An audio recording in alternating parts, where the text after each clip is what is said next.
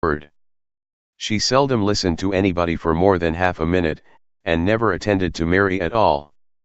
In the afternoon Lydia was urgent with the rest of the girls to walk to Meryton, and to see how everybody went on, but Elizabeth steadily opposed the scheme. It should not be said that the Miss Bennets could not be at home half a day before they were in pursuit of the officers. There was another reason too for her opposition. She dreaded seeing Mr. Wickham again, and was resolved to avoid it as long as possible.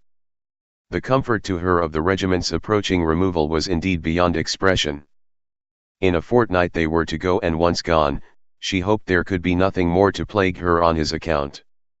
She had not been many hours at home before she found that the Brighton scheme, of which Lydia had given them a hint at the inn, was under frequent discussion between her parents.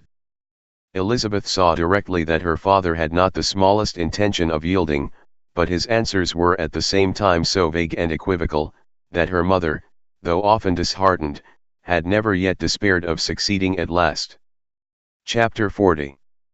Elizabeth's impatience to acquaint Jane with what had happened could no longer be overcome, and at length, resolving to suppress every particular in which her sister was concerned, and preparing her to be surprised, she related to her the next morning the chief of the scene between Mr. Darcy and herself. Miss Bennet's astonishment was soon lessened by the strong sisterly partiality which made any admiration of Elizabeth appear perfectly natural, and all surprise was shortly lost in other feelings. She was sorry that Mr. Darcy should have delivered his sentiments in a manner so little suited to recommend them, but still more was she grieved for the unhappiness which her sister's refusal must have given him. His being so sure of succeeding was wrong, said she, and certainly ought not to have appeared, but consider how much it must increase his disappointment. Indeed, replied Elizabeth, I am heartily sorry for him, but he has other feelings, which will probably soon drive away his regard for me.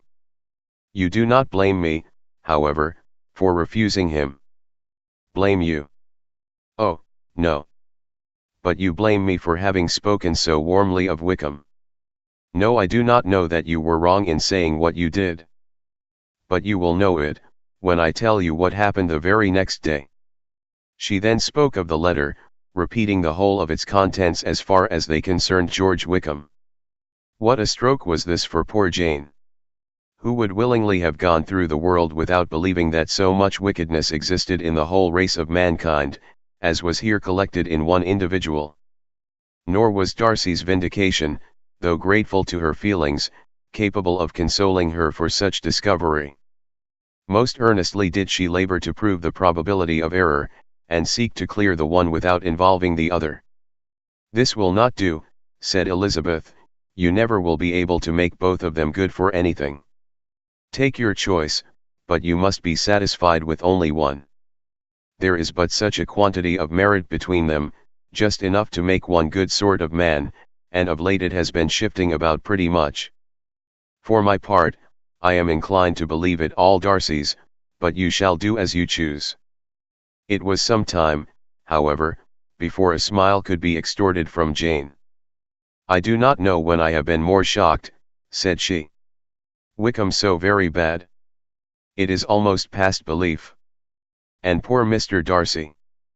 Dear Lizzie, only consider what he must have suffered. Such a disappointment. And with the knowledge of your ill opinion, too. And having to relate such a thing of his sister. It is really too distressing. I am sure you must feel it so. Oh, no, my regret and compassion are all done away by seeing you so full of both.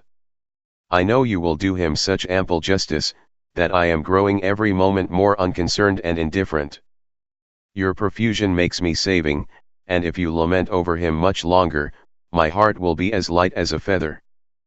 Poor Wickham, there is such an expression of goodness in his countenance, such an openness and gentleness in his manner. There certainly was some great mismanagement in the education of those two young men. One has got all the goodness, and the other all the appearance of it. I never thought Mr. Darcy so deficient in the appearance of it as you used to do. And yet I meant to be uncommonly clever in taking so decided a dislike to him, without any reason. It is such a spur to one's genius, such an opening for wit, to have a dislike of that kind. One may be continually abusive without saying anything just, but one cannot always be laughing at a man without now and then stumbling on something witty. Lizzie, when you first read that letter, I am sure you could not treat the matter as you do now. Indeed, I could not. I was uncomfortable enough, I may say unhappy. And with no one to speak to about what I felt, no Jane to comfort me and say that I had not been so very weak and vain and nonsensical as I knew I had. Oh! How I wanted you! How unfortunate that you should have used such very strong expressions in speaking of Wickham to Mr. Darcy, for now they do appear wholly undeserved. Certainly. But the misfortune of speaking with bitterness is a most natural consequence of the prejudices I had been encouraging. There is one point on which I want your advice. I want to be told whether I ought, or ought not, to make our acquaintances in general understand Wickham's character. Miss Bennet paused a little, and then replied, "Surely there can be no occasion for exposing him so dreadfully. What is your opinion? That it ought not to be attempted? Mr. Darcy has not authorized me to make his communication public. On the contrary, every particular relative to his sister was meant to be kept as much as possible to myself, and if I endeavor to undeceive people as to the rest of his conduct, who will believe me? The general prejudice against Mr. Darcy is so violent, that it would be the death of half the good people in Meryton to attempt to place him in an amiable light. I am not equal to it. Wickham will soon be gone, and therefore it will not signify to anyone here what he really is. Some time hence it will be all found out, and then we may laugh at their stupidity in not knowing it before. At present I will say nothing about it. You are quite right. To have his errors made public might ruin him forever. He is now, perhaps, sorry for what he has done, and anxious to re-establish a character. We must not make him desperate." The tumult of Elizabeth's mind was allayed by this conversation. She had got rid of two of the secrets which had weighed on her for a fortnight, and was certain of a willing listener in Jane, whenever she might wish to talk again of either. But there was still something lurking behind, of which prudence forbade the disclosure. She dared not relate the other half of Mr. Darcy's letter, nor explain to her sister how sincerely she had been valued by her friend. Here was knowledge in which no one could partake, and she was sensible that nothing less than a perfect understanding between the parties could justify her in throwing off this last encumbrance of mystery. "And then," said she, "if that very improbable event should ever take place, I shall merely be able to tell what Bingley may tell in a much more agreeable manner himself. The liberty of communication cannot be mine till it has lost all its value." She was now, on being settled at home, at leisure to observe the real state of her sister's spirits. Jane was not happy. She still cherished a very tender affection for Bingley.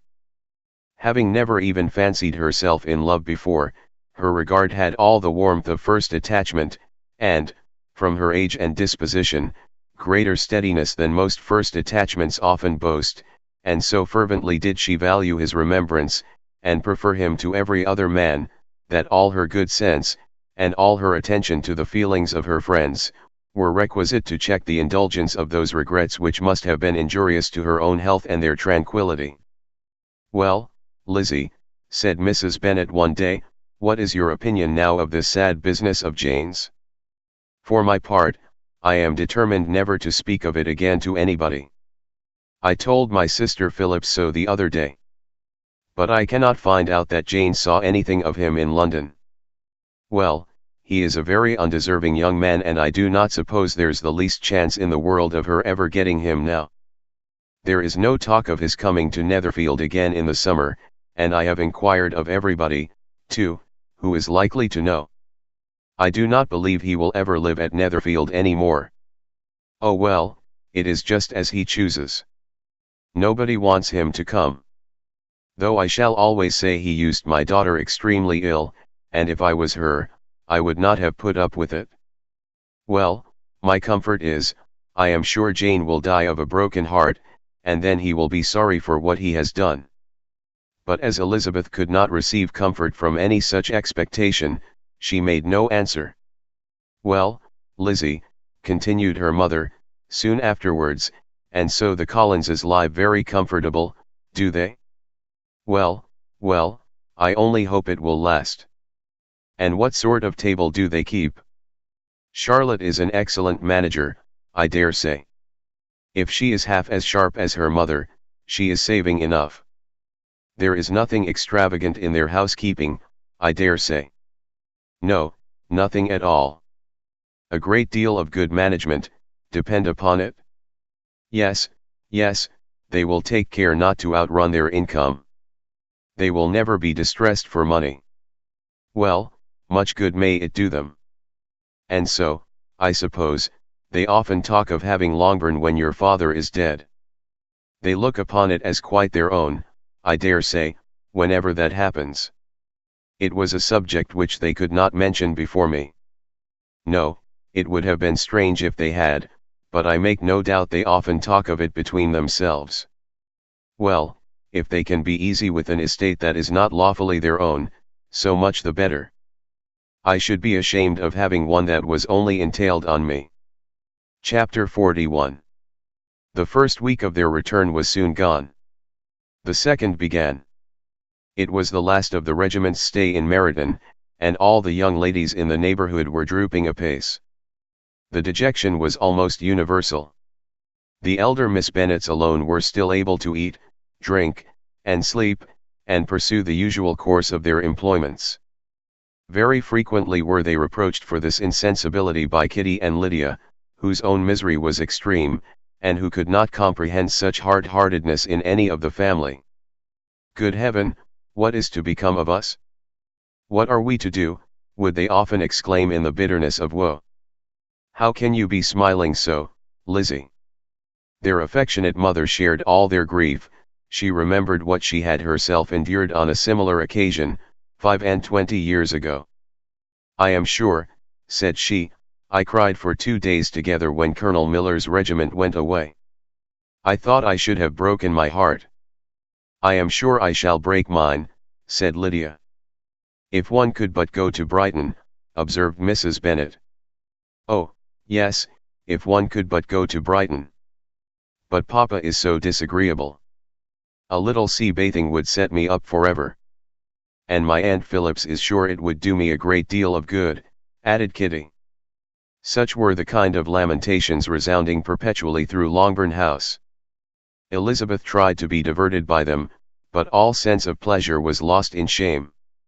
She felt anew the justice of Mr. Darcy's objections, and never had she been so much disposed to pardon his interference in the views of his friend. But the gloom of Lydia's prospect was shortly cleared away, for she received an invitation from Mrs. Forster, the wife of the colonel of the regiment, to accompany her to Brighton. This invaluable friend was a very young woman, and very lately married. A resemblance in good humour and good spirits had recommended her and Lydia to each other, and out of their 3 months' acquaintance they had been intimate too. The rapture of Lydia on this occasion, her adoration of Mrs. Forster, the delight of Mrs. Bennet, and the mortification of Kitty, are scarcely to be described. Wholly inattentive to her sister's feelings, Lydia flew about the house in restless ecstasy, calling for everyone's congratulations, and laughing and talking with more violence than ever, whilst the luckless Kitty continued in the parlour repined at her fate in terms as unreasonable as her accent was peevish. "I cannot see why Mrs. Forster should not ask me as well as Lydia," said she, "though I am not her particular friend. I have just as much right to be asked as she has, and more too, for I am 2 years older." In vain did Elizabeth attempt to make her reasonable, and Jane to make her resigned. As for Elizabeth herself, this invitation was so far from exciting in her the same feelings as in her mother and Lydia, that she considered it as the death warrant of all possibility of common sense for the latter, and detestable as such a step must make her were it known, she could not help secretly advising her father not to let her go. She represented to him all the improprieties of Lydia's general behaviour, the little advantage she could derive from the friendship of such a woman as Mrs. Forster, and the probability of her being yet more imprudent with such a companion at Brighton, where the temptations must be greater than at home. He heard her attentively, and then said, "Lydia will never be easy until she has exposed herself in some public place or other, and we can never expect her to do it with so little expense or inconvenience to her family as under the present circumstances." "If you were aware," said Elizabeth, "of the very great disadvantage to us all which must arise from the public notice of Lydia's unguarded and imprudent manner, nay, which has already arisen from it, I am sure you would judge differently in the affair." "Already arisen," repeated Mr. Bennet. "What, has she frightened away some of your lovers?" "Poor little Lizzie! But do not be cast down. Such squeamish youths as cannot bear to be connected with a little absurdity are not worth a regret. Come, let me see the list of pitiful fellows who have been kept aloof by Lydia's folly. Indeed you are mistaken. I have no such injuries to resent. It is not of particular, but of general evils, which I am now complaining. Our importance, our respectability in the world must be affected by the wild volatility, the assurance and disdain of all restraint which mark Lydia's character. Excuse me, for I must speak plainly. If you, my dear father, will not take the trouble of checking her exuberant spirits, and of teaching her that her present pursuits are not to be the business of her life, she will soon be beyond the reach of amendment. Her character will be fixed, and she will, at 16, be the most determined flirt that ever made herself or her family ridiculous, a flirt, too, in the worst and meanest degree of flirtation, without any attraction beyond youth and a tolerable person, and, from the ignorance and emptiness of her mind, wholly unable to ward off any portion of that universal contempt which her rage for admiration will excite. In this danger Kitty also is comprehended. She will follow wherever Lydia leads. Vain, ignorant, idle, and absolutely uncontrolled. Oh! My dear father, can you suppose it possible that they will not be censured and despised wherever they are known, and that their sisters will not be often involved in the disgrace? Mr. Bennet saw that her whole heart was in the subject, and affectionately taking her hand said in reply, "Do not make yourself uneasy, my love. Wherever you and Jane are known you must be respected and valued, and you will not appear to less advantage for having a couple of, or I may say, 3 very silly sisters. We shall have no peace at Longbourn if Lydia does not go to Brighton. Let her go, then. Colonel Forster is a sensible man, and will keep her out of any real mischief, and she is luckily too poor to be an object of prey to anybody. At Brighton she will be of less importance even as a common flirt than she has been here. The officers will find women better worth their notice. Let us hope, therefore, that her being there may teach her her own insignificance. At any rate, she cannot grow many degrees worse, without authorizing us to lock her up for the rest of her life." With this answer Elizabeth was forced to be content, but her own opinion continued the same, and she left him disappointed and sorry. It was not in her nature, however, to increase her vexations by dwelling on them. She was confident of having performed her duty, and to fret over unavoidable evils, or augment them by anxiety, was no part of her disposition. Had Lydia and her mother known the substance of her conference with her father, their indignation would hardly have found expression in their united volubility. In Lydia's imagination, a visit to Brighton comprised every possibility of earthly happiness. She saw, with the creative eye of fancy, the streets of that gay bathing place covered with officers. She saw herself the object of attention to tens and to scores of them at present unknown. She saw all the glories of the camp, its tents stretched forth in beauteous uniformity of lines, crowded with the young and the gay, and dazzling with scarlet, and, to complete the view, she saw herself seated beneath a tent, tenderly flirting with at least 6 officers at once. Had she known her sister sought to tear her from such prospects and such realities as these, what would have been her sensations? They could have been understood only by her mother, who might have felt nearly the same. Lydia's going to Brighton was all that consoled her for her melancholy conviction of her husband's never intending to go there himself. But they were entirely ignorant of what had passed, and their raptures continued, with little intermission, to the very day of Lydia's leaving home. Elizabeth was now to see Mr. Wickham for the last time. Having been frequently in company with him since her return, agitation was pretty well over, the agitations of former partiality entirely so. She had even learned to detect, in the very gentleness which had first delighted her, an affectation and a sameness to disgust and weary. In his present behavior to herself, moreover, she had a fresh source of displeasure, for the inclination he soon testified of renewing those intentions which had marked the early part of their acquaintance could only serve, after what had since passed, to provoke her. She lost all concern for him in finding herself thus selected as the object of such idle and frivolous gallantry, and while she steadily repressed it, could not but feel the reproof contained in his believing, that however long, and for whatever cause, his attentions had been withdrawn, her vanity would be gratified, and her preference secured at any time by their renewal. On the very last day of the regiment's remaining at Meryton, he dined, with other of the officers, at Longbourn, and so little was Elizabeth disposed to part from him in good humour, that on his making some inquiry as to the manner in which her time had passed at Hunsford, she mentioned Colonel Fitzwilliam's and Mr. Darcy's having both spent 3 weeks at Rosings, and asked him, if he was acquainted with the former. He looked surprised, displeased, alarmed, but with a moment's recollection and a returning smile, replied, that he had formerly seen him often, and, after observing that he was a very gentlemanlike man, asked her how she had liked him. Her answer was warmly in his favour. With an air of indifference he soon afterwards added, "How long did you say he was at Rosings?" "Nearly 3 weeks. And you saw him frequently?" "Yes, almost every day." "His manners are very different from his cousin's." "Yes, very different. But I think Mr. Darcy improves upon acquaintance." "Indeed," cried Mr. Wickham with a look which did not escape her. "And pray, may I ask," but checking himself, he added, in a gayer tone, "is it in address that he improves? Has he deigned to add aught of civility to his ordinary style, for I dare not hope," he continued in a lower and more serious tone, "that he is improved in essentials?" "Oh, no," said Elizabeth. "In essentials, I believe, he is very much what he ever was."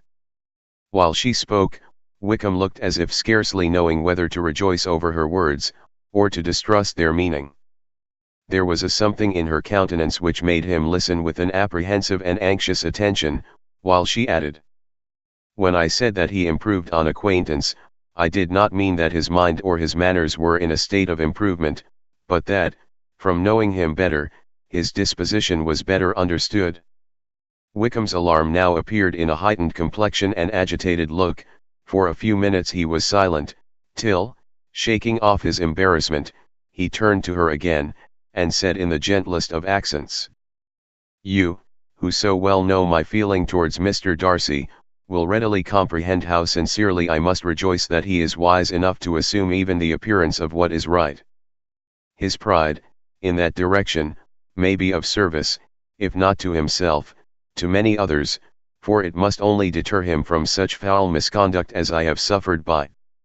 I only fear that the sort of cautiousness to which you, I imagine, have been alluding, is merely adopted on his visits to his aunt, of whose good opinion and judgment he stands much in awe.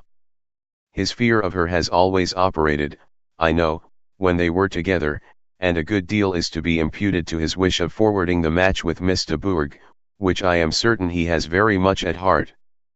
Elizabeth could not repress a smile at this, but she answered only by a slight inclination of the head. She saw that he wanted to engage her on the old subject of his grievances, and she was in no humor to indulge him. The rest of the evening passed with the appearance, on his side, of usual cheerfulness, but with no further attempt to distinguish Elizabeth, and they parted at last with mutual civility, and possibly a mutual desire of never meeting again. When the party broke up, Lydia returned with Mrs. Forster to Meryton, from whence they were to set out early the next morning. The separation between her and her family was rather noisy than pathetic. Kitty was the only one who shed tears, but she did weep from vexation and envy. Mrs. Bennet was diffuse in her good wishes for the felicity of her daughter, and impressive in her injunctions that she should not miss the opportunity of enjoying herself as much as possible, advice which there was every reason to believe would be well attended to, and in the clamorous happiness of Lydia herself in bidding farewell, the more gentle adieus of her sisters were uttered without being heard. Chapter 42.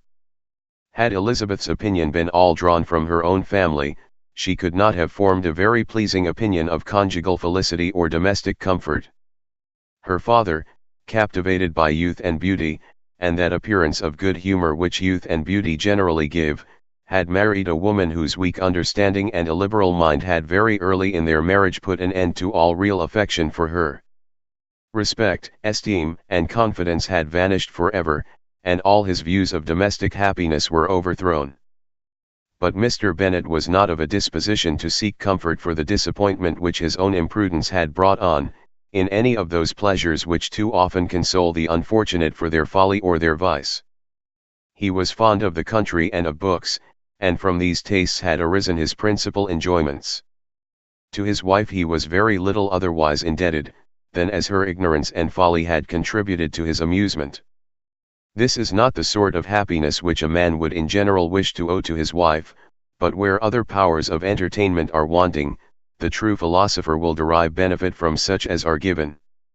Elizabeth, however, had never been blind to the impropriety of her father's behavior as a husband. She had always seen it with pain, but respecting his abilities, and grateful for his affectionate treatment of herself, she endeavored to forget what she could not overlook, and to banish from her thoughts that continual breach of conjugal obligation and decorum which, in exposing his wife to the contempt of her own children, was so highly reprehensible. But she had never felt so strongly as now the disadvantages which must attend the children of so unsuitable a marriage, nor ever been so fully aware of the evils arising from so ill-judged a direction of talents, which, rightly used, might at least have preserved the respectability of his daughters, even if incapable of enlarging the mind of his wife. When Elizabeth had rejoiced over Wickham's departure, she found little other cause for satisfaction in the loss of the regiment. Their parties abroad were less varied than before, and at home she had a mother and sister whose constant repinings at the dullness of everything around them threw a real gloom over their domestic circle, and, though Kitty might in time regain her natural degree of sense, since the disturbers of her brain were removed, her other sister, from whose disposition greater evil might be apprehended, was likely to be hardened in all her folly and assurance by a situation of such double danger as a watering place and a camp. Upon the whole, therefore, she found, what has been sometimes found before, that an event to which she had been looking with impatient desire did not, in taking place, bring all the satisfaction she had promised herself.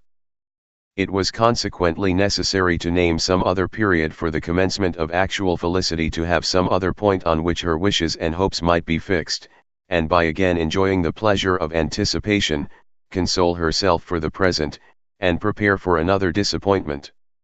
Her tour to the lakes was now the object of her happiest thoughts.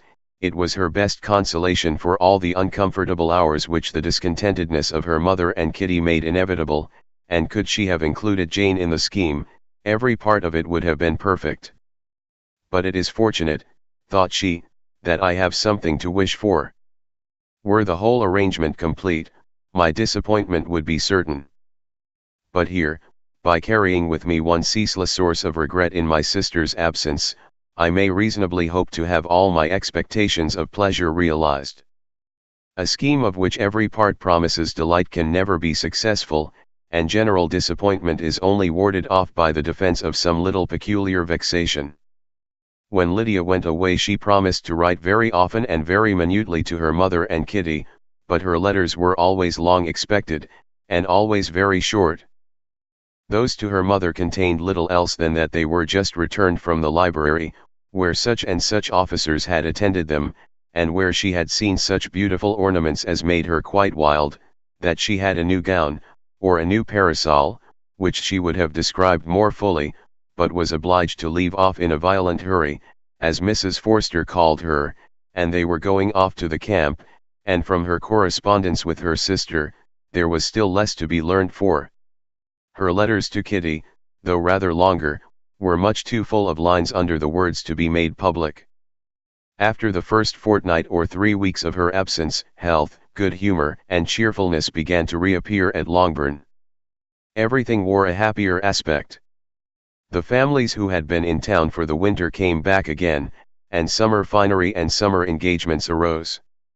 Mrs. Bennet was restored to her usual querulous serenity, and, by the middle of June, Kitty was so much recovered as to be able to enter Meryton without tears, an event of such happy promise as to make Elizabeth hope that by the following Christmas she might be so tolerably reasonable as not to mention an officer above once a day, unless, by some cruel and malicious arrangement at the War Office, another regiment should be quartered in Meryton.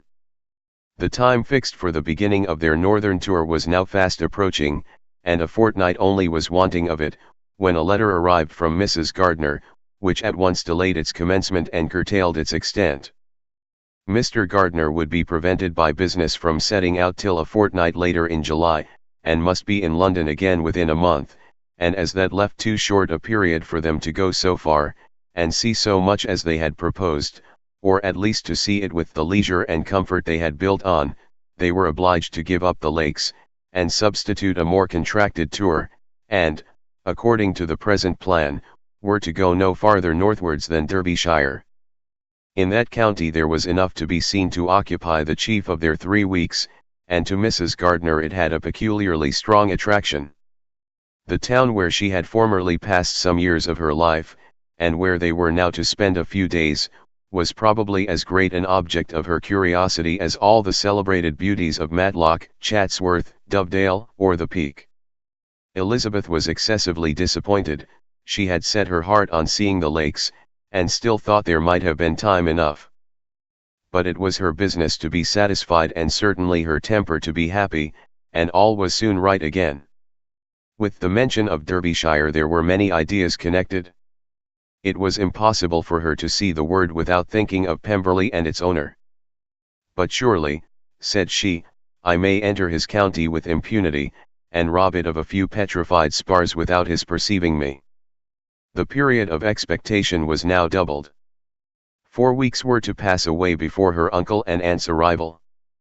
But they did pass away, and Mr. and Mrs. Gardiner, with their 4 children, did at length appear at Longbourn.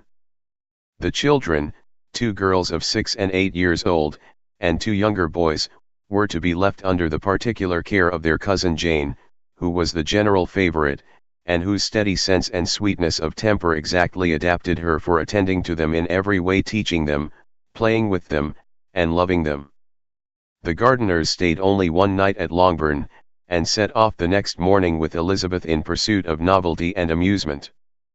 One enjoyment was certain, that of suitableness of companions, a suitableness which comprehended health and temper to bear inconveniences, cheerfulness to enhance every pleasure, and affection and intelligence, which might supply it among themselves if there were disappointments abroad. It is not the object of this work to give a description of Derbyshire, nor of any of the remarkable places through which their route thither lay. Oxford, Blenheim, Warwick, Kenilworth, Birmingham, etc. are sufficiently known. A small part of Derbyshire is all the present concern. To the little town of Lambton, the scene of Mrs. Gardiner's former residence, and where she had lately learned some acquaintance still remained, they bent their steps, after having seen all the principal wonders of the country, and within 5 miles of Lambton, Elizabeth found from her aunt that Pemberley was situated. It was not in their direct road, nor more than a mile or 2 out of it. In talking over their route the evening before, Mrs. Gardiner expressed an inclination to see the place again. Mr. Gardiner declared his willingness, and Elizabeth was applied to for her approbation. "My love, should not you like to see a place of which you have heard so much," said her aunt, "a place, too, with which so many of your acquaintances are connected? Wickham passed all his youth there, you know." Elizabeth was distressed. She felt that she had no business at Pemberley, and was obliged to assume a disinclination for seeing it. She must own that she was tired of seeing great houses, after going over so many, She really had no pleasure in fine carpets or satin curtains. Mrs. Gardner abused her stupidity. If it were merely a fine house richly furnished, said she, I should not care about it myself, but the grounds are delightful. They have some of the finest woods in the country. Elizabeth said no more, but her mind could not acquiesce. The possibility of meeting Mr. Darcy, while viewing the place, instantly occurred. It would be dreadful. She blushed at the very idea, and thought it would be better to speak openly to her aunt than to run such a risk. But against this there were objections, and she finally resolved that it could be the last resource, if her private inquiries to the absence of the family were unfavorably answered. Accordingly, when she retired at night, she asked the chambermaid whether Pemberley were not a very fine place. What was the name of its proprietor? And, with no little alarm, whether the family were down for the summer. A most welcome negative followed the last question, and her alarms now being removed, she was at leisure to feel a great deal of curiosity to see the house herself, and when the subject was revived the next morning, and she was again applied to, could readily answer, and with a proper air of indifference, that she had not really any dislike to the scheme. To Pemberley, therefore, they were to go. Chapter 43. Elizabeth, as they drove along, watched for the first appearance of Pemberley Woods with some perturbation, and when at length they turned in at the lodge, her spirits were in a high flutter. The park was very large, and contained great variety of ground. They entered it in one of its lowest points, and drove for some time through a beautiful wood stretching over a wide extent. Elizabeth's mind was too full for conversation, but she saw and admired every remarkable spot and point of view. They gradually ascended for half a mile, and then found themselves at the top of a considerable eminence, where the wood ceased, and the eye was instantly caught by Pemberley House, situated on the opposite side of a valley, into which the road with some abruptness wound. It was a large, handsome stone building, standing well on rising ground, and backed by a ridge of high woody hills, and in front, a stream of some natural importance was swelled into greater, but without any artificial appearance. Its banks were neither formal nor falsely adorned. Elizabeth was delighted. She had never seen a place for which nature had done more, or where natural beauty had been so little counteracted by an awkward taste. They were all of them warm in their admiration, and at that moment she felt that to be mistress of Pemberley might be something.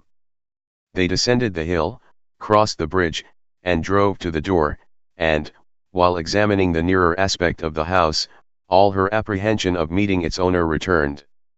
She dreaded lest the chambermaid had been mistaken. On applying to see the place, they were admitted into the hall, and Elizabeth, as they waited for the housekeeper, had leisure to wonder at her being where she was. The housekeeper came, a respectable-looking elderly woman, much less fine, and more civil, than she had any notion of finding her. They followed her into the dining parlor. It was a large, well-proportioned room, handsomely fitted up. Elizabeth, after slightly surveying it, went to a window to enjoy its prospect. The hill, crowned with wood, which they had descended, receiving increased abruptness from the distance, was a beautiful object. Every disposition of the ground was good, and she looked on the whole scene, the river, the trees scattered on its banks and the winding of the valley, as far as she could trace it, with delight. As they passed into other rooms these objects were taking different positions, but from every window there were beauties to be seen. The rooms were lofty and handsome, and their furniture suitable to the fortune of its proprietor, but Elizabeth saw, with admiration of his taste, that it was neither gaudy nor uselessly fine, with less of splendor, and more real elegance, than the furniture of Rosings. And of this place, thought she, I might have been mistress. With these rooms I might now have been familiarly acquainted. Instead of viewing them as a stranger, I might have rejoiced in them as my own, and welcomed to them as visitors my uncle and aunt. But no, recollecting herself that could never be, my uncle and aunt would have been lost to me, I should not have been allowed to invite them. This was a lucky recollection, it saved her from something very like regret. She longed to inquire of the housekeeper whether her master was really absent, but had not the courage for it. At length, however, the question was asked by her uncle, and she turned away with alarm, while Mrs. Reynolds replied that he was, adding, "But we expect him tomorrow, with a large party of friends." How rejoiced was Elizabeth that their own journey had not by any circumstance been delayed a day. Her aunt now called her to look at a picture. She approached and saw the likeness of Mr. Wickham, suspended, amongst several other miniatures, over the mantelpiece. Her aunt asked her, smilingly, how she liked it. The housekeeper came forward, and told them it was a picture of a young gentleman, the son of her late master's steward, who had been brought up by him at his own expense. "He is now gone into the army," she added, "but I am afraid he has turned out very wild." Mrs. Gardiner looked at her niece with a smile, but Elizabeth could not return it. "And that," said Mrs. Reynolds, pointing to another of the miniatures, "is my master and very like him. It was drawn at the same time as the other about 8 years ago." "I have heard much of your master's fine person," said Mrs. Gardiner, looking at the picture.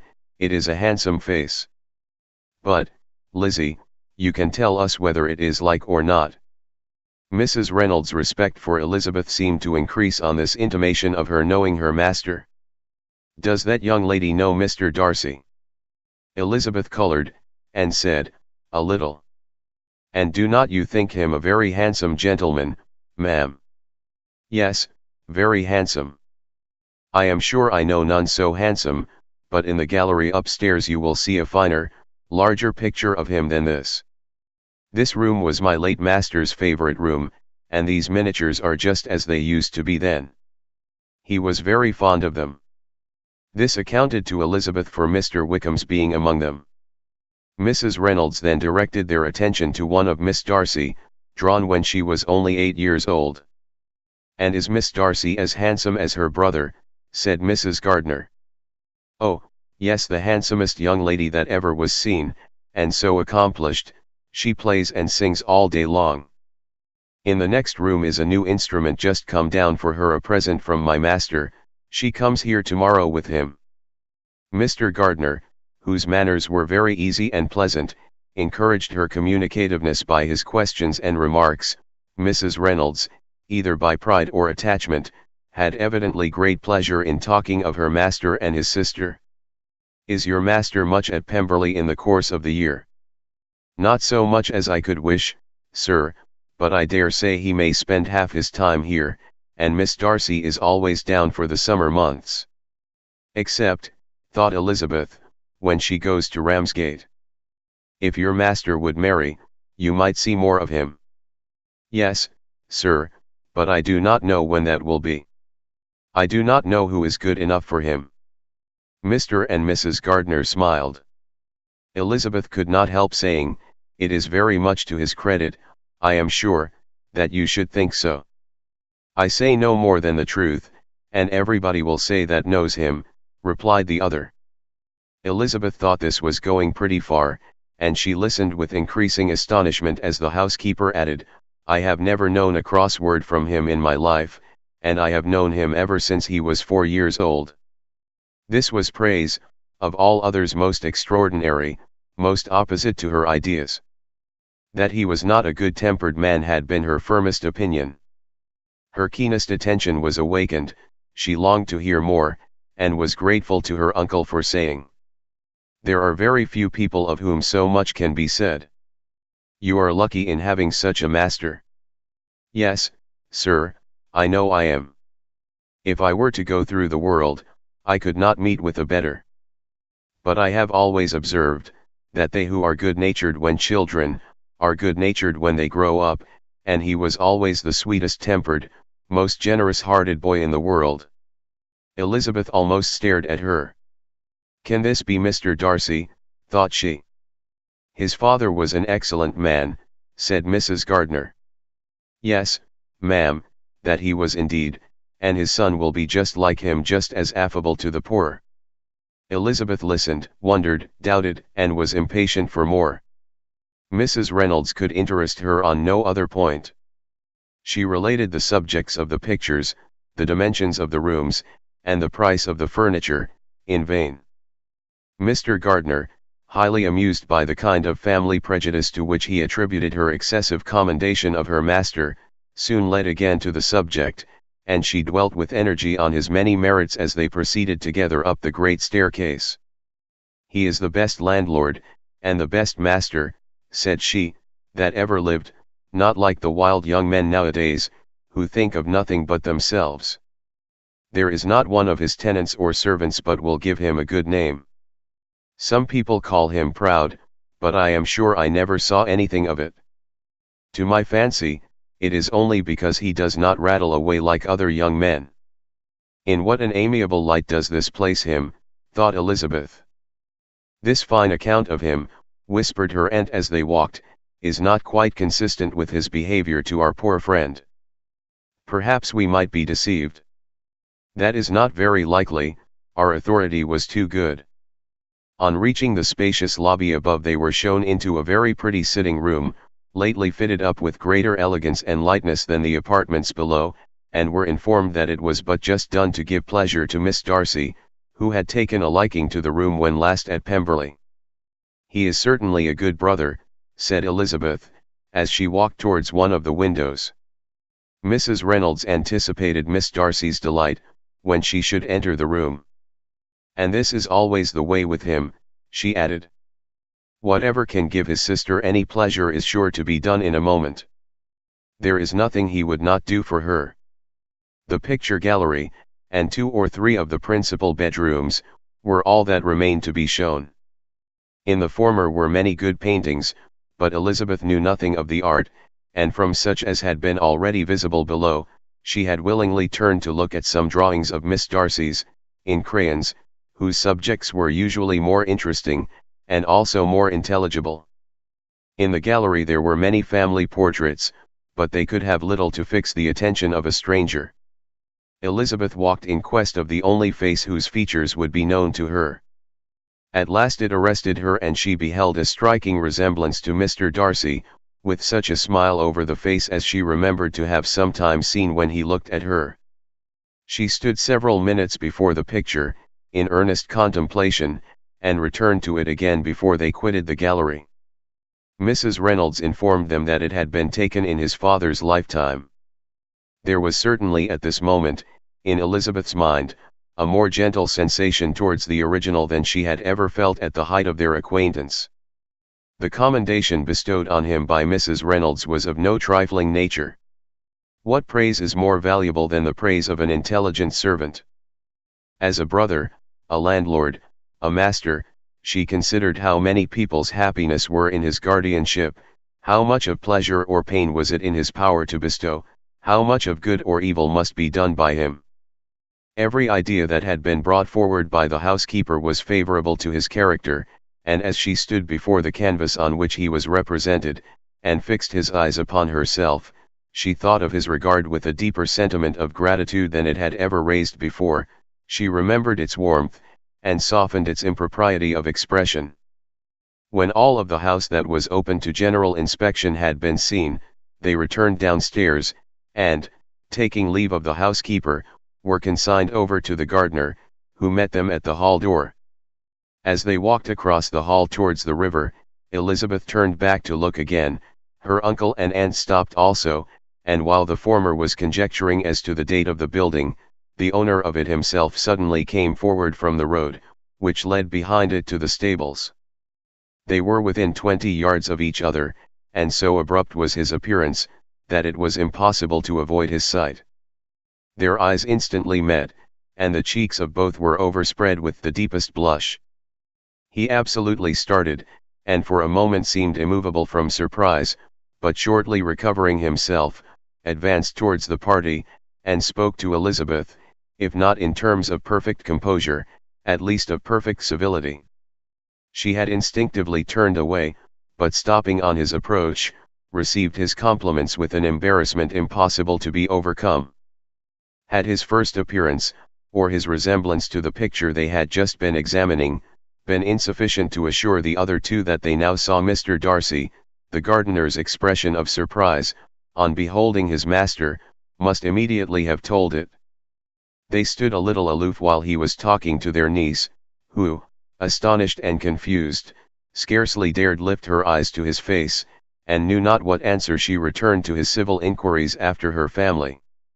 Amazed at the alteration of his manner since they last parted, every sentence that he uttered was increasing her embarrassment, and every idea of the impropriety of her being found there recurring to her mind.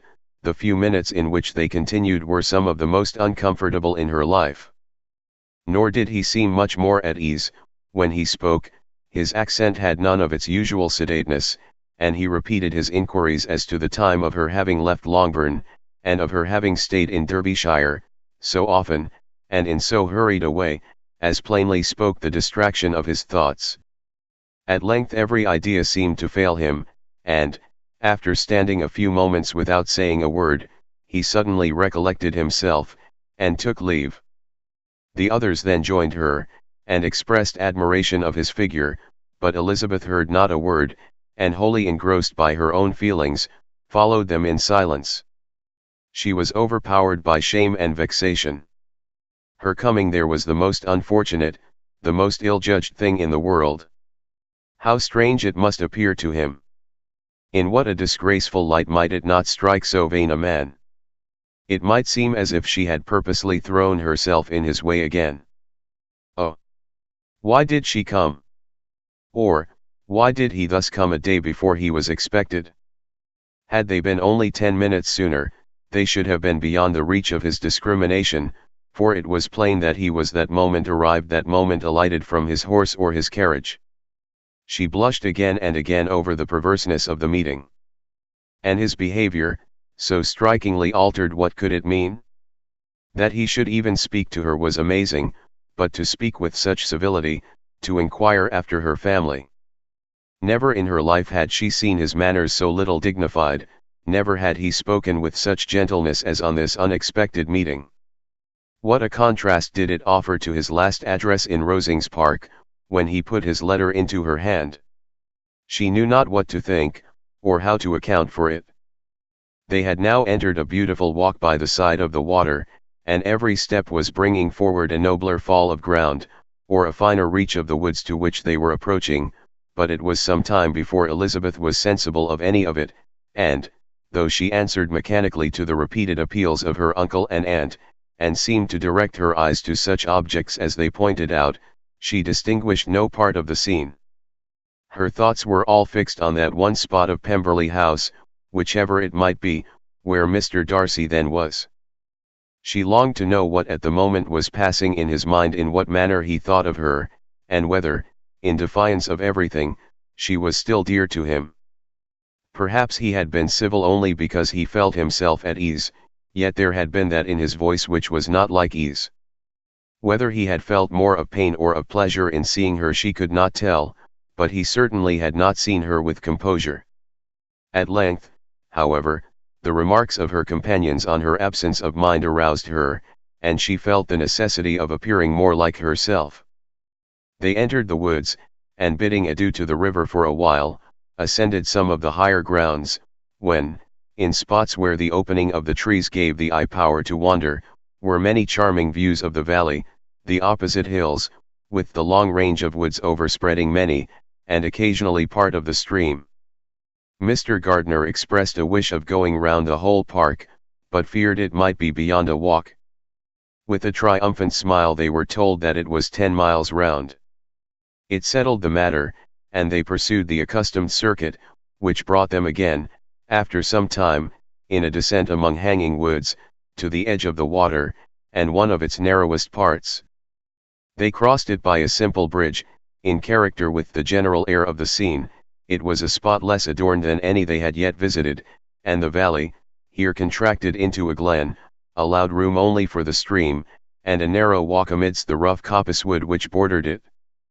Elizabeth longed to explore its windings, but when they had crossed the bridge, and perceived their distance from the house, Mrs. Gardiner, who was not a great walker, could go no farther, and thought only of returning to the carriage as quickly as possible.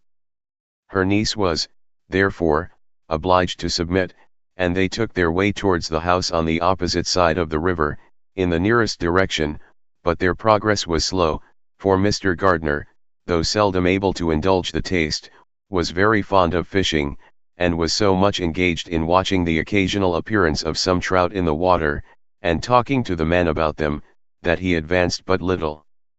Whilst wandering on in this slow manner, they were again surprised, and Elizabeth's astonishment was quite equal to what it had been at first, by the sight of Mr. Darcy approaching them, and at no great distance. The walk here being less sheltered than on the other side, allowed them to see him before they met. Elizabeth, however astonished, was at least more prepared for an interview than before, and resolved to appear and to speak with calmness, if he really intended to meet them. For a few moments, indeed, she felt that he would probably strike into some other path. The idea lasted while a turning in the walk concealed him from their view. The turning past, he was immediately before them. With a glance, she saw that he had lost none of his recent civility, and, to imitate his politeness, she began, as they met, to admire the beauty of the place, but she had not got beyond the words delightful, and charming, when some unlucky recollections obtruded, and she fancied that praise of Pemberley from her might be mischievously construed. Her colour changed, and she said no more. Mrs. Gardner was standing a little behind, and on her pausing, he asked her if she would do him the honour of introducing him to her friends. This was a stroke of civility for which she was quite unprepared, and she could hardly suppress a smile at his being now seeking the acquaintance of some of those very people against whom his pride had revolted in his offer to herself. What will be his surprise, thought she, when he knows who they are? He takes them now for people of fashion.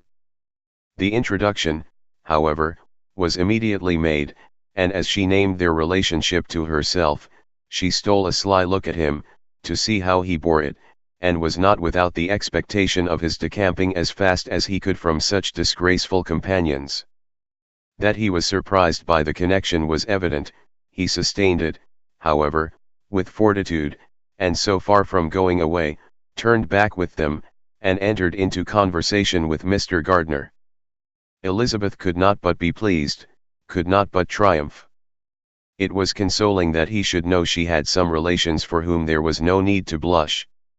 She listened most attentively to all that passed between them, and gloried in every expression, every sentence of her uncle, which marked his intelligence, his taste, or his good manners.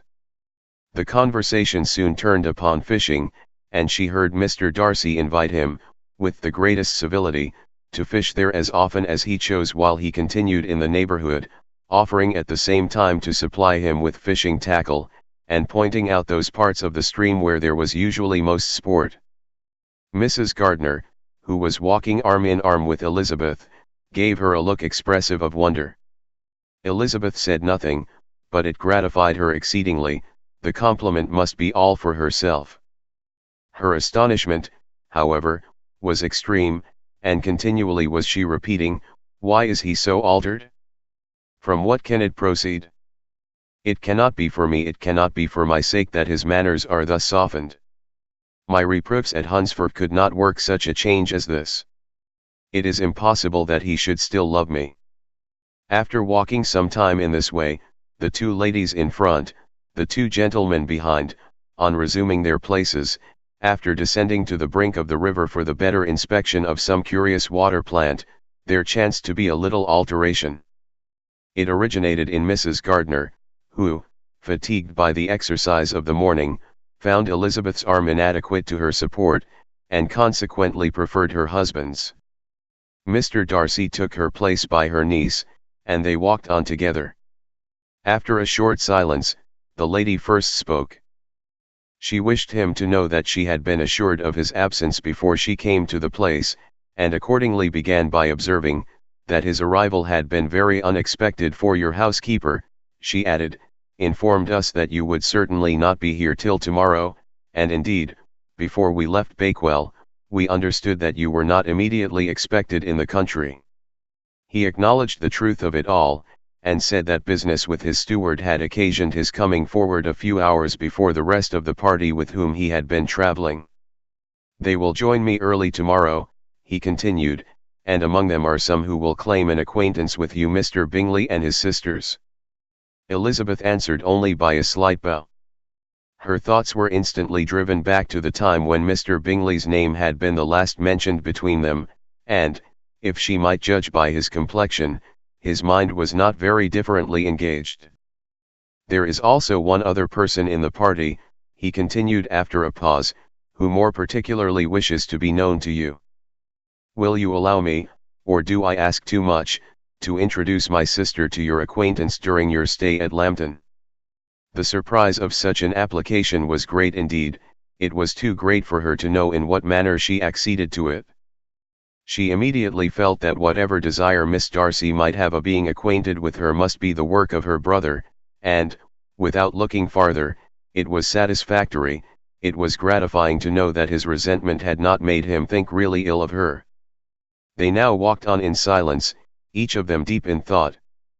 Elizabeth was not comfortable, that was impossible, but she was flattered and pleased. His wish of introducing his sister to her was a compliment of the highest kind.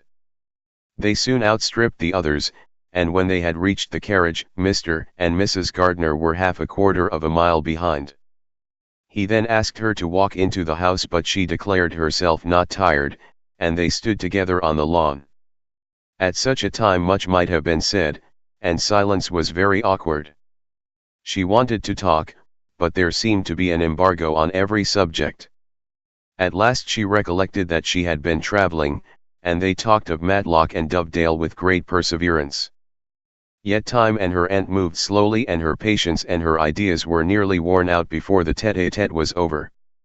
On Mr. and Mrs. Gardiner's coming up, they were all pressed to go into the house and take some refreshment, but this was declined, and they parted on each side with utmost politeness. Mr. Darcy handed the ladies into the carriage, and when it drove off, Elizabeth saw him walking slowly towards the house. The observations of her uncle and aunt now began, and each of them pronounced him to be infinitely superior to anything they had expected. He is perfectly well behaved, polite, and unassuming, said her uncle. There is something a little stately in him, to be sure, replied her aunt, but it is confined to his air, and is not unbecoming. I can now say with the housekeeper, that though some people may call him proud, I have seen nothing of it. I was never more surprised than by his behavior to us. It was more than civil, it was really attentive, and there was no necessity for such attention. His acquaintance with Elizabeth was very trifling. To be sure, Lizzie, said her aunt, he is not so handsome as Wickham, or, rather, he has not Wickham's countenance, for his features are perfectly good. But how came you to tell me that he was so disagreeable? Elizabeth excused herself as well as she could, said that she had liked him better when they had met in Kent than before, and that she had never seen him so pleasant as this morning. But perhaps he may be a little whimsical in his civilities, replied her uncle. Your great men often are, and therefore I shall not take him at his word, as he might change his mind another day, and warn me off his grounds. Elizabeth felt that they had entirely misunderstood his character, but said nothing. From what we have seen of him, continued Mrs. Gardiner, I really should not have thought that he could have behaved in so cruel a way by anybody as he has done by poor Wickham. He has not an ill-natured look. On the contrary, there is something pleasing about his mouth when he speaks. And there is something of dignity in his countenance that would not give one an unfavorable idea of his heart. But, to be sure, the good lady who showed us his house did give him a most flaming character. I could hardly help laughing aloud sometimes. But he is a liberal master, I suppose, and that in the eye of a servant comprehends every virtue. Elizabeth here felt herself called on to say something in vindication of his behavior to Wickham, and therefore gave them to understand, in as guarded a manner as she could, that by what she had heard from his relations in Kent, his actions were capable of a very different construction, and that his character was by no means so faulty, nor Wickham so amiable, as they had been considered in Hertfordshire. In confirmation of this, She related the particulars of all the pecuniary transactions in which they had been connected, without actually naming her authority, but stating it to be such as might be relied on. Mrs. Gardner was surprised and concerned, but as they were now approaching the scene of her former pleasures, every idea gave way to the charm of recollection, and she was too much engaged in pointing out to her husband all the interesting spots in its environs to think of anything else. Fatigued as she had been by the morning's walk, they had no sooner dined than she set off again in quest of her former acquaintance, and the evening was spent in the satisfactions of an intercourse renewed after many years' discontinuance. The occurrences of the day were too full of interest to leave Elizabeth much attention for any of these new friends, and she could do nothing but think, and think with wonder, of Mr. Darcy's civility, and, above all, of his wishing her to be acquainted with his sister. Chapter 44. Elizabeth had settled it that Mr. Darcy would bring his sister to visit her the very day after her reaching Pemberley, and was consequently resolved not to be out of sight of the inn the whole of that morning. But her conclusion was false, for on the very morning after their arrival at Lambton, these visitors came. They had been walking about the place with some of their new friends, and were just returning to the inn to dress themselves for dining with the same family, when the sound of a carriage drew them to a window, and they saw a gentleman and a lady in a vehicle driving up the street. Elizabeth, immediately recognizing the livery, guessed what it meant, and imparted no small degree of her surprise to her relations by acquainting them with the honor which she expected. Her uncle and aunt were all amazement, and the embarrassment of her manner as she spoke, joined to the circumstance itself, and many of the circumstances of the preceding day, opened to them a new idea on the business. Nothing had ever suggested it before, but they felt that there was no other way of accounting for such attentions from such a quarter than by supposing a partiality for their niece.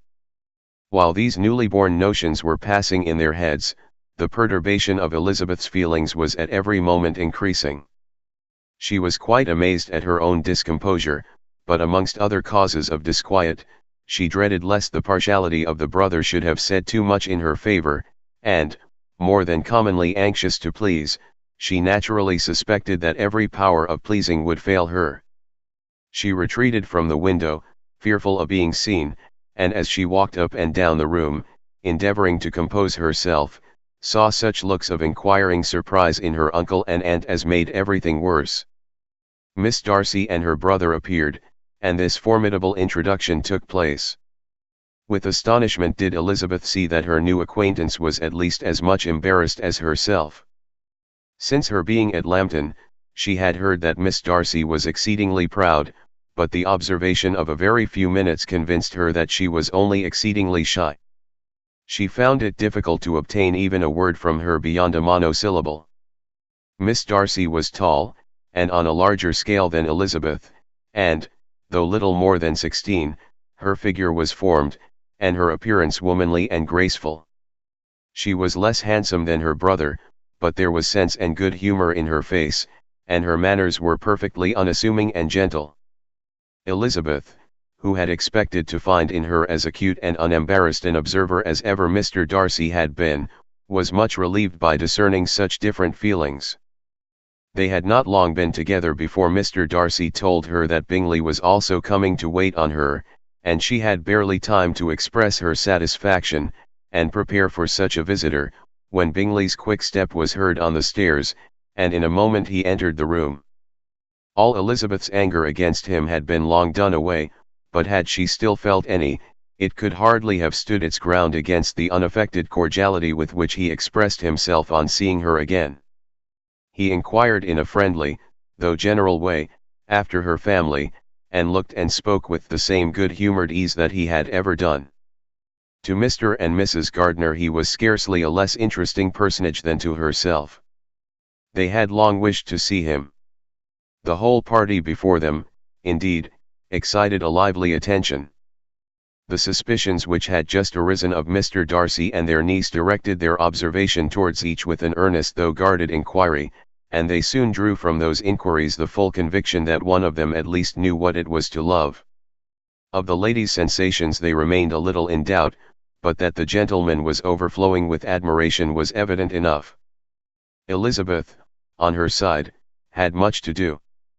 She wanted to ascertain the feelings of each of her visitors, she wanted to compose her own, and to make herself agreeable to all, and in the latter object, where she feared most to fail, she was most sure of success, for those to whom she endeavored to give pleasure were prepossessed in her favor. Bingley was ready, Georgiana was eager, and Darcy determined, to be pleased. In seeing Bingley, her thoughts naturally flew to her sister, and, oh, how ardently did she long to know whether any of his were directed in a like manner. Sometimes she could fancy that he talked less than on former occasions, and once or twice pleased herself with the notion that, as he looked at her, he was trying to trace a resemblance. But, though this might be imaginary, she could not be deceived as to his behavior to Miss Darcy, who had been set up as a rival to Jane. No look appeared on either side that spoke particular regard. Nothing occurred between them that could justify the hopes of his sister. On this point she was soon satisfied, and 2 or 3 little circumstances occurred ere they parted, which, in her anxious interpretation, denoted a recollection of Jane not untinctured by tenderness, and a wish of saying more that might lead to the mention of her, had he dared. He observed to her, at a moment when the others were talking together, and in a tone which had something of real regret, that it was a very long time since he had had the pleasure of seeing her, and, before she could reply, he added, "It is above 8 months. We have not met since the 26th of November, when we were all dancing together at Netherfield." Elizabeth was pleased to find his memory so exact, and he afterwards took occasion to ask her, when unattended to by any of the rest, whether all her sisters were at Longbourn. There was not much in the question, nor in the preceding remark, but there was a look and a manner which gave them meaning. It was not often that she could turn her eyes on Mr. Darcy himself, but, whenever she did catch a glimpse, she saw an expression of general complaisance, and in all that he said she heard an accent so removed from hauteur or disdain of his companions, as convinced her that the improvement of manners which she had yesterday witnessed, however temporary its existence might prove, had at least outlived one day. When she saw him thus seeking the acquaintance and courting the good opinion of people with whom any intercourse a few months ago would have been a disgrace, when she saw him thus civil, not only to herself, but to the very relations whom he had openly disdained, and recollected their last lively scene in Hunsford Parsonage, the difference, the change was so great, and struck so forcibly on her mind, that she could hardly restrain her astonishment from being visible. Never, even in the company of his dear friends at Netherfield, or his dignified relations at Rosings, had she seen him so desirous to please, so free from self-consequence or unbending reserve, as now, when no importance could result from the success of his endeavours, and when even the acquaintance of those to whom his attentions were addressed would draw down the ridicule and censure of the ladies both of Netherfield and Rosings. Their visitors stayed with them above half an hour, and when they arose to depart, Mr. Darcy called on his sister to join him in expressing their wish of seeing Mr. and Mrs. Gardiner, and Miss Bennet, to dinner at Pemberley, before they left the country. Miss Darcy, though with a diffidence which marked her little in the habit of giving invitations, readily obeyed. Mrs. Gardiner looked at her niece, desirous of knowing how she, whom the invitation most concerned, felt disposed as to its acceptance, but Elizabeth had turned away her head. Presuming, however, that this studied avoidance spoke rather a momentary embarrassment than any dislike of the proposal, and seeing in her husband, who was fond of society, a perfect willingness to accept it, she ventured to engage for her attendance, and the day after the next was fixed on. Bingley expressed great pleasure in the certainty of seeing Elizabeth again, having still a great deal to say to her, and many inquiries to make after all their Hertfordshire friends. Elizabeth, construing all this into a wish of hearing her speak of her sister, was pleased, and on this account, as well as some others, found herself, when their visitors left them, capable of considering the last half hour with some satisfaction, though while it was passing, the enjoyment of it had been little. Eager to be alone, and fearful of inquiries or hints from her uncle and aunt, she stayed with them only long enough to hear their favourable opinion of Bingley, and then hurried away to dress. But she had no reason to fear Mr. and Mrs. Gardiner's curiosity. It was not their wish to force her communication. It was evident that she was much better acquainted with Mr. Darcy than they had before any idea of. It was evident that he was very much in love with her. They saw much to interest, but nothing to justify inquiry. Of Mr. Darcy it was now a matter of anxiety to think well, and, as far as their acquaintance reached, there was no fault to find. They could not be untouched by his politeness, and had they drawn his character from their own feelings and his servant's report, without any reference to any other account, the circle in Hertfordshire to which he was known would not have recognized it for Mr. Darcy. There was now an interest, however, in believing the housekeeper, and they soon became sensible that the authority of a servant who had known him since he was 4 years old, and whose own manners indicated respectability, was not to be hastily rejected. Neither had anything occurred in the intelligence of their Lambton friends that could materially lessen its weight. They had nothing to accuse him of but pride he probably had, and if not, it would certainly be imputed by the inhabitants of a small market town where the family did not visit. It was acknowledged, however, that he was a liberal man, and did much good among the poor. With respect to Wickham, the travellers soon found that he was not held there in much estimation, for though the chief of his concerns with the son of his patron were imperfectly understood, it was yet a well-known fact that, on his quitting Derbyshire, he had left many debts behind him, which Mr. Darcy afterwards discharged. As for Elizabeth, her thoughts were at Pemberley this evening more than the last, and the evening, though as it passed it seemed long, was not long enough to determine her feelings towards one in that mansion, and she lay awake 2 whole hours endeavouring to make them out. She certainly did not hate him. No, hatred had vanished long ago, and she had almost as long been ashamed of ever feeling a dislike against him, that could be so called. The respect created by the conviction of his valuable qualities, though at first unwillingly admitted, had for some time ceased to be repugnant to her feeling, and it was now heightened into somewhat of a friendlier nature, by the testimony so highly in his favour, and bringing forward his disposition in so amiable a light, which yesterday had produced.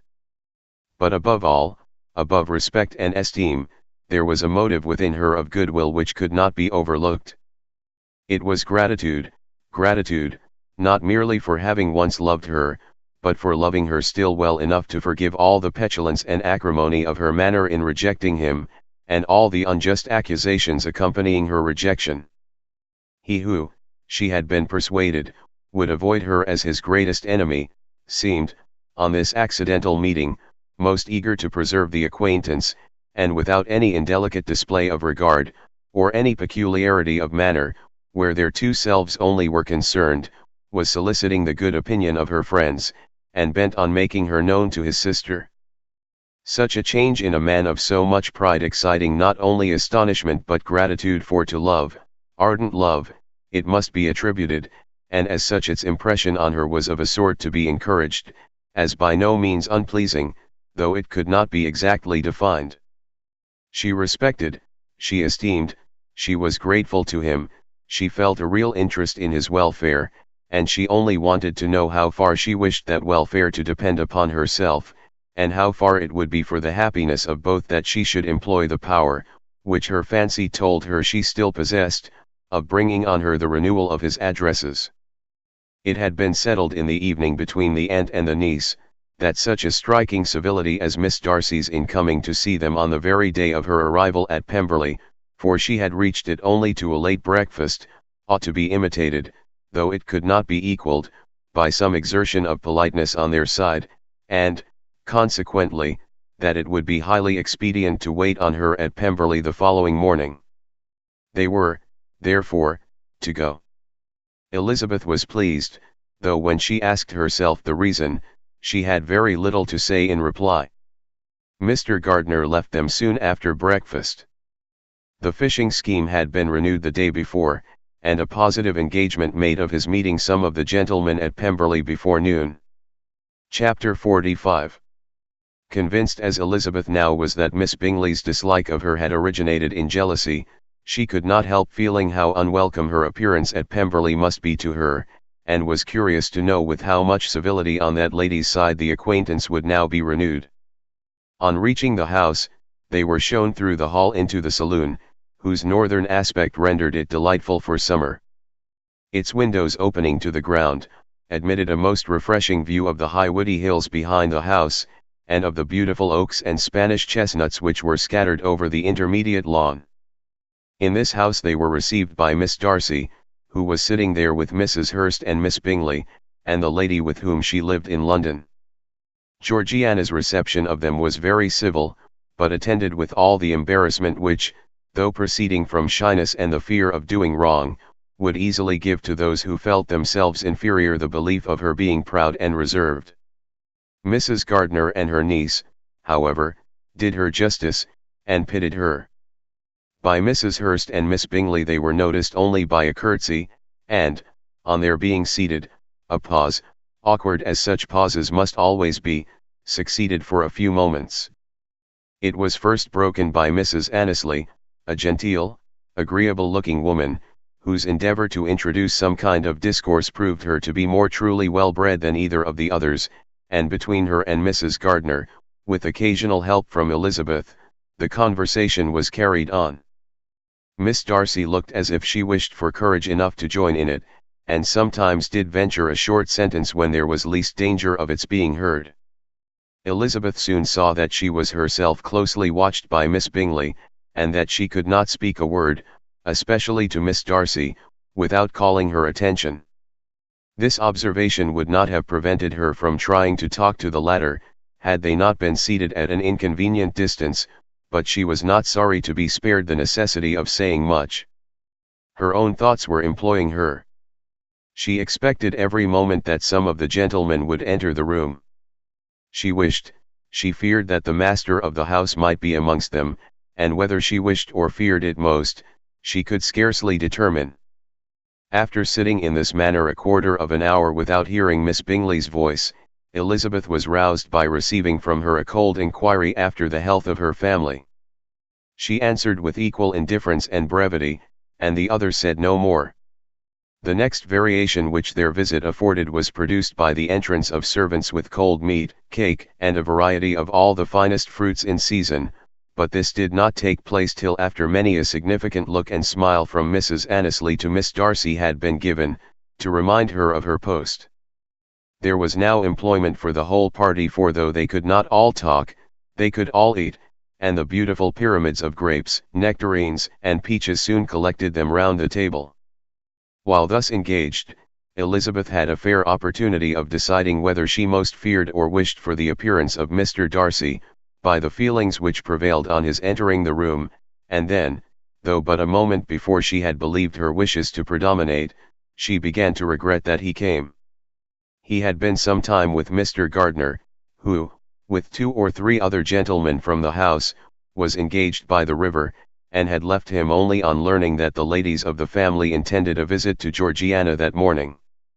No sooner did he appear than Elizabeth wisely resolved to be perfectly easy and unembarrassed, a resolution the more necessary to be made, but perhaps not the more easily kept, because she saw that the suspicions of the whole party were awakened against them, and that there was scarcely an eye which did not watch his behavior when he first came into the room. In no countenance was attentive curiosity so strongly marked as in Miss Bingley's, in spite of the smiles which overspread her face whenever she spoke to one of its objects, for jealousy had not yet made her desperate, and her attentions to Mr. Darcy were by no means over. Miss Darcy, on her brother's entrance, exerted herself much more to talk, and Elizabeth saw that he was anxious for his sister and herself to get acquainted, and forwarded as much as possible every attempt at conversation on either side. Miss Bingley saw all this likewise, and, in the imprudence of anger, took the first opportunity of saying, with sneering civility, "Pray, Miss Eliza, are not the shire militia removed from Meryton? They must be a great loss to your family." In Darcy's presence she dared not mention Wickham's name, but Elizabeth instantly comprehended that he was uppermost in her thoughts, and the various recollections connected with him gave her a moment's distress, but exerting herself vigorously to repel the ill-natured attack, she presently answered the question in a tolerably detached tone. While she spoke, an involuntary glance showed her Darcy, with a heightened complexion, earnestly looking at her, and his sister overcome with confusion, and unable to lift up her eyes. Had Miss Bingley known what pain she was then giving her beloved friend, she undoubtedly would have refrained from the hint, but she had merely intended to discompose Elizabeth by bringing forward the idea of a man to whom she believed her partial, to make her betray a sensibility which might injure her in Darcy's opinion, and, perhaps, to remind the latter of all the follies and absurdities by which some part of her family were connected with that corps. Not a syllable had ever reached her of Miss Darcy's meditated elopement. To no creature had it been revealed, where secrecy was possible, except to Elizabeth, and from all Bingley's connections her brother was particularly anxious to conceal it, from the very wish which Elizabeth had long ago attributed to him, of their becoming hereafter her own. He had certainly formed such a plan, and without meaning that it should affect his endeavour to separate him from Miss Bennet, it is probable that it might add something to his lively concern for the welfare of his friend. Elizabeth's collected behaviour, however, soon quieted his emotion, and as Miss Bingley, vexed and disappointed, dared not approach nearer to Wickham, Georgiana also recovered in time, though not enough to be able to speak any more. Her brother, whose eye she feared to meet, scarcely recollected her interest in the affair, and the very circumstance which had been designed to turn his thoughts from Elizabeth seemed to have fixed them on her more and more cheerfully.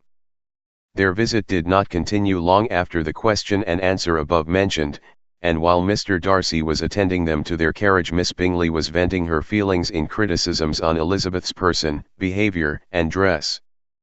But Georgiana would not join her. Her brother's recommendation was enough to ensure her favour, his judgment could not err. And he had spoken in such terms of Elizabeth as to leave Georgiana without the power of finding her otherwise than lovely and amiable. When Darcy returned to the saloon, Miss Bingley could not help repeating to him some part of what she had been saying to his sister. "How very ill Miss Eliza Bennet looks this morning, Mr. Darcy," she cried. "I never in my life saw anyone so much altered as she is since the winter. She is grown so brown and coarse. Louisa and I were agreeing that we should not have known her again." However little Mr. Darcy might have liked such an address, he contented himself with coolly replying that he perceived no other alteration than her being rather tanned, no miraculous consequence of travelling in the summer. "For my own part," she rejoined, "I must confess that I never could see any beauty in her. Her face is too thin, her complexion has no brilliancy, and her features are not at all handsome. Her nose wants character, there is nothing marked in its lines. Her teeth are tolerable, but not out of the common way, and as for her eyes, which have sometimes been called so fine, I could never see anything extraordinary in them. They have a sharp, shrewish look, which I do not like at all, and in her air altogether there is a self-sufficiency without fashion, which is intolerable." Persuaded as Miss Bingley was that Darcy admired Elizabeth, this was not the best method of recommending herself, but angry people are not always wise, and in seeing him at last look somewhat nettled, she had all the success she expected. He was resolutely silent, however, and, from a determination of making him speak, she continued: "I remember, when we first knew her in Hertfordshire, how amazed we all were to find that she was a reputed beauty, and I particularly recollect your saying one night, after they had been dining at Netherfield, 'She a beauty, I should as soon call her mother a wit.' But afterwards she seemed to improve on you, and I believe you thought her rather pretty at one time." "Yes," replied Darcy, who could contain himself no longer, "but that was only when I first saw her, for it is many months since I have considered her as one of the handsomest women of my acquaintance." He then went away, and Miss Bingley was left to all the satisfaction of having forced him to say what gave no one any pain but herself. Mrs. Gardiner and Elizabeth talked of all that had occurred during their visit, as they returned, except what had particularly interested them both. The look and behaviour of everybody they had seen were discussed, except of the person who had mostly engaged their attention. They talked of his sister, his friends, his house, his fruit, of everything but himself, yet Elizabeth was longing to know what Mrs. Gardiner thought of him, and Mrs. Gardiner would have been highly gratified by her niece's beginning the subject. Chapter 46. Elizabeth had been a good deal disappointed in not finding a letter from Jane on their first arrival at Lambton, and this disappointment had been renewed on each of the mornings that had now been spent there, but on the third her repining was over, and her sister justified, by the receipt of 2 letters from her at once, on one of which was marked that it had been missent elsewhere. Elizabeth was not surprised at it, as Jane had written the direction remarkably ill. They had just been preparing to walk as the letters came in, and her uncle and aunt, leaving her to enjoy them in quiet, set off by themselves. The one missent must first be attended to. It had been written 5 days ago. The beginning contained an account of all their little parties and engagements, with such news as the country afforded, but the latter half, which was dated a day later, and written in evident agitation, gave more important intelligence. It was to this effect: "Since writing the above, dearest Lizzie, something has occurred of a most unexpected and serious nature, but I am afraid of alarming you. Be assured that we are all well. What I have to say relates to poor Lydia. An express came at 12 last night, just as we were all gone to bed, from Colonel Forster, to inform us that she was gone off to Scotland with one of his officers, to own the truth, with Wickham. Imagine our surprise. To Kitty, however, it does not seem so wholly unexpected. I am very, very sorry. So imprudent a match on both sides. But I am willing to hope the best, and that his character has been misunderstood. Thoughtless and indiscreet, I can easily believe him, but this step, and let us rejoice over it, marks nothing bad at heart. His choice is disinterested at least, for he must know my father can give her nothing. Our poor mother is sadly grieved. My father bears it better. How thankful am I that we never let them know what has been said against him. We must forget it ourselves. They were off Saturday night about 12, as is conjectured, but were not missed till yesterday morning at 8. The express was sent off directly. My dear Lizzie, they must have passed within 10 miles of us. Colonel Forster gives us reason to expect him here soon. Lydia left a few lines for his wife, informing her of their intention. I must conclude, for I cannot be long from my poor mother. I am afraid you will not be able to make it out, but I hardly know what I have written. Without allowing herself time for consideration, and scarcely knowing what she felt, Elizabeth on finishing this letter instantly seized the other, and opening it with the utmost impatience, read as follows. It had been written a day later than the conclusion of the first. By this time, my dearest sister, you have received my hurried letter. I wish this may be more intelligible, but though not confined for time, my head is so bewildered that I cannot answer for being coherent. Dearest Lizzie, I hardly know what I would write, but I have bad news for you, and it cannot be delayed. Imprudent as the marriage between Mr. Wickham and our poor Lydia would be, we are now anxious to be assured it has taken place, for there is but too much reason to fear they are not gone to Scotland. Colonel Forster came yesterday, having left Brighton the day before, not many hours after the express. Though Lydia's short letter to Mrs. F. gave them to understand that they were going to Gretna Green, something was dropped by Denny expressing his belief that W. never intended to go there, or to marry Lydia at all, which was repeated to Colonel F., who, instantly taking the alarm, set off from B intending to trace their route. He did trace them easily to Clapham, but no further, for on entering that place, they removed into a hackney coach, and dismissed the chaise that brought them from Epsom. All that is known after this is, that they were seen to continue the London road. I know not what to think. After making every possible inquiry on that side London, Colonel F. came on into Hertfordshire, anxiously renewing them at all the turnpikes, and at the inns in Barnet and Hatfield, but without any success. No such people had been seen to pass through.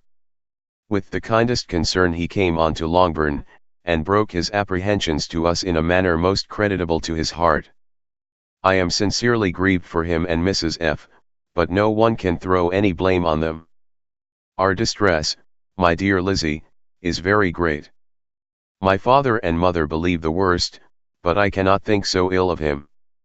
Many circumstances might make it more eligible for them to be married privately in town than to pursue their first plan, and even if he could form such a design against a young woman of Lydia's connections, which is not likely, can I suppose her so lost to everything?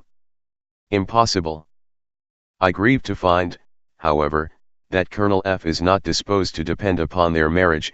He shook his head when I expressed my hopes, and said he feared W. was not a man to be trusted. My poor mother is really ill, and keeps her room. Could she exert herself, it would be better, but this is not to be expected. And as to my father, I never in my life saw him so affected. Poor Kitty has anger for having concealed their attachment, but as it was a matter of confidence, one cannot wonder. I am truly glad, dearest Lizzie, that you have been spared something of these distressing scenes, but now, as the first shock is over, shall I own that I long for your return? I am not so selfish, however, as to press for it, if inconvenient. Adieu. I take up my pen again to do what I have just told you I would not, but circumstances are such that I cannot help earnestly begging you all to come here as soon as possible. I know my dear uncle and aunt so well, that I am not afraid of requesting it, though I have still something more to ask of the former. My father is going to London with Colonel Forster instantly, to try to discover her. What he means to do I am sure I know not, but his excessive distress will not allow him to pursue any measure in the best and safest way, and Colonel Forster is obliged to be at Brighton again tomorrow evening. In such an exigence, my uncle's advice and assistance would be everything in the world. He will immediately comprehend what I must feel, and I rely upon his goodness. Oh, where is my uncle? Cried Elizabeth, darting from her seat as she finished the letter, in eagerness to follow him, without losing a moment of the time so precious, but as she reached the door it was opened by a servant, and Mr. Darcy appeared. Her pale face and impetuous manner made him start, and before he could recover himself to speak, she, in whose mind every idea was superseded by Lydia's situation, hastily exclaimed, "I beg your pardon, but I must leave you. I must find Mr. Gardiner this moment, on business that cannot be delayed.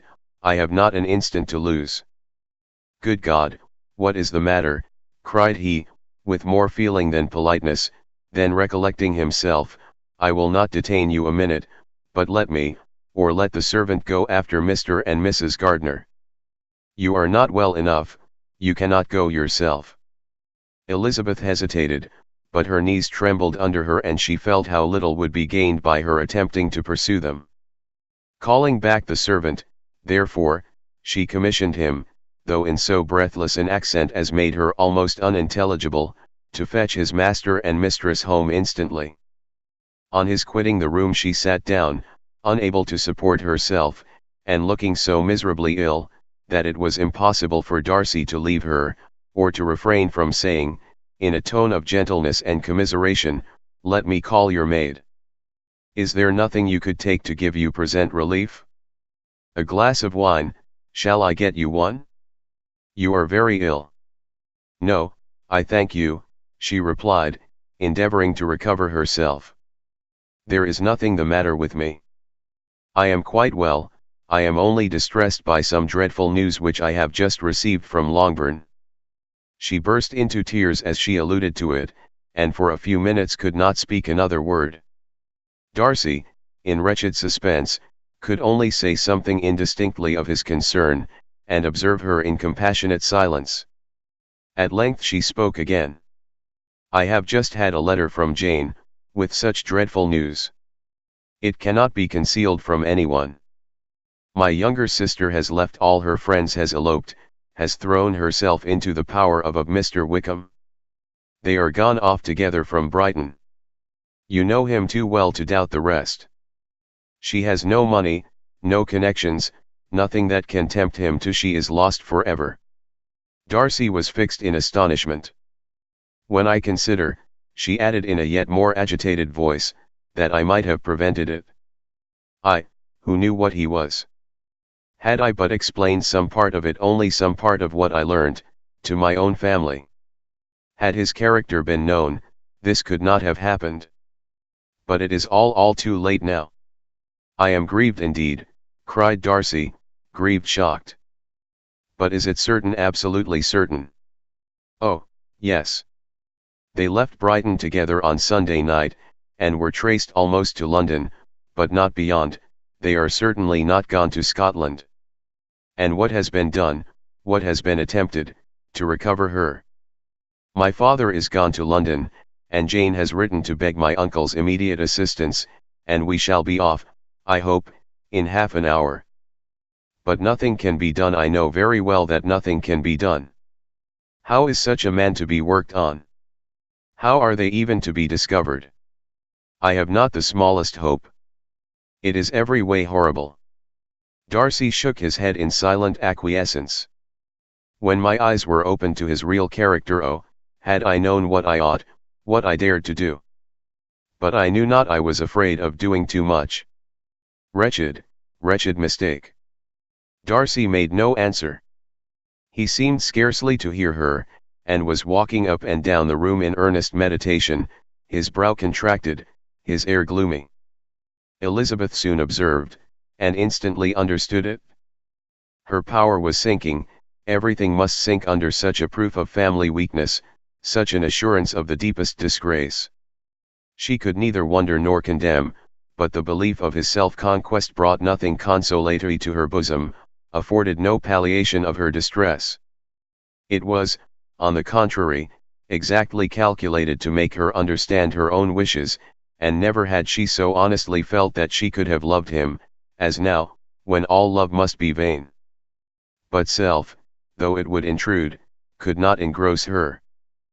Lydia, the humiliation, the misery she was bringing on them all, soon swallowed up every private care, and covering her face with her handkerchief, Elizabeth was soon lost to everything else, and, after a pause of several minutes, was only recalled to a sense of her situation by the voice of her companion, who, in a manner which, though it spoke compassion, spoke likewise restraint, said, I am afraid you have been long desiring my absence, nor have I anything to plead in excuse of my stay, but real, though unavailing concern. Would to heaven that anything could be either said or done on my part that might offer consolation to such distress. But I will not torment you with vain wishes, which may seem purposely to ask for your thanks. This unfortunate affair will, I fear, prevent my sister's having the pleasure of seeing you at Pemberley today. Oh, yes. Be so kind as to apologize for us to Miss Darcy. Say that urgent business calls us home immediately. Conceal the unhappy truth as long as it is possible. I know it cannot be long. He readily assured her of his secrecy, again expressed his sorrow for her distress, wished it a happier conclusion than there was at present reason to hope, and leaving his compliments for her relations, with only one serious, parting look, went away. As he quitted the room, Elizabeth felt how improbable it was that they should ever see each other again on such terms of cordiality as had marked their several meetings in Derbyshire, and as she threw a retrospective glance over the whole of their acquaintance, so full of contradictions and varieties, sighed at the perverseness of those feelings which would now have promoted its continuance, and would formerly have rejoiced in its termination. If gratitude and esteem are good foundations of affection, Elizabeth's change of sentiment will be neither improbable nor faulty. But if otherwise, if regard springing from such sources is unreasonable or unnatural, in comparison of what is so often described as arising on a first interview with its object, and even before two words have been exchanged, nothing can be said in her defense, except that she had given somewhat of a trial to the latter method in her partiality for Wickham, and that its ill success might, perhaps, authorize her to seek the other less interesting mode of attachment. Be that as it may, she saw him go with regret, and in this early example of what Lydia's infamy must produce, found additional anguish as she reflected on that wretched business. Never, since reading Jane's second letter, had she entertained a hope of Wickham's meaning to marry her. No one but Jane, she thought, could flatter herself with such an expectation. Surprise was the least of her feelings on this development. While the contents of the first letter remained in her mind, she was all surprise, all astonishment that Wickham should marry a girl whom it was impossible he could marry for money, and how Lydia could ever have attached him had appeared incomprehensible. But now it was all too natural. For such an attachment as this she might have sufficient charms, and though she did not suppose Lydia to be deliberately engaging in an elopement without the intention of marriage, she had no difficulty in believing that neither her virtue nor her understanding would preserve her from falling an easy prey. She had never perceived, while the regiment was in Hertfordshire, that Lydia had any partiality for him, but she was convinced that Lydia wanted only encouragement to attach herself to anybody. Sometimes one officer, sometimes another, had been her favorite, as their attentions raised them in her opinion. Her affections had continually been fluctuating but never without an object. The mischief of neglect and mistaken indulgence towards such a girl, oh! How acutely did she now feel it? She was wild to be at home, to hear, to see, to be upon the spot, to share with Jane in the cares that must now fall wholly upon her, in a family so deranged, a father absent, a mother incapable of exertion, and requiring constant attendance, and though almost persuaded that nothing could be done for Lydia, her uncle's interference seemed of the utmost importance, and till he entered the room her impatience was severe. Mr. and Mrs. Gardiner had hurried back in alarm, supposing by the servant's account that their niece was taken suddenly ill, but satisfying them instantly on that head, she eagerly communicated the cause of their summons, reading the 2 letters aloud, and dwelling on the postscript of the last with trembling energy. Though Lydia had never been a favorite with them, Mr. and Mrs. Gardiner could not but be deeply afflicted. Not Lydia only, but all were concerned in it, and after the first exclamations of surprise and horror, Mr. Gardiner promised every assistance in his power. Elizabeth, though expecting no less, thanked him with tears of gratitude, and all 3 being actuated by one spirit, everything relating to their journey was speedily settled. They were to be off as soon as possible. "But what is to be done about Pemberley?" cried Mrs. Gardiner. "John told us Mr. Darcy was here when you sent for us, was it so?" "Yes, and I told him we should not be able to keep our engagement." "That is all settled." "What is all settled?" repeated the other, as she ran into her room to prepare. "And are they upon such terms as for her to disclose the real truth?" "Oh, that I knew how it was." But wishes were vain, or at least could only serve to amuse her in the hurry and confusion of the following hour. Had Elizabeth been at leisure to be idle, she would have remained certain that all employment was impossible to one so wretched as herself, but she had her share of business as well as her aunt, and amongst the rest there were notes to be written to all their friends at Lambton, with false excuses for their sudden departure. An hour, however, saw the whole completed, and Mr. Gardiner meanwhile having settled his account at the inn, nothing remained to be done but to go, and Elizabeth, after all the misery of the morning, found herself, in a shorter space of time than she could have supposed, seated in the carriage, and on the road to Longbourn. Chapter 47. "I have been thinking it over again, Elizabeth," said her uncle, as they drove from the town, "and really, upon serious consideration, I am much more inclined than I was to judge as your eldest sister does on the matter. It appears to me so very unlikely that any young man should form such a design against a girl who is by no means unprotected or friendless, and who was actually staying in his colonel's family, that I am strongly inclined to hope the best. Could he expect that her friends would not step forward? Could he expect to be noticed again by the regiment, after such an affront to Colonel Forster? His temptation is not adequate to the risk." "Do you really think so?" cried Elizabeth, brightening up for a moment. "Upon my word," said Mrs. Gardiner, "I begin to be of your uncle's opinion. It is really too great a violation of decency, honor, and interest, for him to be guilty of. I cannot think so very ill of Wickham. Can you yourself, Lizzie, so wholly give him up, as to believe him capable of it. Not, perhaps, of neglecting his own interest, but of every other neglect I can believe him capable. If, indeed, it should be so. But I dare not hope it. Why should they not go on to Scotland if that had been the case? In the first place, replied Mr. Gardiner, there is no absolute proof that they are not gone to Scotland. Oh, but their removing from the chaise into a hackney coach is such a presumption. And, besides, no traces of them were to be found on the Barnet road. Well, then supposing them to be in London. They may be there, though for the purpose of concealment, for no more exceptional purpose. It is not likely that money should be very abundant on either side, and it might strike them that they could be more economically, though less expeditiously, married in London than in Scotland. But why all this secrecy? Why any fear of detection?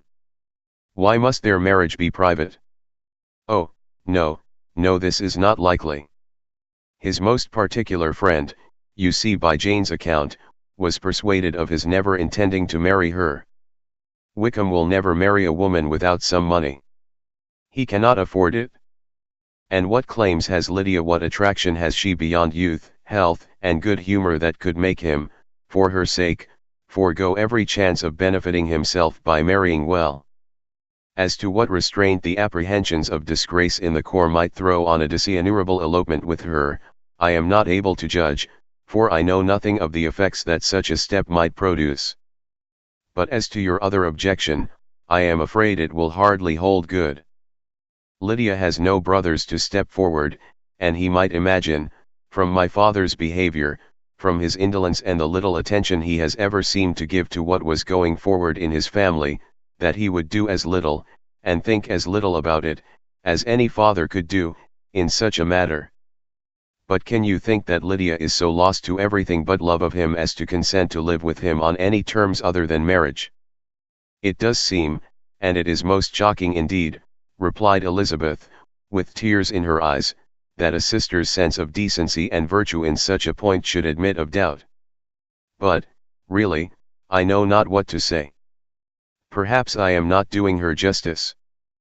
But she is very young, she has never been taught to think on serious subjects, and for the last half-year, nay, for a 12-month she has been given up to nothing but amusement and vanity. She has been allowed to dispose of her time in the most idle and frivolous manner, and to adopt any opinions that came in her way. Since the Shire were first quartered in Meryton, nothing but love, flirtation, and officers have been in her head. She has been doing everything in her power by thinking and talking on the subject, to give greater, what shall I call it, susceptibility to her feelings, which are naturally lively enough. And we all know that Wickham has every charm of person and address that can captivate a woman. But you see that Jane, said her aunt, does not think so very ill of Wickham as to believe him capable of the attempt. Of whom does Jane ever think ill? And who is there, whatever might be their former conduct, that she would think capable of such an attempt, till it were proved against them? But Jane knows, as well as I do, what Wickham really is. We both know that he has been profligate in every sense of the word, that he has neither integrity nor honor, that he is as false and deceitful as he is insinuating. And do you really know all this? Cried Mrs. Gardiner, whose curiosity as to the mode of her intelligence was all alive. I do indeed, replied Elizabeth, coloring. I told you, the other day, of his infamous behavior to Mr. Darcy, and you yourself, when last at Longbourn, heard in what manner he spoke of the man who had behaved with such forbearance and liberality towards him. And there are other circumstances which I am not at liberty, which it is not worth while to relate, but his lies about the whole Pemberley family are endless. From what he said of Miss Darcy I was thoroughly prepared to see a proud, reserved, disagreeable girl. Yet he knew to the contrary himself. He must know that she was as amiable and unpretending as we have found her. But does Lydia know nothing of this? Can she be ignorant of what you and Jane seem so well to understand? Oh, yes, that is the worst of all.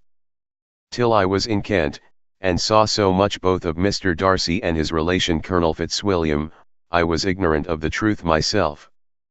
And when I returned home, the Shire was to leave Meryton in a week or fortnight's time. As that was the case, neither Jane, to whom I related the whole, nor I, thought it necessary to make our knowledge public, for of what use could it apparently be to any one, that the good opinion which all the neighborhood had of him should then be overthrown?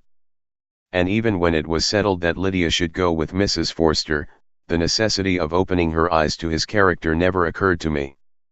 That she could be in any danger from the deception never entered my head. That such a consequence as this could ensue, you may easily believe, was far enough from my thoughts. When they all removed to Brighton, therefore, you had no reason, I suppose, to believe them fond of each other. Not the slightest. I can remember no symptom of affection on either side, and had anything of the kind been perceptible, you must be aware that ours is not a family on which it could be thrown away.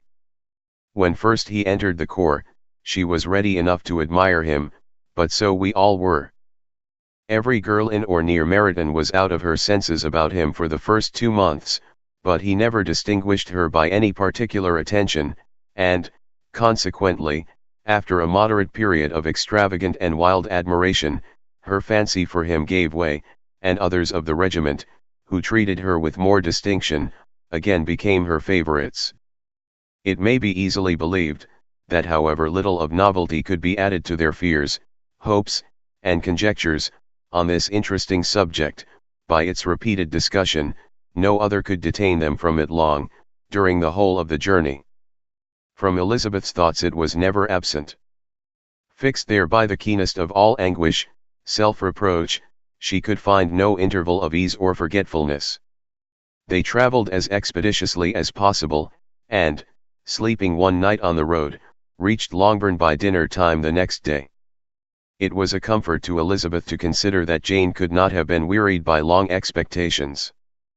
The little gardeners, attracted by the sight of a chaise, were standing on the steps of the house as they entered the paddock, and, when the carriage drove up to the door, the joyful surprise that lighted up their faces, and displayed itself over their whole bodies, in a variety of capers and frisks, was the first pleasing earnest of their welcome. Elizabeth jumped out, and, after giving each of them a hasty kiss, hurried into the vestibule, where Jane, who came running down from her mother's apartment, immediately met her. Elizabeth, as she affectionately embraced her, whilst tears filled the eyes of both, lost not a moment in asking whether anything had been heard of the fugitives. "Not yet," replied Jane. "But now that my dear uncle is come, I hope everything will be well. Is my father in town?" "Yes, he went on Tuesday, as I wrote you word." "And have you heard from him often?" "We have heard only twice. He wrote me a few lines on Wednesday to say that he had arrived in safety, and to give me his directions, which I particularly begged him to do. He merely added that he should not write again till he had something of importance to mention." "And my mother, how is she? How are you all?" "My mother is tolerably well, I trust, though her spirits are greatly shaken. She is upstairs and will have great satisfaction in seeing you all. She does not yet leave her dressing room. Mary and Kitty, thank heaven, are quite well." "But you, how are you?" cried Elizabeth. "You look pale. How much you must have gone through." Her sister, however, assured her of her being perfectly well, and their conversation, which had been passing while Mr. and Mrs. Gardiner were engaged with their children, was now put an end to by the approach of the whole party. Jane ran to her uncle and aunt, and welcomed and thanked them both, with alternate smiles and tears.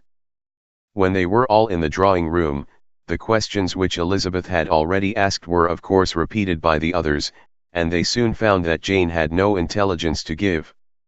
The sanguine hope of good, however, which the benevolence of her heart suggested had not yet deserted her. She still expected that it would all end well, and that every morning would bring some letter, either from Lydia or her father, to explain their proceedings, and, perhaps, announce their marriage. Mrs. Bennet, to whose apartment they all repaired, after a few minutes' conversation together, received them exactly as might be expected, with tears and lamentations of regret, invectives against the villainous conduct of Wickham, and complaints of her own sufferings and ill-usage, blaming everybody but the person to whose ill-judging indulgence the errors of her daughter must principally be owing. "If I had been able," said she, "to carry my point in going to Brighton, with all my family, this would not have happened, but poor dear Lydia had nobody to take care of her.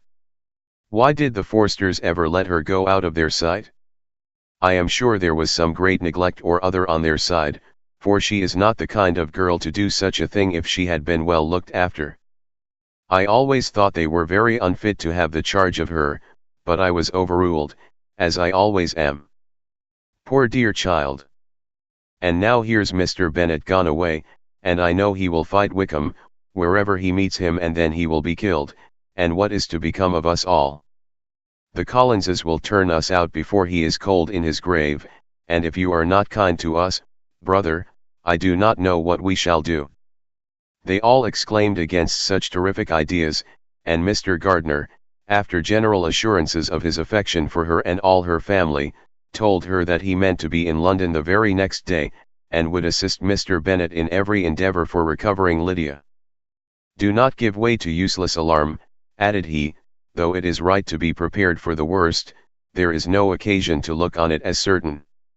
It is not quite a week since they left Brighton. In a few days more we may gain some news of them, and till we know that they are not married, and have no design of marrying, do not let us give the matter over as lost.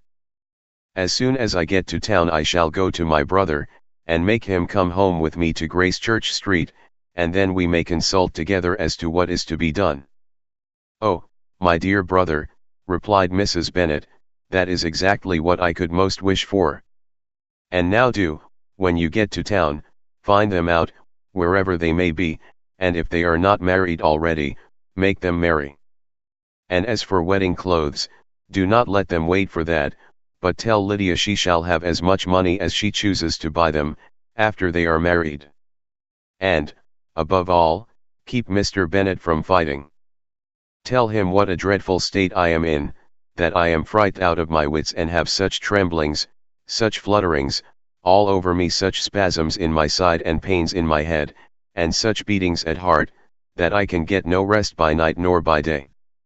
And tell my dear Lydia not to give any directions about her clothes till she has seen me, for she does not know which are the best warehouses. Oh, brother, how kind you are! I know you will contrive it all." But Mr. Gardiner, though he assured her again of his earnest endeavours in the cause, could not avoid recommending moderation to her, as well in her hopes as her fear, and after talking with her in this manner till dinner was on the table, they all left her to vent all her feelings on the housekeeper, who attended in the absence of her daughters. Though her brother and sister were persuaded that there was no real occasion for such a seclusion from the family, they did not attempt to oppose it, for they knew that she had not prudence enough to hold her tongue before the servants, while they waited at table, and judged it better that one only of the household, and the one whom they could most trust, should comprehend all her fears and solicitude on the subject. In the dining room they were soon joined by Mary and Kitty, who had been too busily engaged in their separate apartments to make their appearance before. One came from her books, and the other from her toilette. The faces of both, however, were tolerably calm, and no change was visible in either, except that the loss of her favourite sister, or the anger which she had herself incurred in this business, had given more of fretfulness than usual to the accents of Kitty. As for Mary, she was mistress enough of herself to whisper to Elizabeth, with a countenance of grave reflection, soon after they were seated at table: "This is a most unfortunate affair, and will probably be much talked of. But we must stem the tide of malice, and pour into the wounded bosoms of each other the balm of sisterly consolation." Then, perceiving in Elizabeth no inclination of replying, she added, "Unhappy as the event must be for Lydia, we may draw from it this useful lesson, that loss of virtue in a female is irretrievable, that one false step involves her in endless ruin, that her reputation is no less brittle than it is beautiful, and that she cannot be too much guarded in her behavior towards the undeserving of the other sex. Elizabeth lifted up her eyes in amazement, but was too much oppressed to make any reply. Mary, however, continued to console herself with such kind of moral extractions from the evil before them. In the afternoon, the two elder Miss Bennets were able to be for half an hour by themselves, and Elizabeth instantly availed herself of the opportunity of making any inquiries, which Jane was equally eager to satisfy. After joining in general lamentations over the dreadful sequel of this event, which Elizabeth considered as all but certain, and Miss Bennet could not assert to be wholly impossible, the former continued the subject, by saying, "But tell me all and everything about it which I have not already heard. Give me further particulars. What did Colonel Forster say? Had they no apprehension of anything before the elopement took place? They must have seen them together forever." Colonel Forster did own that he had often suspected some partiality, especially on Lydia's side, but nothing to give him any alarm. "I am so grieved for him. His behavior was attentive and kind to the utmost. He was coming to us, in order to assure us of his concern, before he had any idea of their not being gone to Scotland. When that apprehension first got abroad, it hastened his journey." And was Denny convinced that Wickham would not marry? Did he know of their intending to go off? Had Colonel Forster seen Denny himself?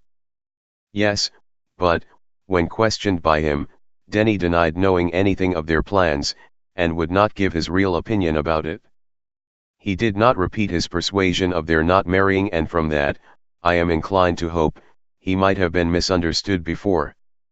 Until Colonel Forster came himself, not one of you entertained a doubt, I suppose, of their being really married. How was it possible that such an idea should enter our brains?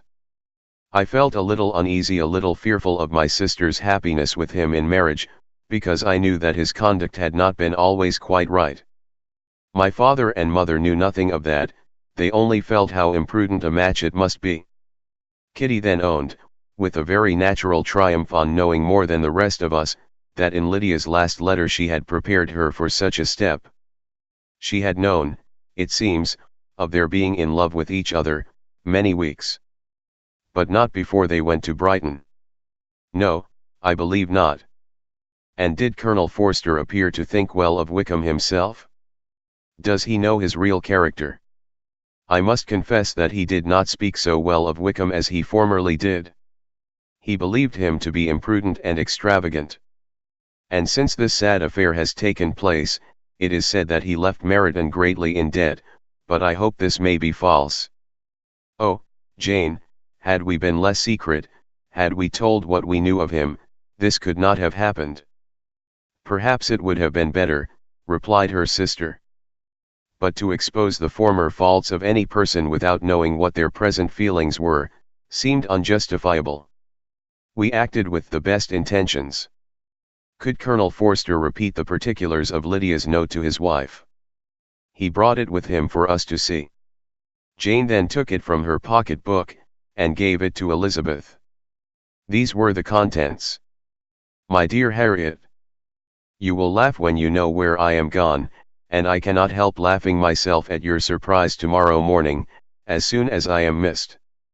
I am going to Gretna Green, and if you cannot guess with who, I shall think you a simpleton, for there is but one man in the world I love, and he is an angel. I should never be happy without him, so think it no harm to be off. You need not send them word at Longbourn of my going, if you do not like it, for it will make the surprise the greater, when I write to them and sign my name Lydia Wickham. What a good joke it will be. I can hardly write for laughing. Pray make my excuses to Pratt for not keeping my engagement, and dancing with him tonight. Tell him I hope he will excuse me when he knows all, and tell him I will dance with him at the next ball we meet, with great pleasure.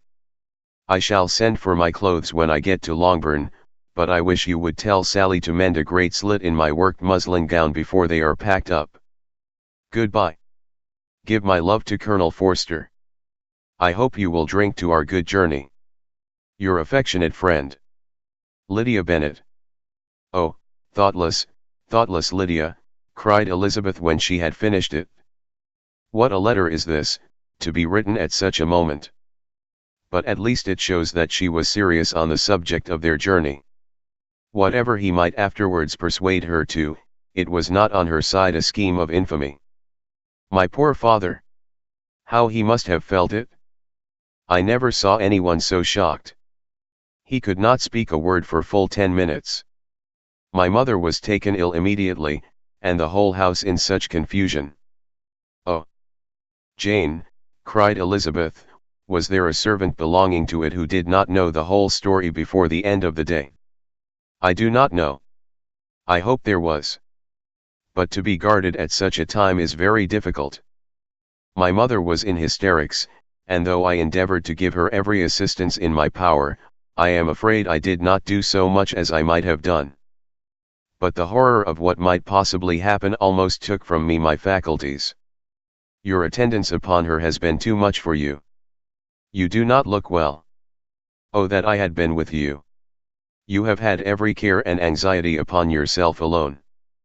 Mary and Kitty have been very kind, and would have shared in every fatigue, I am sure, but I did not think it right for either of them. Kitty is slight and delicate, and Mary studies so much, that her hours of repose should not be broken in on. My Aunt Phillips came to Longbourn on Tuesday, after my father went away, and was so good as to stay till Thursday with me. She was of great use and comfort to us all. And Lady Lucas has been very kind. She walked here on Wednesday morning to condole with us, and offered her services, or any of her daughters, if they should be of use to us." "She had better have stayed at home," cried Elizabeth. "Perhaps she meant well, but, under such a misfortune as this, one cannot see too little of one's neighbors. Assistance is impossible, condolence insufferable. Let them triumph over us at a distance, and be satisfied." She then proceeded to inquire into the measures which her father had intended to pursue, while in town, for the recovery of his daughter. "He meant, I believe," replied Jane, "to go to Epsom, the place where they last changed horses, see the postillions and try if anything could be made out from them. His principal object must be to discover the number of the hackney coach which took them from Clapham. It had come with a fare from London, and as he thought that the circumstance of a gentleman and ladies removing from one carriage into another might be remarked, he meant to make inquiries at Clapham.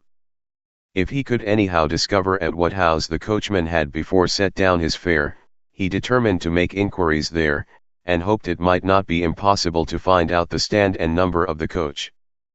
I do not know of any other designs that he had formed, but he was in such a hurry to be gone, and his spirits so greatly discomposed, that I had difficulty in finding out even so much as this."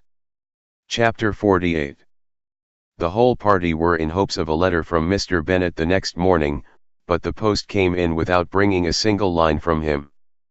His family knew him to be, on all common occasions, a most negligent and dilatory correspondent, but at such a time they had hoped for exertion. They were forced to conclude that he had no pleasing intelligence to send, but even of that they would have been glad to be certain. Mr. Gardiner had waited only for the letters before he set off.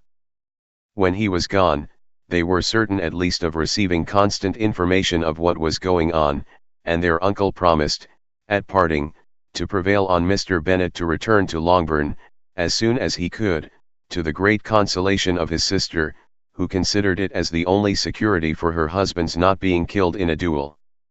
Mrs. Gardiner and the children were to remain in Hertfordshire a few days longer, as the former thought her presence might be serviceable to her nieces. She shared in their attendance on Mrs. Bennet, and was a great comfort to them in their hours of freedom.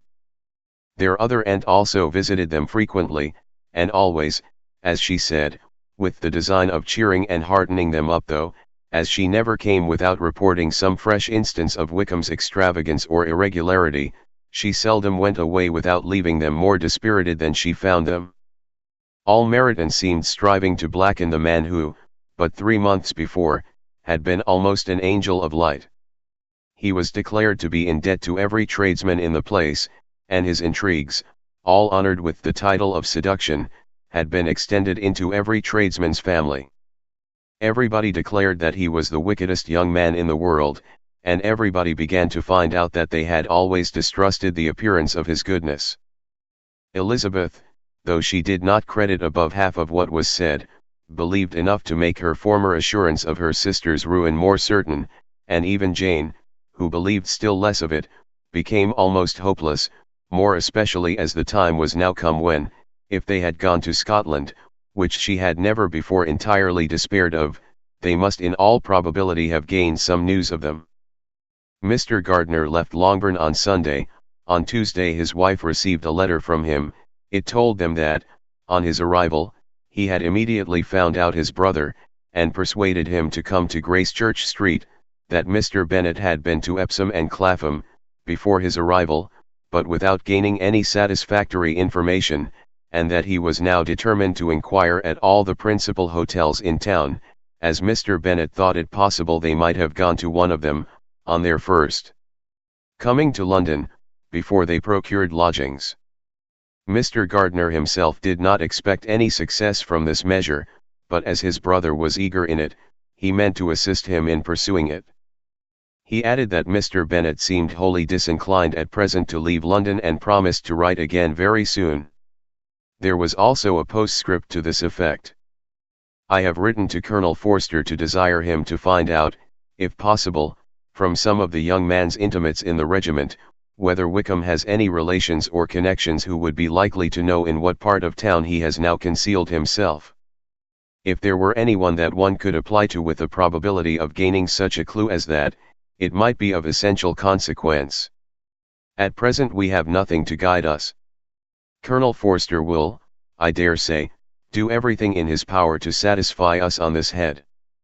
But, on second thoughts, perhaps, Lizzie could tell us what relations he has now living, better than any other person.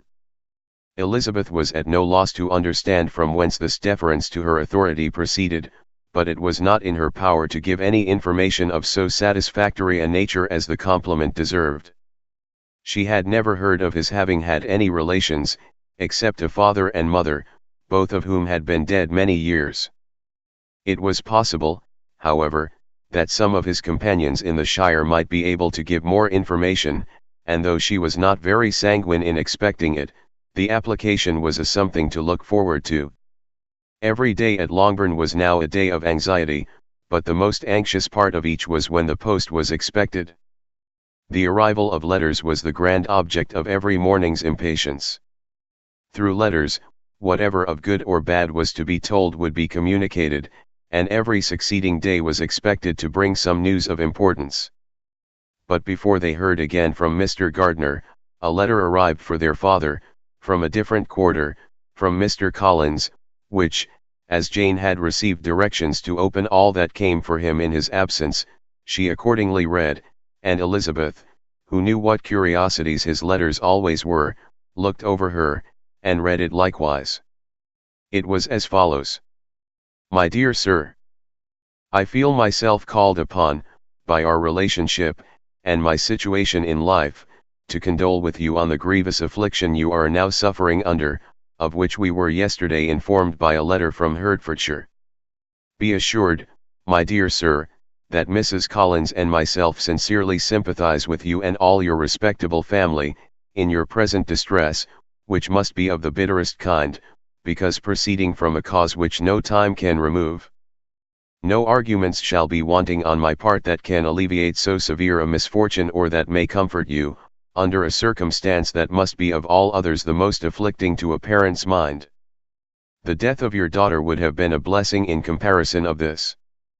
And it is the more to be lamented, because there is reason to suppose, as my dear Charlotte informs me, that this licentiousness of behavior in your daughter has proceeded from a faulty degree of indulgence, though, at the same time, for the consolation of yourself and Mrs. Bennet, I am inclined to think that her own disposition must be naturally bad, or she could not be guilty of such an enormity, at so early an age. Howsoever that may be, you are grievously to be pitied, in which opinion I am not only joined by Mrs. Collins, but likewise by Lady Catherine and her daughter, to whom I have related the affair. they agree with me in apprehending that this false step in one daughter will be injurious to the fortunes of all the others, for who, as Lady Catherine herself condescendingly says, will connect themselves with such a family? And this consideration leads me moreover to reflect, with augmented satisfaction, on a certain event of last November, for had it been otherwise, I must have been involved in all your sorrow and disgrace. Let me then advise you, dear sir, to console yourself as much as possible, to throw off your unworthy child from your affection forever, and leave her to reap the fruits of her own heinous offense. I am, dear sir, etc., etc.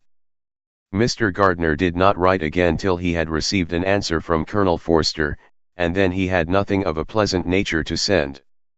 It was not known that Wickham had a single relationship with whom he kept up any connection, and it was certain that he had no near one living.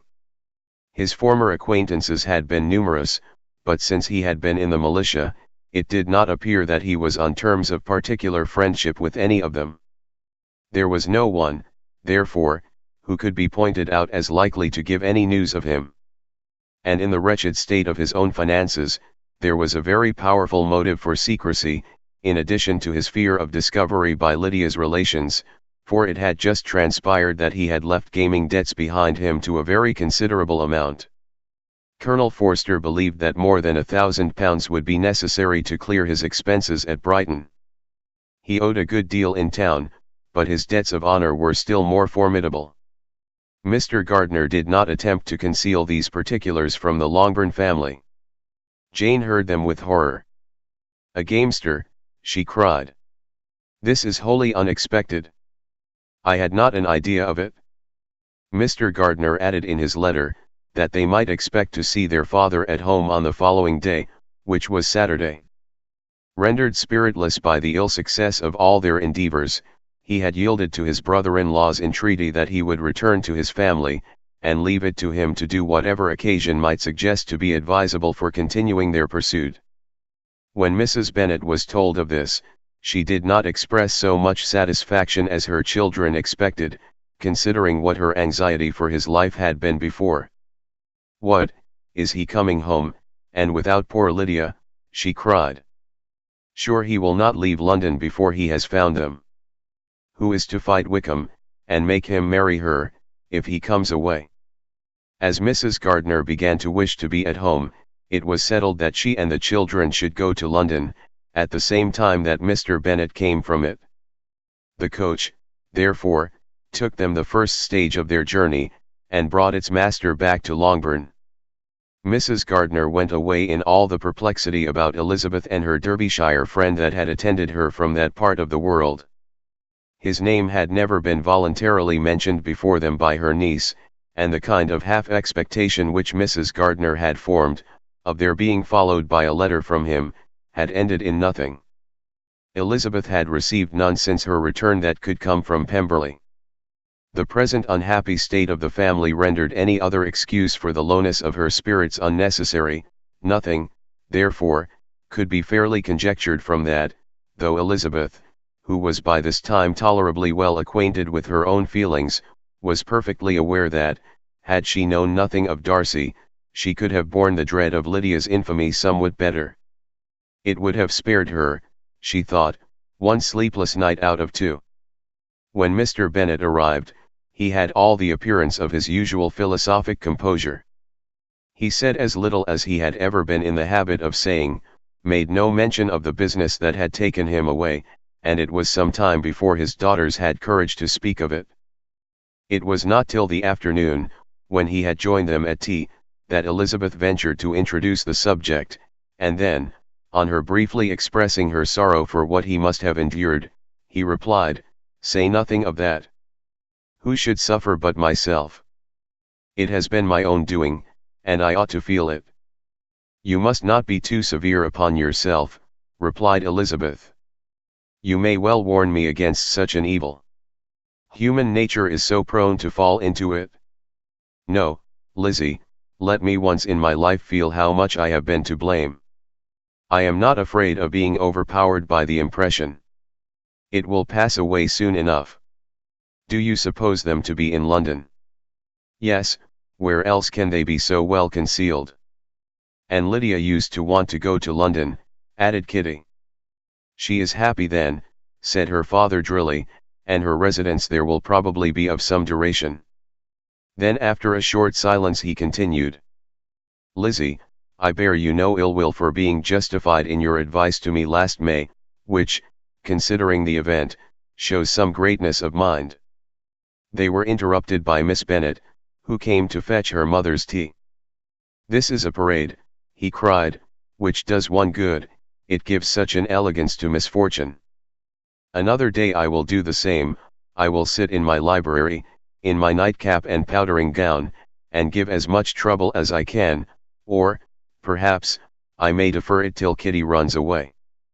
I am not going to run away, Papa, said Kitty fretfully. If I should ever go to Brighton, I would behave better than Lydia. You go to Brighton. I would not trust you so near it as Eastbourne for £50. No, Kitty, I have at last learned to be cautious, and you will feel the effects of it.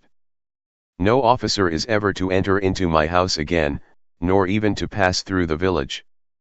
Balls will be absolutely prohibited, unless you stand up with one of your sisters. And you are never to stir out of doors till you can prove that you have spent 10 minutes of every day in a rational manner. Kitty, who took all these threats in a serious light, began to cry. Well, well, said he, do not make yourself unhappy. If you are a good girl for the next 10 years, I will take you to a review at the end of them. Chapter 49. 2 days after Mr. Bennet's return, as Jane and Elizabeth were walking together in the shrubbery behind the house, they saw the housekeeper coming towards them, and, concluding that she came to call them to their mother, went forward to meet her, but, instead of the expected summons, when they approached her, she said to Miss Bennet, I beg your pardon, madam, for interrupting you, but I was in hopes you might have got some good news from town, so I took the liberty of coming to ask. What do you mean, Hill? We have heard nothing from town. Dear madam, cried Mrs. Hill, in great astonishment, don't you know there is an express come for master from Mr. Gardner? He has been here this half hour, and master has had a letter. Away ran the girls, too eager to get in to have time for speech. They ran through the vestibule into the breakfast room, from thence to the library. Their father was in neither, and they were on the point of seeking him upstairs with their mother, when they were met by the butler, who said, If you are looking for my master, ma'am, he is walking towards the little copse. Upon this information, they instantly passed through the hall once more, and ran across the lawn after their father, who was deliberately pursuing his way towards a small wood on one side of the paddock. Jane, who was not so light nor so much in the habit of running as Elizabeth, soon lagged behind, while her sister, panting for breath, came up with him, and eagerly cried out, Oh, Papa, what news, what news? Have you heard from my uncle? Yes, I have had a letter from him by express. Well, and what news does it bring, good or bad? What is there of good to be expected, said he, taking the letter from his pocket. But perhaps you would like to read it? Elizabeth impatiently caught it from his hand. Jane now came up. Read it aloud, said their father, for I hardly know myself what it is about. Gracechurch Street, Monday, August 2nd. My dear brother. At last I am able to send you some tidings of my niece, and such as, upon the whole, I hope it will give you satisfaction. Soon after you left me on Saturday, I was fortunate enough to find out in what part of London they were. The particulars I reserve till we meet, it is enough to know they are discovered. I have seen them both. Then it is as I always hoped, cried Jane, they are married. Elizabeth, read on. I have seen them both. They are not married, nor can I find there was any intention of being so, but if you are willing to perform the engagements which I have ventured to make on your side, I hope it will not be long before they are. All that is required of you is, to assure to your daughter, by settlement, her equal share of the £5,000 secured among your children after the decease of yourself and my sister, and, moreover, to enter into an engagement of allowing her, during your life, £100 per annum. These are conditions which, considering everything, I had no hesitation in complying with, as far as I thought myself privileged, for you. I shall send this by express, that no time may be lost in bringing me your answer. You will easily comprehend, from these particulars, that Mr. Wickham's circumstances are not so hopeless as they are generally believed to be. The world has been deceived in that respect, and I am happy to say there will be some little money, even when all his debts are discharged, to settle on my niece, in addition to her own fortune. If, as I conclude will be the case, you send me full powers to act in your name throughout the whole of this business, I will immediately give directions to Haggerstone for preparing a proper settlement. There will not be the smallest occasion for your coming to town again, therefore stay quiet at Longbourn, and depend on my diligence and care. Send back your answer as fast as you can, and be careful to write explicitly. We have judged it best that my niece should be married from this house, of which I hope you will approve. She comes to us today. I shall write again as soon as anything more is determined on. Yours, etc. E.D.W. Gardner. Is it possible, cried Elizabeth, when she had finished. Can it be possible that he will marry her? Wickham is not so undeserving, then, as we thought him, said her sister. My dear father, I congratulate you. And have you answered the letter? Cried Elizabeth. No, but it must be done soon. Most earnestly did she then entreat him to lose no more time before he wrote. Oh, my dear father, she cried, come back and write immediately. Consider how important every moment is in such a case. Let me write for you, said Jane, if you dislike the trouble yourself. I dislike it very much, he replied, but it must be done. And so saying, he turned back with them, and walked towards the house. And may I ask, said Elizabeth, but the terms, I suppose, must be complied with. Complied with? I am only ashamed of his asking so little. And they must marry. Yet he is such a man. Yes, yes, they must marry. There is nothing else to be done. But there are two things that I want very much to know. One is, how much money your uncle has laid down to bring it about, and the other, how am I ever to pay him? Money. My uncle, cried Jane, what do you mean, sir? I mean, that no man in his senses would marry Lydia on so slight a temptation as 100 a year during my life, and 50 after I am gone. That is very true, said Elizabeth, though it had not occurred to me before. His debts to be discharged, and something still to remain. Oh! It must be my uncle's doings. Generous, good man, I am afraid he has distressed himself. A small sum could not do all this. No, said her father, Wickham's a fool if he takes her with a farthing less than £10,000. I should be sorry to think so ill of him, in the very beginning of our relationship. £10,000. Heaven forbid. How is half such a sum to be repaid? Mr. Bennet made no answer, and each of them, deep in thought, continued silent till they reached the house. Their father then went on to the library to write, and the girls walked into the breakfast room.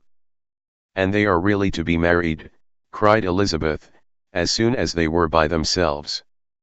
How strange this is! And for this we are to be thankful. That they should marry, small as is their chance of happiness, and wretched as is his character, we are forced to rejoice. Oh, Lydia! I comfort myself with thinking, replied Jane, that he certainly would not marry Lydia if he had not a real regard for her. Though our kind uncle has done something towards clearing him, I cannot believe that £10,000, or anything like it, has been advanced. He has children of his own, and may have more. How could he spare half £10,000?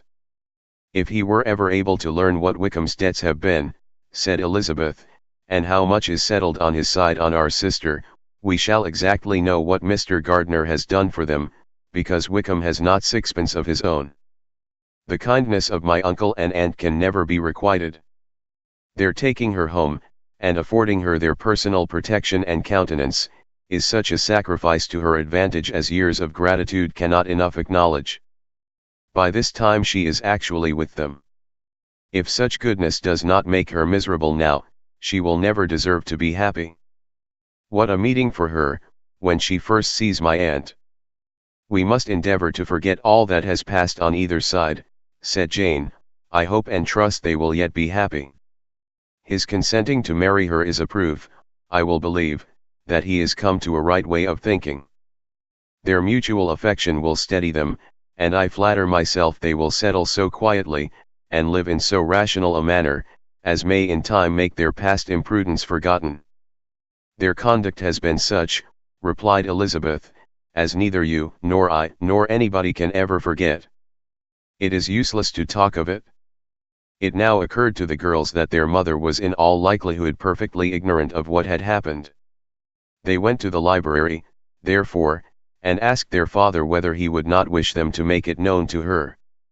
He was writing and, without raising his head, coolly replied, "Just as you please.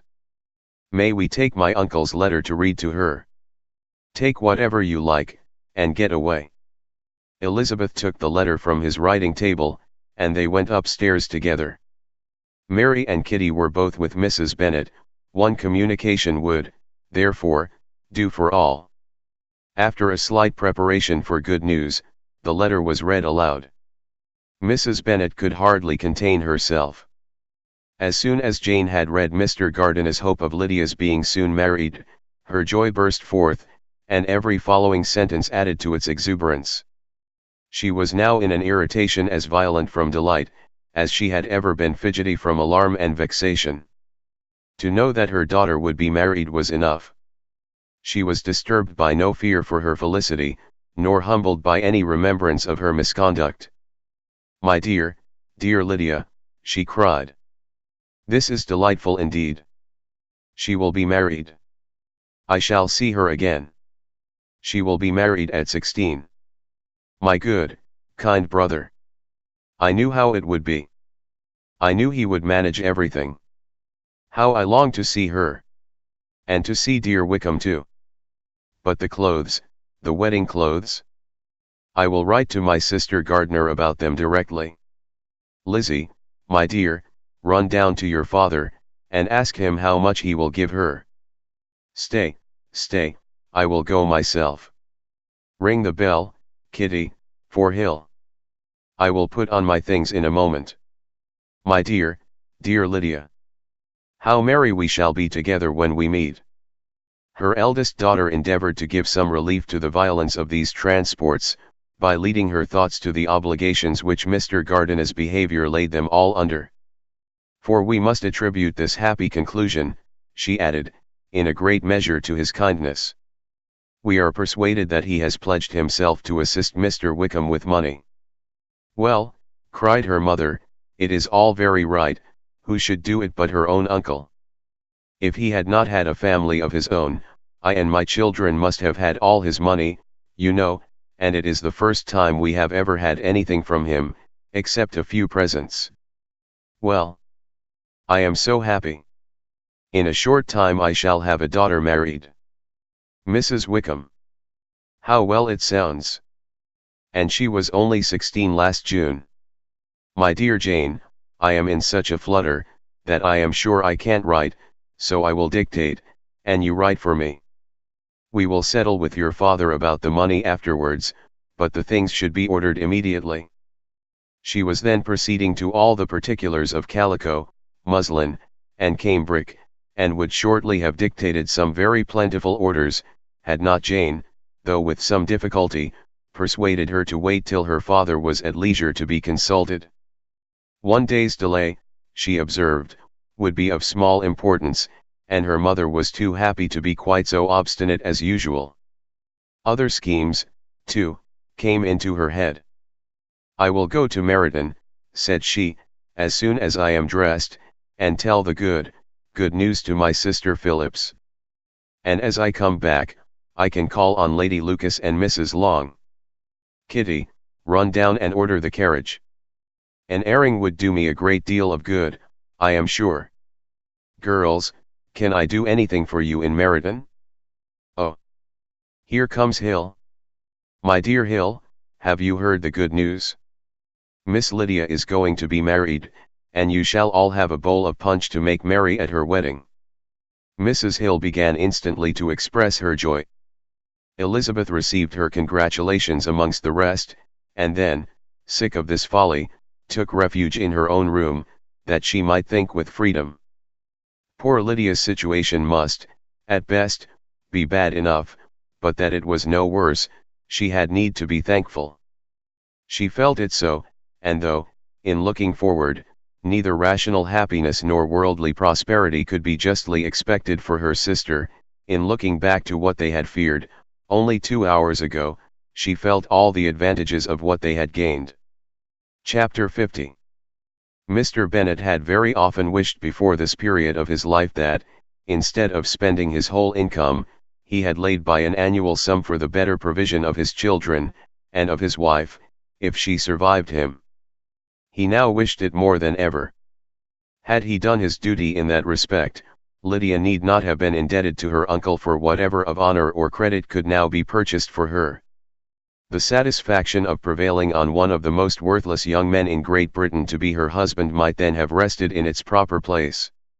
He was seriously concerned that a cause of so little advantage to anyone should be forwarded at the sole expense of his brother-in-law, and he was determined, if possible, to find out the extent of his assistance, and to discharge the obligation as soon as he could. When first Mr. Bennet had married, economy was held to be perfectly useless, for, of course, they were to have a son. The son was to join in cutting off the entail, as soon as he should be of age, and the widow and younger children would by that means be provided for. 5 daughters successively entered the world, but yet the son was to come, and Mrs. Bennet, for many years after Lydia's birth, had been certain that he would. This event had at last been despaired of, but it was then too late to be saving. Mrs. Bennet had no turn for economy, and her husband's love of independence had alone prevented their exceeding their income. £5,000 was settled by marriage articles on Mrs. Bennet and the children. But in what proportions it should be divided amongst the latter depended on the will of the parents. This was one point, with regard to Lydia, at least, which was now to be settled, and Mr. Bennet could have no hesitation in acceding to the proposal before him. In terms of grateful acknowledgment for the kindness of his brother, though expressed most concisely, he then delivered on paper his perfect approbation of all that was done, and his willingness to fulfill the engagements that had been made for him. He had never before supposed that, could Wickham be prevailed on to marry his daughter, it would be done with so little inconvenience to himself as by the present arrangement. He would scarcely be £10 a year the loser by the 100 that was to be paid them, for, what with her board and pocket allowance, and the continual presents in money which passed to her through her mother's hands, Lydia's expenses had been very little within that sum. That it would be done with such trifling exertion on his side, too, was another very welcome surprise, for his wish at present was to have as little trouble in the business as possible. When the first transports of rage which had produced his activity in seeking her were over, he naturally returned to all his former indolence. His letter was soon dispatched, for, though dilatory in undertaking business, he was quick in its execution. He begged to know further particulars of what he was indebted to his brother, but was too angry with Lydia to send any message to her. The good news spread quickly through the house, and with proportionate speed through the neighborhood. It was borne in the latter with decent philosophy. To be sure, it would have been more for the advantage of conversation had Miss Lydia Bennet come upon the town, or, as the happiest alternative, been secluded from the world, in some distant farmhouse. But there was much to be talked of in marrying her, and the good-natured wishes for her well-doing which had proceeded before from all the spiteful old ladies in Meryton lost but a little of their spirit in this change of circumstances, because with such an husband her misery was considered certain. It was a fortnight since Mrs. Bennet had been downstairs, but on this happy day she again took her seat at the head of her table, and in spirits oppressively high. No sentiment of shame gave a damp to her triumph. The marriage of a daughter, which had been the first object of her wishes since Jane was 16, was now on the point of accomplishment, and her thoughts and her words ran wholly on those attendants of elegant nuptials, fine muslins, new carriages, and servants. She was busily searching through the neighborhood for a proper situation for her daughter, and, without knowing or considering what their income might be, rejected many as deficient in size and importance. Hay Park might do, said she, if the Goldings could quit it, or the great house at Stoke, if the drawing-room were larger, but Ashworth is too far off. I could not bear to have her 10 miles from me, and as for Pulvis Lodge, the attics are dreadful. Her husband allowed her to talk on without interruption while the servants remained. But when they had withdrawn, he said to her, "Mrs. Bennet, before you take any or all of these houses for your son and daughter, let us come to a right understanding. Into one house in this neighborhood they shall never have admittance. I will not encourage the impudence of either, by receiving them at Longbourn." A long dispute followed this declaration, but Mr. Bennet was firm. It soon led to another, and Mrs. Bennet found, with amazement and horror, that her husband would not advance a guinea to buy clothes for his daughter. He protested that she should receive from him no mark of affection whatever on the occasion. Mrs. Bennet could hardly comprehend it. That his anger could be carried to such a point of inconceivable resentment as to refuse his daughter a privilege without which her marriage would scarcely seem valid, exceeded all she could believe possible. She was more alive to the disgrace which her want of new clothes must reflect on her daughter's nuptials, than to any sense of shame at her eloping and living with Wickham a fortnight before they took place. Elizabeth was now most heartily sorry that she had, from the distress of the moment, been led to make Mr. Darcy acquainted with their fears for her sister, for since her marriage would so shortly give the proper termination to the elopement, they might hope to conceal its unfavorable beginning from all those who were not immediately on the spot. She had no fear of its spreading farther through his means. There were few people on whose secrecy she would have more confidently depended, but, at the same time, there was no one whose knowledge of a sister's frailty would have mortified her so much, not, however, from any fear of disadvantage from it individually to herself, for, at any rate, there seemed a gulf impassable between them. Had Lydia's marriage been concluded on the most honorable terms, it was not to be supposed that Mr. Darcy would connect himself with a family where, to every other objection, would now be added an alliance and relationship of the nearest kind with a man whom he so justly scorned. From such a connection she could not wonder that he would shrink. The wish of procuring her regard, which she had assured herself of his feeling in Derbyshire, could not in rational expectation survive such a blow as this. She was humbled, she was grieved, she repented, though she hardly knew of what. She became jealous of his esteem, when she could no longer hope to be benefited by it. She wanted to hear of him, when there seemed the least chance of gaining intelligence. She was convinced that she could have been happy with him, when it was no longer likely they should meet. What a triumph for him, as she often thought, could he know that the proposals which she had proudly spurned only 4 months ago, would now have been most gladly and gratefully received.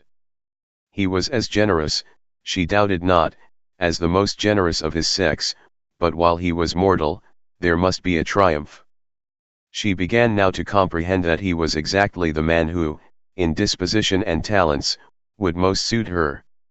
His understanding and temper, though unlike her own, would have answered all her wishes. It was an union that must have been to the advantage of both.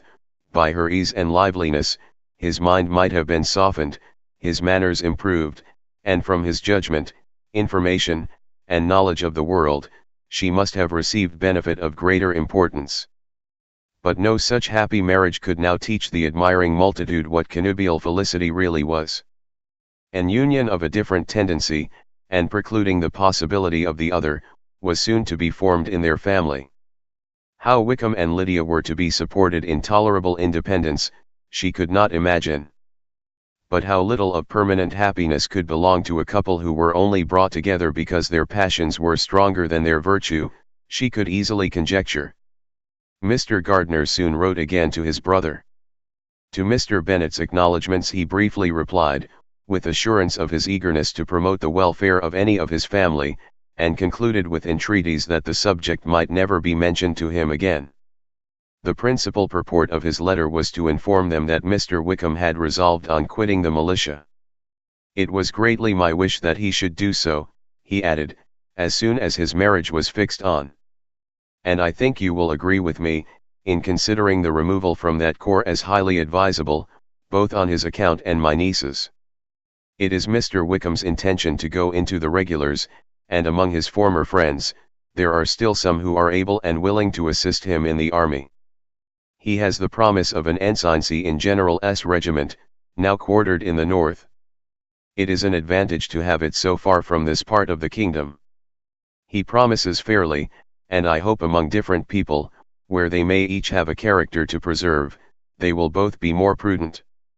I have written to Colonel Forster, to inform him of our present arrangements, and to request that he will satisfy the various creditors of Mr. Wickham in and near Brighton, with assurances of speedy payment, for which I have pledged myself. And will you give yourself the trouble of carrying similar assurances to his creditors in Meryton, of whom I shall subjoin a list according to his information. He has given in all his debts, I hope at least he has not deceived us. Haggerston has our directions, and all will be completed in a week. They will then join his regiment, unless they are first invited to Longbourn, and I understand from Mrs. Gardiner, that my niece is very desirous of seeing you all before she leaves the south. She is well, and begs to be dutifully remembered to you and her mother yours, etc. E. Gardiner. Mr. Bennet and his daughters saw all the advantages of Wickham's removal from the shire as clearly as Mr. Gardiner could do. But Mrs. Bennet was not so well pleased with it. Lydia's being settled in the north, just when she had expected most pleasure and pride in her company, for she had by no means given up her plan of their residing in Hertfordshire, was a severe disappointment, and, besides, it was such a pity that Lydia should be taken from a regiment where she was acquainted with everybody, and had so many favourites. She is so fond of Mrs. Forster, said she, it will be quite shocking to send her away. And there are several of the young men, too, that she likes very much. The officers may not be so pleasant in General S. regiment. His daughter's request, for such it might be considered, of being admitted into her family again before she set off for the north, received at first an absolute negative. But Jane and Elizabeth, who agreed in wishing, for the sake of their sister's feelings and consequence, that she should be noticed on her marriage by her parents, urged him so earnestly yet so rationally and so mildly, to receive her and her husband at Longbourn, as soon as they were married, that he was prevailed on to think as they thought, and act as they wished. And their mother had the satisfaction of knowing that she would be able to show her married daughter in the neighbourhood before she was banished to the north. When Mr. Bennet wrote again to his brother, therefore, he sent his permission for them to come, and it was settled, that as soon as the ceremony was over, they should proceed to Longbourn. Elizabeth was surprised, however, that Wickham should consent to such a scheme, and had she consulted only her own inclination, any meeting with him would have been the last object of her wishes. Chapter 51.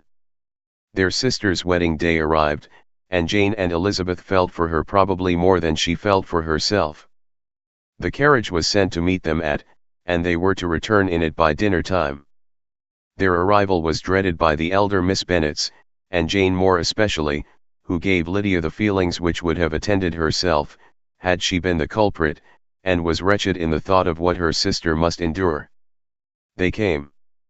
The family were assembled in the breakfast room to receive them. Smiles decked the face of Mrs. Bennet as the carriage drove up to the door, her husband looked impenetrably grave, her daughters, alarmed, anxious, uneasy. Lydia's voice was heard in the vestibule, the door was thrown open, and she ran into the room. Her mother stepped forwards, embraced her, and welcomed her with rapture, gave her hand, with an affectionate smile, to Wickham, who followed his lady, and wished them both joy with an alacrity which shewed no doubt of their happiness. Their reception from Mr. Bennet, to whom they then turned, was not quite so cordial. His countenance rather gained in austerity, and he scarcely opened his lips. The easy assurance of the young couple, indeed, was enough to provoke him. Elizabeth was disgusted, and even Miss Bennet was shocked. Lydia was Lydia still, untamed, unabashed, wild, noisy, and fearless. She turned from sister to sister, demanding their congratulations, and when at length they all sat down, looked eagerly round the room, took notice of some little alteration in it, and observed, with a laugh, that it was a great while since she had been there. Wickham was not at all more distressed than herself, but his manners were always so pleasing, that had his character and his marriage been exactly what they ought, his smiles and his easy address, while he claimed their relationship, would have delighted them all. Elizabeth had not before believed him quite equal to such assurance, but she sat down, resolving within herself to draw no limits in future to the impudence of an impudent man. She blushed, and Jane blushed, but the cheeks of the two who caused their confusion suffered no variation of color. There was no want of discourse. The bride and her mother could neither of them talk fast enough, and Wickham, who happened to sit near Elizabeth, began inquiring after his acquaintance in that neighborhood, with a good-humored ease which she felt very unable to equal in her replies. They seemed each of them to have the happiest memories in the world. Nothing of the past was recollected with pain, and Lydia led voluntarily to subjects which her sisters would not have alluded to for the world. "Only think of its being 3 months, she cried, "since I went away. It seems but a fortnight, I declare, and yet there have been things enough happened in the time. Good gracious! When I went away, I am sure I had no more idea of being married till I came back again. Though I thought it would be very good fun if I was." Her father lifted up his eyes. Jane was distressed. Elizabeth looked expressively at Lydia, but she, who never heard nor saw anything of which she chose to be insensible, gaily continued, "Oh, mamma, do the people hereabouts know I am married today? I was afraid they might not, and we overtook William Golding in his vehicle, so I was determined he should know it, and so I let down the side glass next to him, and took off my glove, and let my hand just rest upon the window frame, so that he might see the ring, and then I bowed and smiled like anything." Elizabeth could bear it no longer. She got up, and ran out of the room, and returned no more, till she heard them passing through the hall to the dining parlour. She then joined them soon enough to see Lydia, with anxious parade, walk up to her mother's right hand, and hear her say to her eldest sister, "Ah, Jane, I take your place now, and you must go lower, because I am a married woman." It was not to be supposed that time would give Lydia that embarrassment from which she had been so wholly free at first. Her ease and good spirits increased. She longed to see Mrs. Phillips, the Lucases, and all their other neighbors, and to hear herself called Mrs. Wickham by each of them, and in the meantime, she went after dinner to show her ring, and boast of being married, to Mrs. Hill and the 2 housemaids. "Well, mamma," said she, when they were all returned to the breakfast room, "and what do you think of my husband? Is not he a charming man? I am sure my sisters must all envy me. I only hope they may have half my good luck. They must all go to Brighton. That is the place to get husbands. What a pity it is, mamma, we did not all go." "Very true, and if I had my will, we should. But my dear Lydia, I don't at all like your going such a way off." "Must it be so?" "Oh, Lord, yes, there is nothing in that. I shall like it of all things. You and Papa, and my sisters, must come down and see us. We shall be at Newcastle all the winter, and I dare say there will be some balls, and I will take care to get good partners for them all. I should like it beyond anything, said her mother. And then when you go away, you may leave one or two of my sisters behind you, and I dare say I shall get husbands for them before the winter is over. I thank you for my share of the favor, said Elizabeth, but I do not particularly like your way of getting husbands. Their visitors were not to remain above 10 days with them. Mr. Wickham had received his commission before he left London, and he was to join his regiment at the end of a fortnight. No one but Mrs. Bennet regretted that their stay would be so short, and she made the most of the time by visiting about with her daughter, and having very frequent parties at home. These parties were acceptable to all. To avoid a family circle was even more desirable to such as did think, than such as did not. Wickham's affection for Lydia was just what Elizabeth had expected to find it, not equal to Lydia's for him. She had scarcely needed her present observation to be satisfied, from the reason of things, that their elopement had been brought on by the strength of her love, rather than by his, and she would have wondered why, without violently caring for her, he chose to elope with her at all, had she not felt certain that his flight was rendered necessary by distress of circumstances, and if that were the case, he was not the young man to resist an opportunity of having a companion. Lydia was exceedingly fond of him. He was her dear Wickham on every occasion, no one was to be put in competition with him. He did everything best in the world, and she was sure he would kill more birds on the 1st of September, than anybody else in the country. One morning, soon after their arrival, as she was sitting with her two elder sisters, she said to Elizabeth, "Lizzie, I never gave you an account of my wedding, I believe. You were not by, when I told Mamma and the others all about it. Are not you curious to hear how it was managed?" "No, really," replied Elizabeth, "I think there cannot be too little said on the subject." "La! You are so strange. But I must tell you how it went off. We were married, you know, at St. Clement's, because Wickham's lodgings were in that parish. And it was settled that we should all be there by 11 o'clock. My uncle and aunt and I were to go together, and the others were to meet us at the church. Well, Monday morning came, and I was in such a fuss. I was so afraid, you know, that something would happen to put it off, and then I should have gone quite distracted. And there was my aunt, all the time I was dressing, preaching and talking away just as if she was reading a sermon. However, I did not hear above 1 word in 10, for I was thinking, you may suppose, of my dear Wickham. I longed to know whether he would be married in his blue coat. Well, and so we breakfasted at 10 as usual. I thought it would never be over, for, by the by, you are to understand, that my uncle and aunt were horrid unpleasant all the time I was with them. If you'll believe me, I did not once put my foot out of doors, though I was there a fortnight. Not one party, or scheme, or anything. To be sure London was rather thin, but, however, the little theatre was open. Well, and so just as the carriage came to the door, my uncle was called away upon business to that horrid man Mr. Stone. And then, you know, when once they get together, there is no end of it.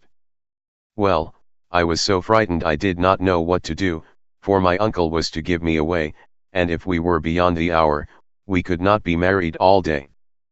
But, luckily, he came back again in 10 minutes' time, and then we all set out. However, I recollected afterwards that if he had been prevented going, the wedding need not be put off, for Mr. Darcy might have done as well. "Mr. Darcy," repeated Elizabeth, in utter amazement.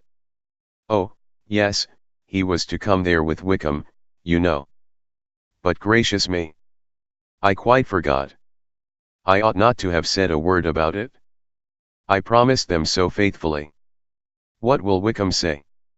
It was to be such a secret." "If it was to be secret," said Jane, "say not another word on the subject. You may depend upon my seeking no further." "Oh, certainly," said Elizabeth, though burning with curiosity, "we will ask you no questions." "Thank you," said Lydia, "for if you did, I should certainly tell you all, and then Wickham would be angry. On such encouragement to ask, Elizabeth was forced to put it out of her power, by running away.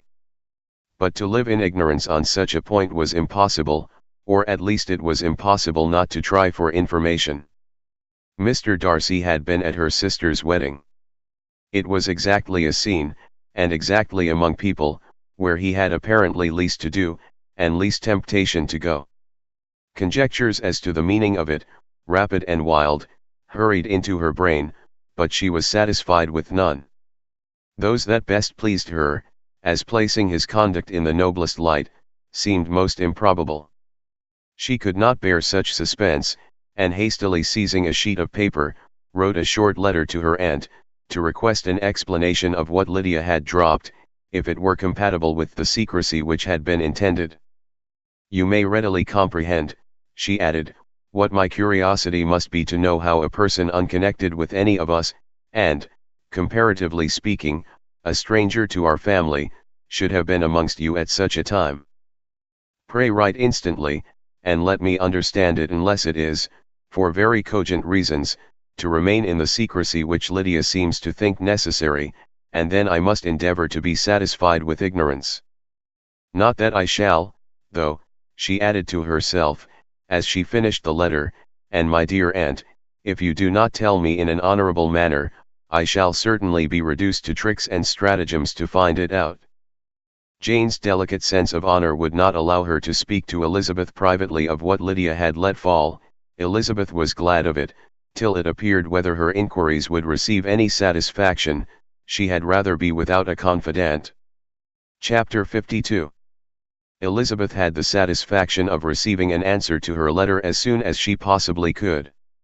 She was no sooner in possession of it than, hurrying into the little copse, where she was least likely to be interrupted, she sat down on one of the benches and prepared to be happy, for the length of the letter convinced her that it did not contain a denial. Gracechurch Street, September 6. My dear niece, I have just received your letter, and shall devote this whole morning to answering it, as I foresee that a little writing will not comprise what I have to tell you. I must confess myself surprised by your application. I did not expect it from you. Don't think me angry, however, for I only mean to let you know that I had not imagined such inquiries to be necessary on your side. If you do not choose to understand me, forgive my impertinence. Your uncle is as much surprised as I am, and nothing but the belief of your being a party concerned would have allowed him to act as he has done. But if you are really innocent and ignorant, I must be more explicit. On the very day of my coming home from Longbourn, your uncle had a most unexpected visitor. Mr. Darcy called, and was shut up with him several hours. It was all over before I arrived, so my curiosity was not so dreadfully racked as yours seems to have been. He came to tell Mr. Gardiner that he had found out where your sister and Mr. Wickham were, and that he had seen and talked with them both, Wickham repeatedly, Lydia once. From what I can collect, he left Derbyshire only one day after ourselves, and came to town with the resolution of hunting for them.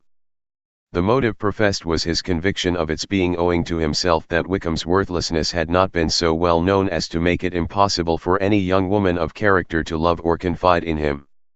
He generously imputed the whole to his mistaken pride, and confessed that he had before thought it beneath him to lay his private actions open to the world. His character was to speak for itself. He called it, therefore, his duty to step forward, and endeavor to remedy an evil which had been brought on by himself. If he had another motive, I am sure it would never disgrace him.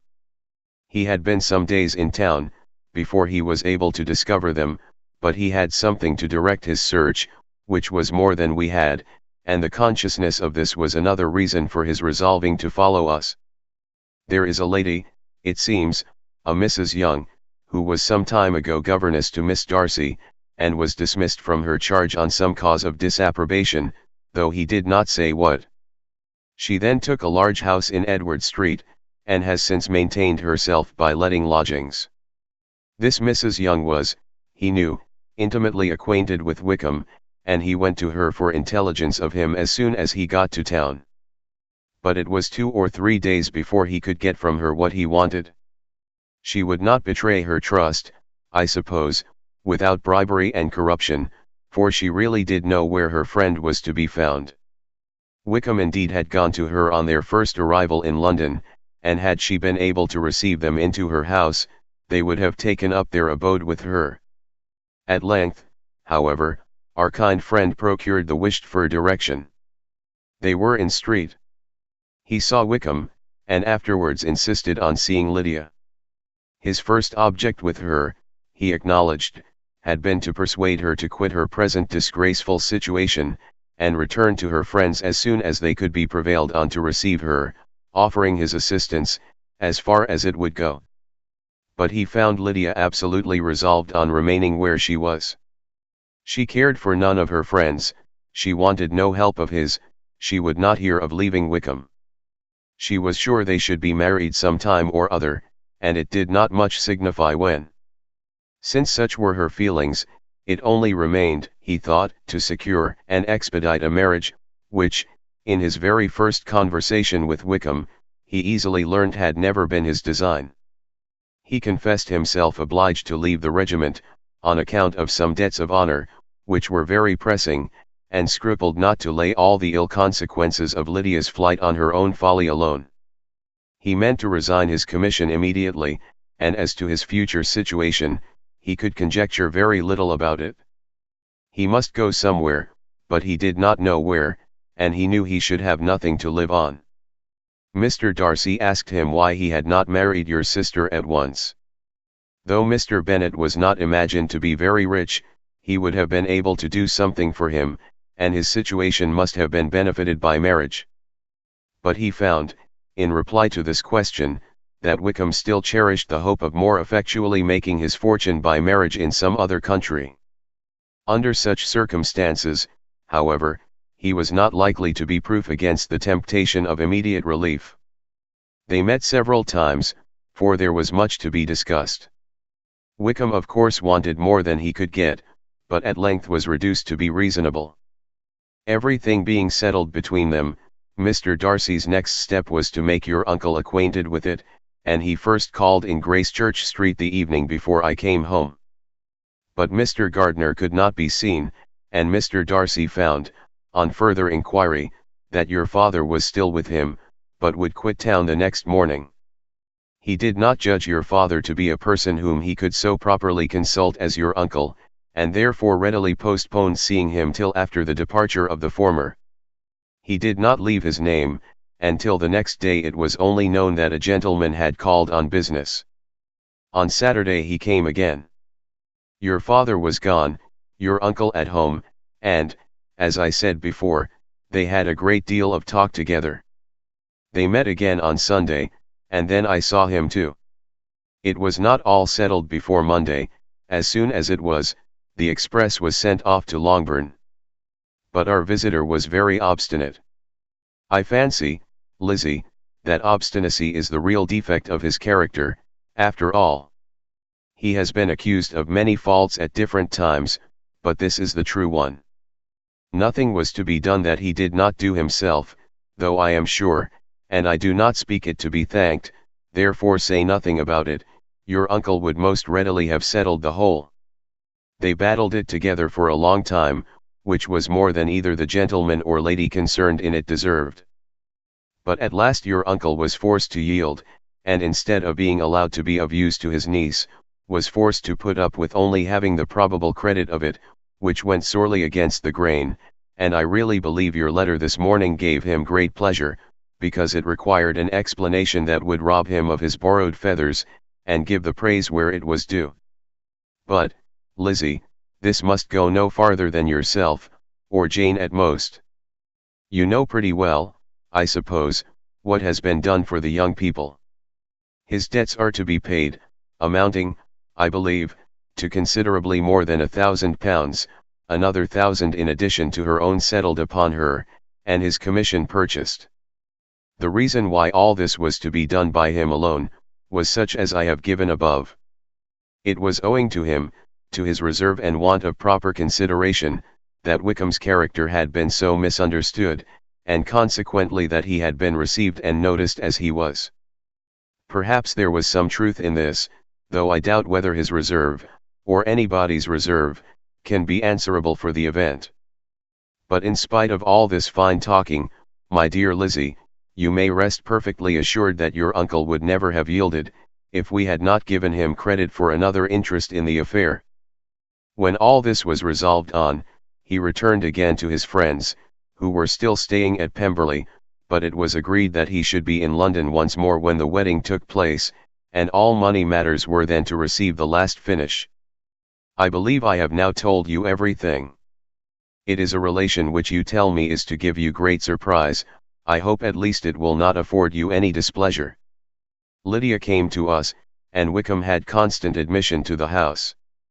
He was exactly what he had been, when I knew him in Hertfordshire, but I would not tell you how little I was satisfied with her behaviour while she stayed with us, if I had not perceived, by Jane's letter last Wednesday, that her conduct on coming home was exactly of a piece with it, and therefore what I now tell you can give you no fresh pain. I talked to her repeatedly in the most serious manner, representing to her all the wickedness of what she had done, and all the unhappiness she had brought on her family. If she heard me, it was by good luck, for I am sure she did not listen. I was sometimes quite provoked, but then I recollected my dear Elizabeth and Jane, and for their sakes had patience with her. Mr. Darcy was punctual in his return, and as Lydia informed you, attended the wedding. He dined with us the next day, and was to leave town again on Wednesday or Thursday. Will you be very angry with me, my dear Lizzie, if I take this opportunity of saying, what I was never bold enough to say before, how much I like him? His behaviour to us has, in every respect, been as pleasing as when we were in Derbyshire. His understanding and opinions all please me. He wants nothing but a little more liveliness, and that, if he marry prudently, his wife may teach him.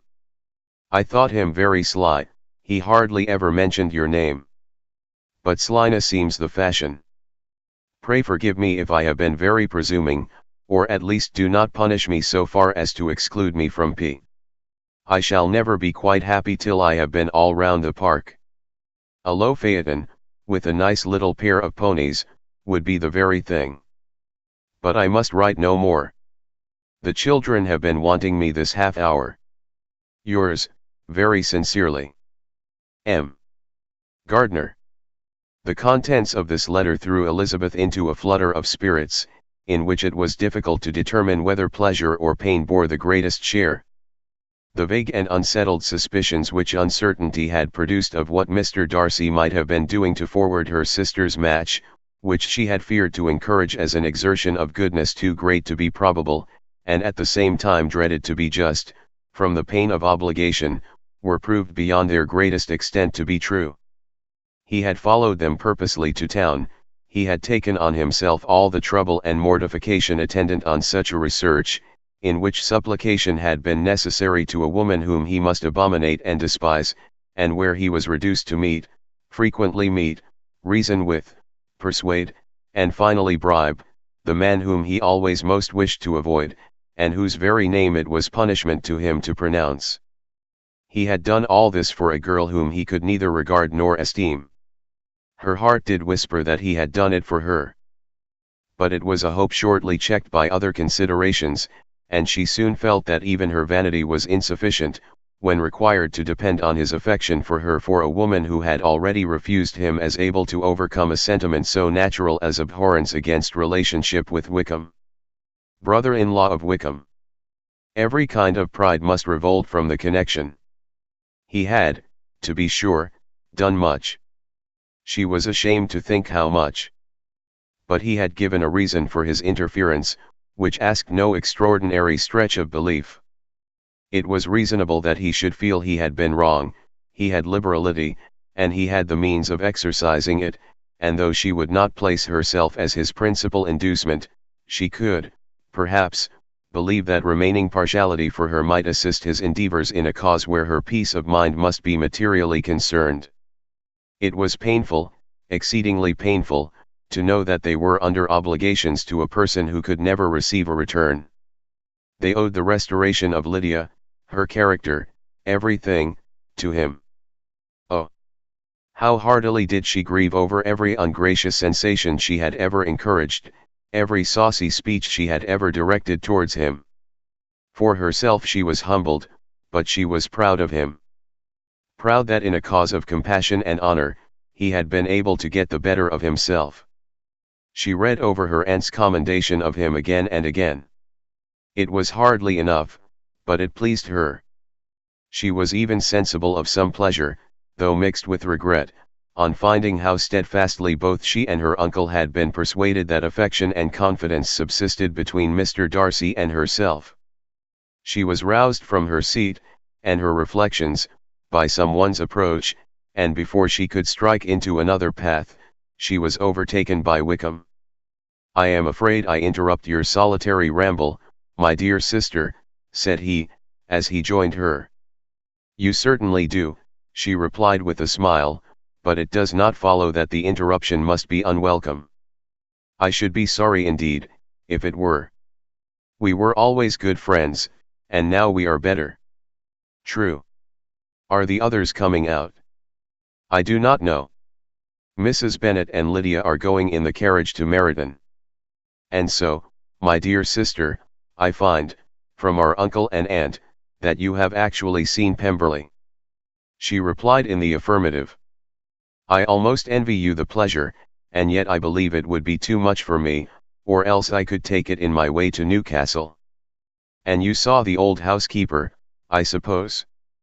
"Poor Reynolds, she was always very fond of me." "But of course she did not mention my name to you." "Yes, she did." "And what did she say?" "That you were gone into the army, and she was afraid had not turned out well. At such a distance as that, you know, things are strangely misrepresented." "Certainly," he replied, biting his lips.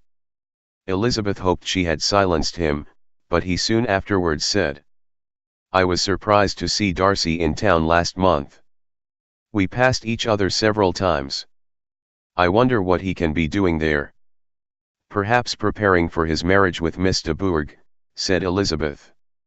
"It must be something particular, to take him there at this time of year." "Undoubtedly. Did you see him while you were at Lambton? I thought I understood from the gardeners that you had." "Yes, he introduced us to his sister." "And do you like her?" "Very much. I have heard, indeed, that she is uncommonly improved within this year or two. When I last saw her, she was not very promising." "I am very glad you liked her. I hope she will turn out well." "I dare say she will, she has got over the most trying age." "Did you go by the village of Kimpton?" "I do not recollect that we did. I mention it, because it is the living which I ought to have had. A most delightful place, excellent parsonage house. It would have suited me in every respect." "How should you have liked making sermons?" "Exceedingly well. I should have considered it as part of my duty, and the exertion would soon have been nothing. One ought not to repine, but, to be sure, it would have been such a thing for me. The quiet, the retirement of such a life would have answered all my ideas of happiness. But it was not to be." "Did you ever hear Darcy mention the circumstance, when you were in Kent?" "I have heard from authority, which I thought as good, that it was left you conditionally only, and at the will of the present patron." "You have?" "Yes, there was something in that, I told you so from the first, you may remember. I did hear, too, that there was a time, when sermon making was not so palatable to you as it seems to be at present, that you actually declared your resolution of never taking orders, and that the business had been compromised accordingly." "You did, and it was not wholly without foundation. You may remember what I told you on that point, when first we talked of it."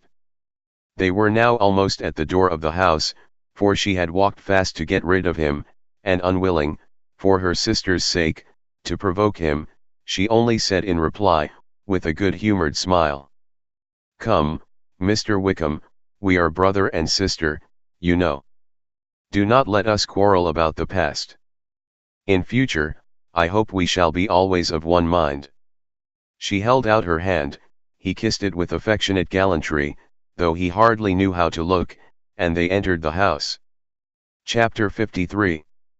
Mr. Wickham was so perfectly satisfied with this conversation that he never again distressed himself, or provoked his dear sister Elizabeth, by introducing the subject of it, and she was pleased to find that she had said enough to keep him quiet. The day of his and Lydia's departure soon came, and Mrs. Bennet was forced to submit to a separation, which, as her husband by no means entered into her scheme of their all going to Newcastle, was likely to continue at least a 12-month. "Oh, my dear Lydia," she cried, "when shall we meet again?" "Oh, Lord! I don't know.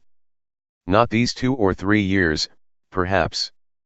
Write to me very often, my dear. As often as I can. But you know married women have never much time for writing. My sisters may write to me. They will have nothing else to do." Mr. Wickham's adieus were much more affectionate than his wife's. He smiled, looked handsome, and said many pretty things. "He is as fine a fellow," said Mr. Bennet, as soon as they were out of the house, "as ever I saw. He simpers, and smirks, and makes love to us all.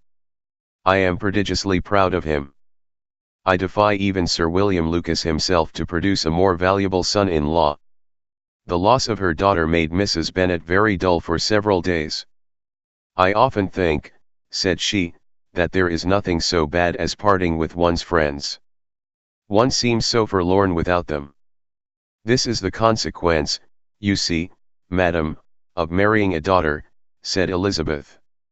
"It must make you better satisfied that your other 4 are single. It is no such thing. Lydia does not leave me because she is married, but only because her husband's regiment happens to be so far off. If that had been nearer, she would not have gone so soon."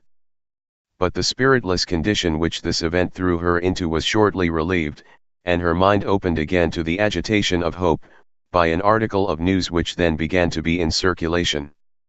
The housekeeper at Netherfield had received orders to prepare for the arrival of her master, who was coming down in a day or 2, to shoot there for several weeks.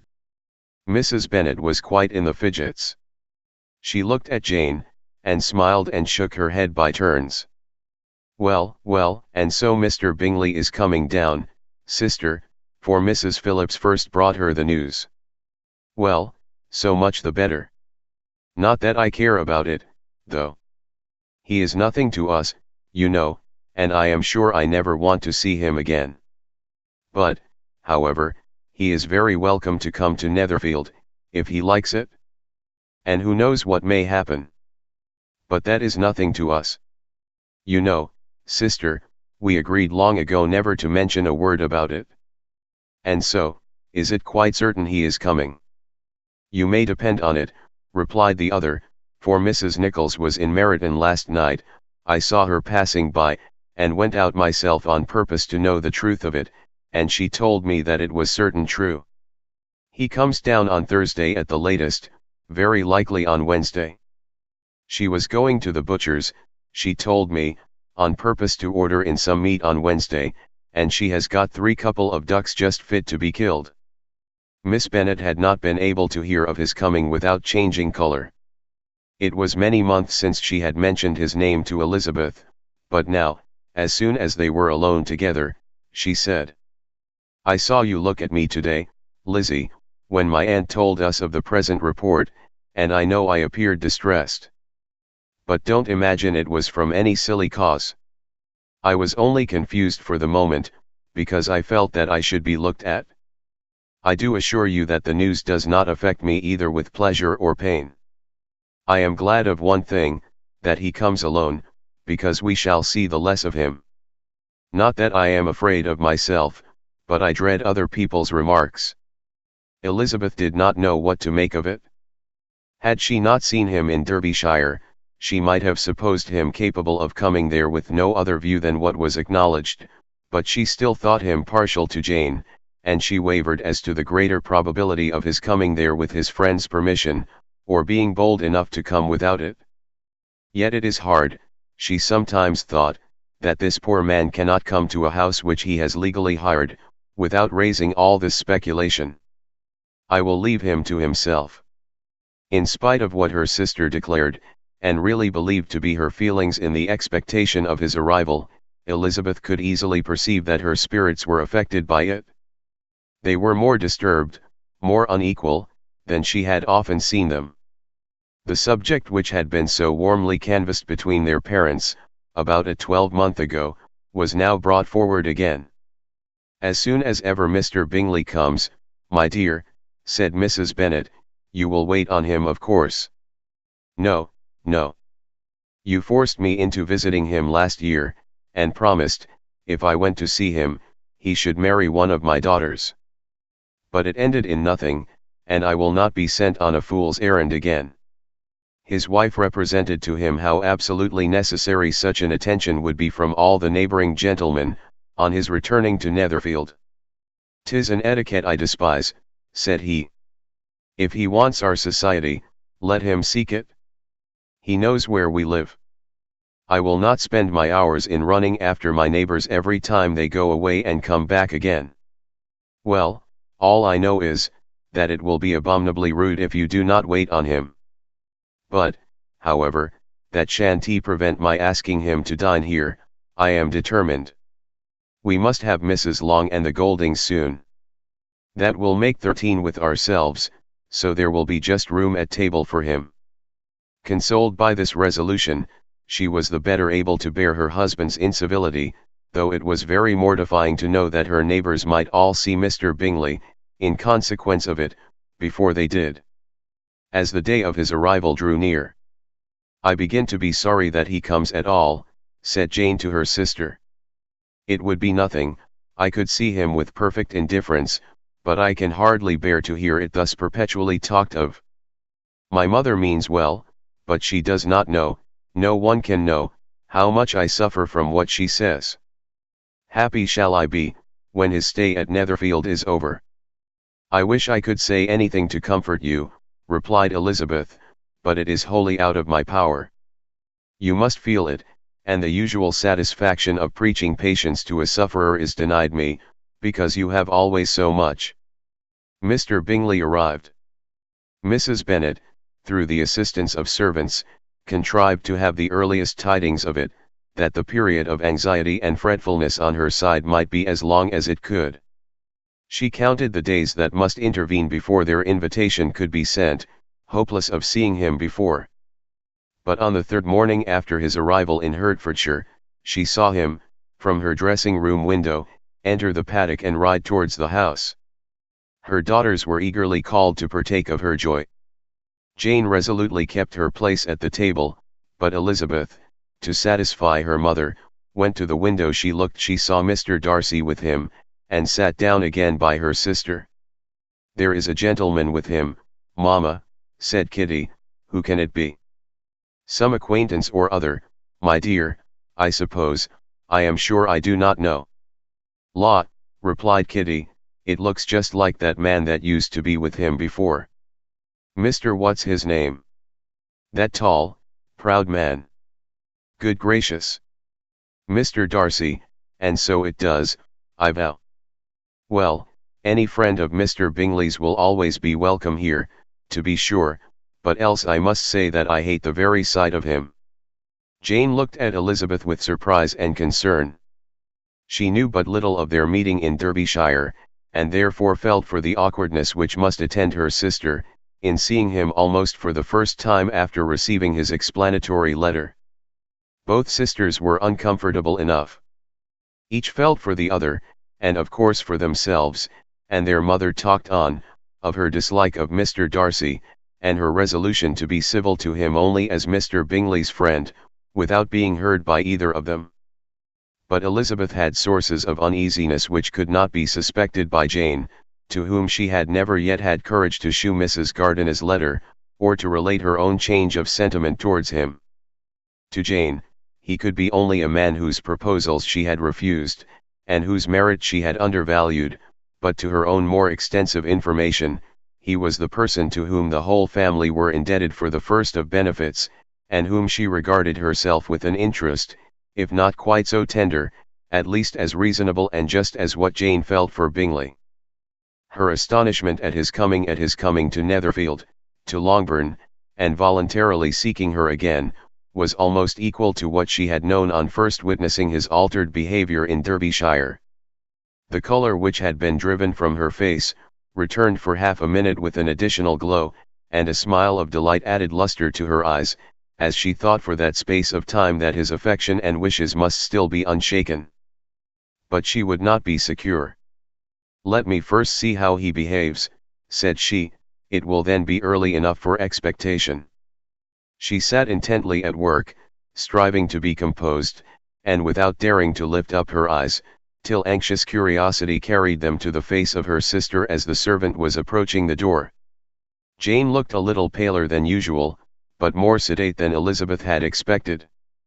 On the gentleman's appearing, her colour increased, yet she received them with tolerable ease, and with a propriety of behaviour equally free from any symptom of resentment or any unnecessary complaisance.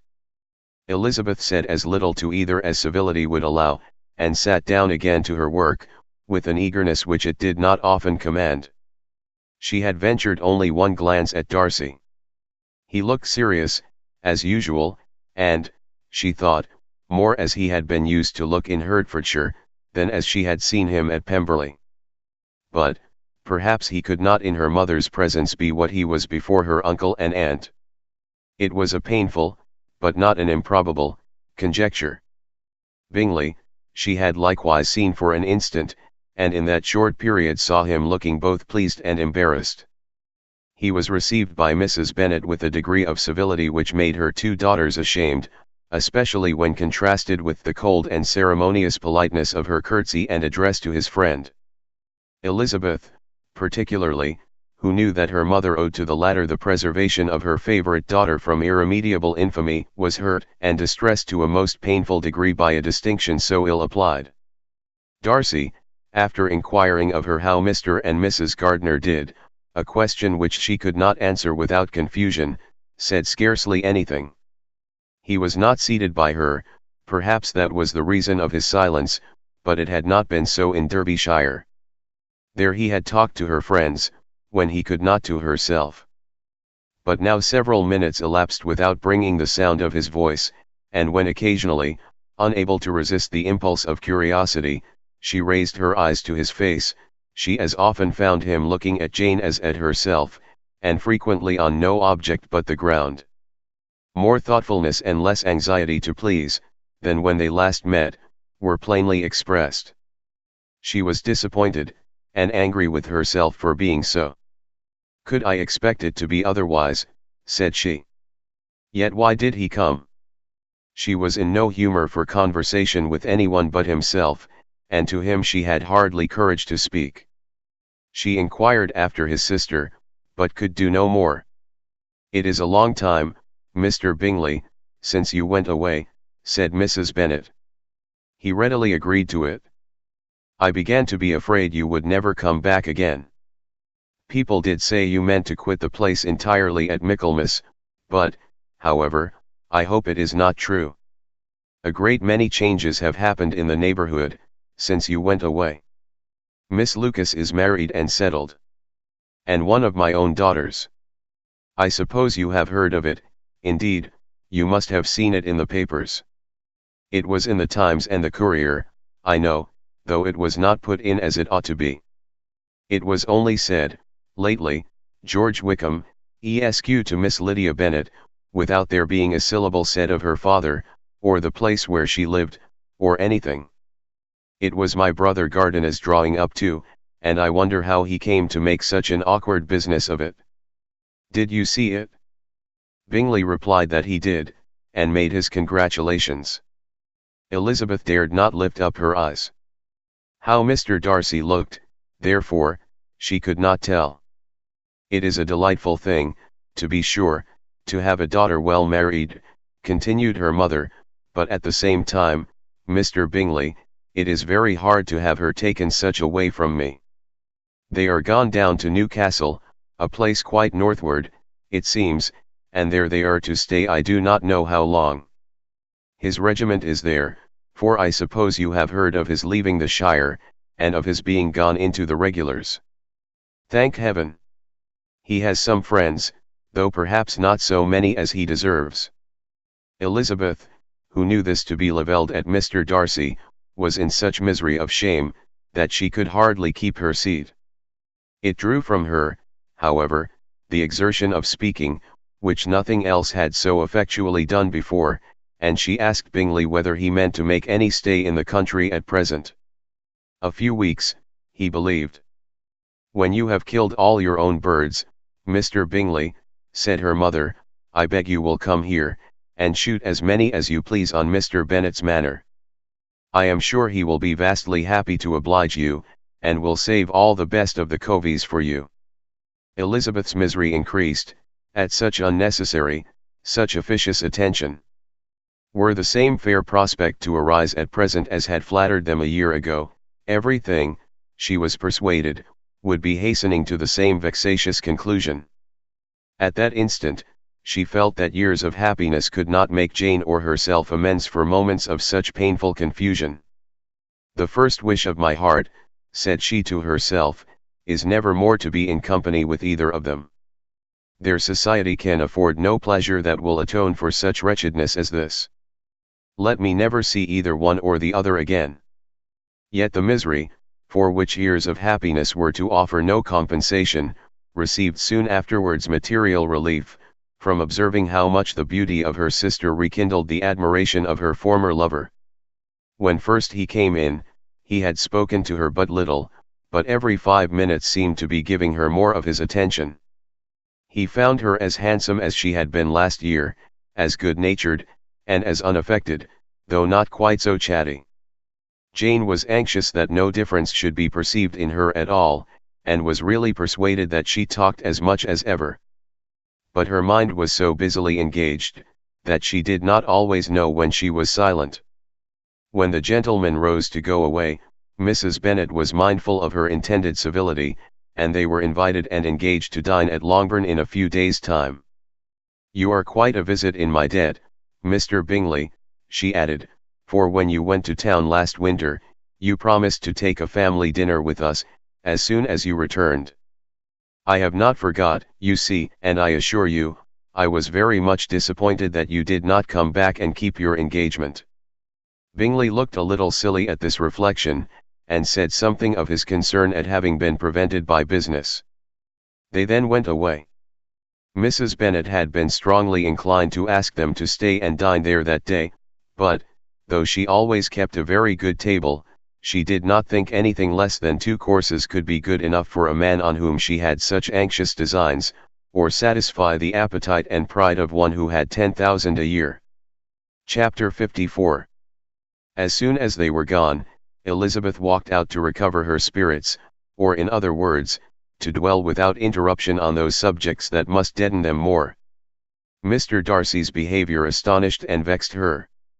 Why, if he came only to be silent, grave, and indifferent, said she, did he come at all?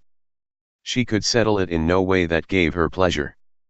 He could be still amiable, still pleasing, to my uncle and aunt, when he was in town, and why not to me? If he fears me, why come hither? If he no longer cares for me, why silent? Teasing, man. I will think no more about him. Her resolution was for a short time involuntarily kept by the approach of her sister, who joined her with a cheerful look, which showed her better satisfied with their visitors, than Elizabeth. Now, said she, that this first meeting is over, I feel perfectly easy. I know my own strength, and I shall never be embarrassed again by his coming. I am glad he dines here on Tuesday. It will then be publicly seen that, on both sides, we meet only as common and indifferent acquaintance. Yes, very indifferent indeed, said Elizabeth, laughingly. Oh, Jane, take care. My dear Lizzie, you cannot think me so weak, as to be in danger now. I think you are in very great danger of making him as much in love with you as ever. They did not see the gentleman again till Tuesday, and Mrs. Bennet, in the meanwhile, was giving way to all the happy schemes, which the good humour and common politeness of Bingley, in half an hour's visit, had revived. On Tuesday there was a large party assembled at Longbourn, and the two who were most anxiously expected, to the credit of their punctuality as sportsmen, were in very good time. When they repaired to the dining room, Elizabeth eagerly watched to see whether Bingley would take the place, which, in all their former parties, had belonged to him, by her sister. Her prudent mother, occupied by the same ideas, forbore to invite him to sit by herself. On entering the room, he seemed to hesitate, but Jane happened to look round, and happened to smile. It was decided. He placed himself by her. Elizabeth, with a triumphant sensation, looked towards his friend. He bore it with noble indifference, and she would have imagined that Bingley had received his sanction to be happy, had she not seen his eyes likewise turn towards Mr. Darcy, with an expression of half-laughing alarm.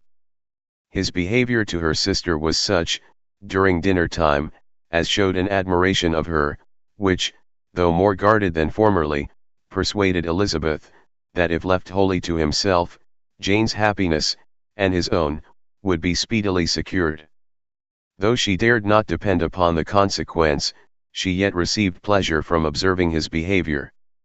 It gave her all the animation that her spirits could boast, for she was in no cheerful humour. Mr. Darcy was almost as far from her as the table could divide them. He was on one side of her mother. She knew how little such a situation would give pleasure to either, or make either appear to advantage. She was not near enough to hear any of their discourse, but she could see how seldom they spoke to each other, and how formal and cold was their manner whenever they did.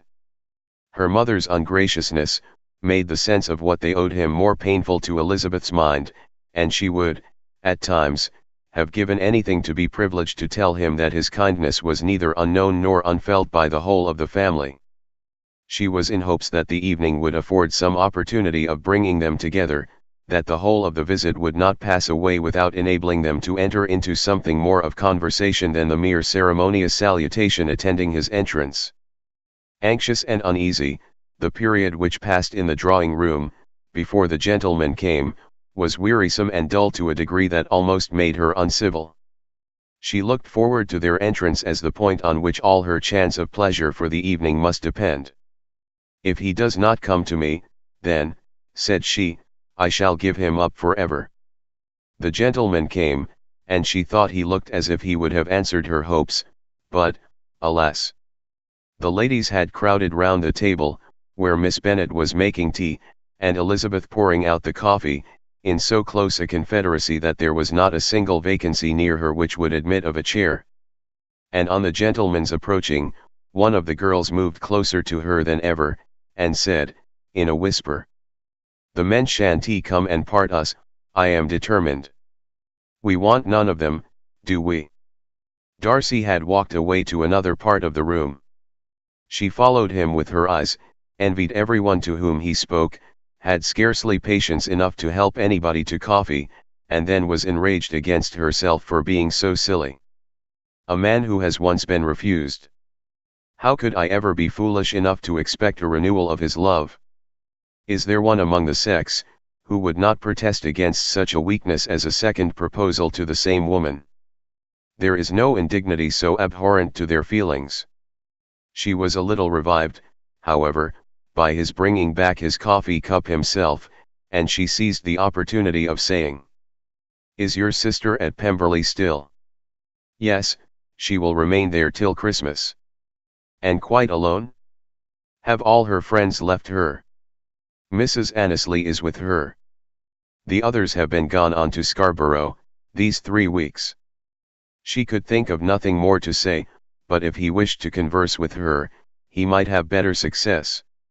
He stood by her, however, for some minutes, in silence, and, at last, on the young lady's whispering to Elizabeth again, he walked away. When the tea things were removed, and the card tables placed, the ladies all rose, and Elizabeth was then hoping to be soon joined by him, when all her views were overthrown by seeing him fall a victim to her mother's rapacity for whist players, and in a few moments after seated with the rest of the party.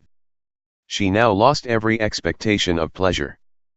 They were confined for the evening at different tables, and she had nothing to hope, but that his eyes were so often turned towards her side of the room, as to make him play as unsuccessfully as herself. Mrs. Bennet had designed to keep the two Netherfield gentlemen to supper, but their carriage was unluckily ordered before any of the others, and she had no opportunity of detaining them. "Well, girls," said she, as soon as they were left to themselves, "what say you to the day? I think everything has passed off uncommonly well, I assure you. The dinner was as well dressed as any I ever saw. The venison was roasted to a turn, and everybody said they never saw so fat a haunch. The soup was 50 times better than what we had at the Lucases last week, and even Mr. Darcy acknowledged that the partridges were remarkably well done, and I suppose he has 2 or 3 French cooks at least. And, my dear Jane, I never saw you look in greater beauty. Mrs. Long said so too, for I asked her whether you did not. And what do you think she said besides? Ah, Mrs. Bennet, we shall have her at Netherfield at last. She did indeed. I do think Mrs. Long is as good a creature as ever lived, and her nieces are very pretty behaved girls, and not at all handsome. I like them prodigiously." Mrs. Bennet, in short, was in very great spirits. She had seen enough of Bingley's behaviour to Jane, to be convinced that she would get him at last, and her expectations of advantage to her family, when in a happy humour, were so far beyond reason, that she was quite disappointed at not seeing him there again the next day, to make his proposals. "It has been a very agreeable day," said Miss Bennet to Elizabeth. "The party seemed so well selected, so suitable one with the other. I hope we may often meet again." Elizabeth smiled. "Lizzie, you must not do so. You must not suspect me. It mortifies me. I assure you that I have now learned to enjoy his conversation as an agreeable and sensible young man, without having a wish beyond it. I am perfectly satisfied, from what his manners now are, that he never had any design of engaging my affection. It is only that he is blessed with greater sweetness of address, and a stronger desire of generally pleasing, than any other man." "You are very cruel," said her sister, "you will not let me smile, and are provoking me to it every moment. How hard it is in some cases to be believed, and how impossible in others. But why should you wish to persuade me that I feel more than I acknowledge? That is a question which I hardly know how to answer. We all love to instruct, though we can teach only what is not worth knowing. Forgive me, and if you persist in indifference, do not make me your confidant." Chapter 55. A few days after this visit, Mr. Bingley called again, and alone. His friend had left him that morning for London, but was to return home in 10 days' time. He sat with them above an hour, and was in remarkably good spirits. Mrs. Bennet invited him to dine with them, but, with many expressions of concern, he confessed himself engaged elsewhere. "Next time you call," said she, "I hope we shall be more lucky. He should be particularly happy at any time, etc., etc., and if she would give him leave, would take an early opportunity of waiting on them. Can you come tomorrow?" Yes, he had no engagement at all for tomorrow, and her invitation was accepted with alacrity. He came, and in such very good time that the ladies were none of them dressed.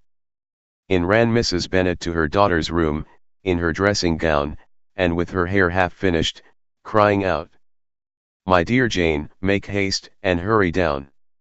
He is come, Mr. Bingley is come. He is, indeed. Make haste, make haste. Here, Sarah, come to Miss Bennet this moment, and help her on with her gown. Never mind Miss Lizzie's hair." "We will be down as soon as we can," said Jane, "but I dare say Kitty is forwarder than either of us, for she went upstairs half an hour ago." "Oh, hang Kitty, what has she to do with it? Come, be quick, be quick. Where is your sash, my dear." But when her mother was gone, Jane would not be prevailed on to go down without one of her sisters. The same anxiety to get them by themselves was visible again in the evening. After tea, Mr. Bennet retired to the library, as was his custom, and Mary went upstairs to her instrument.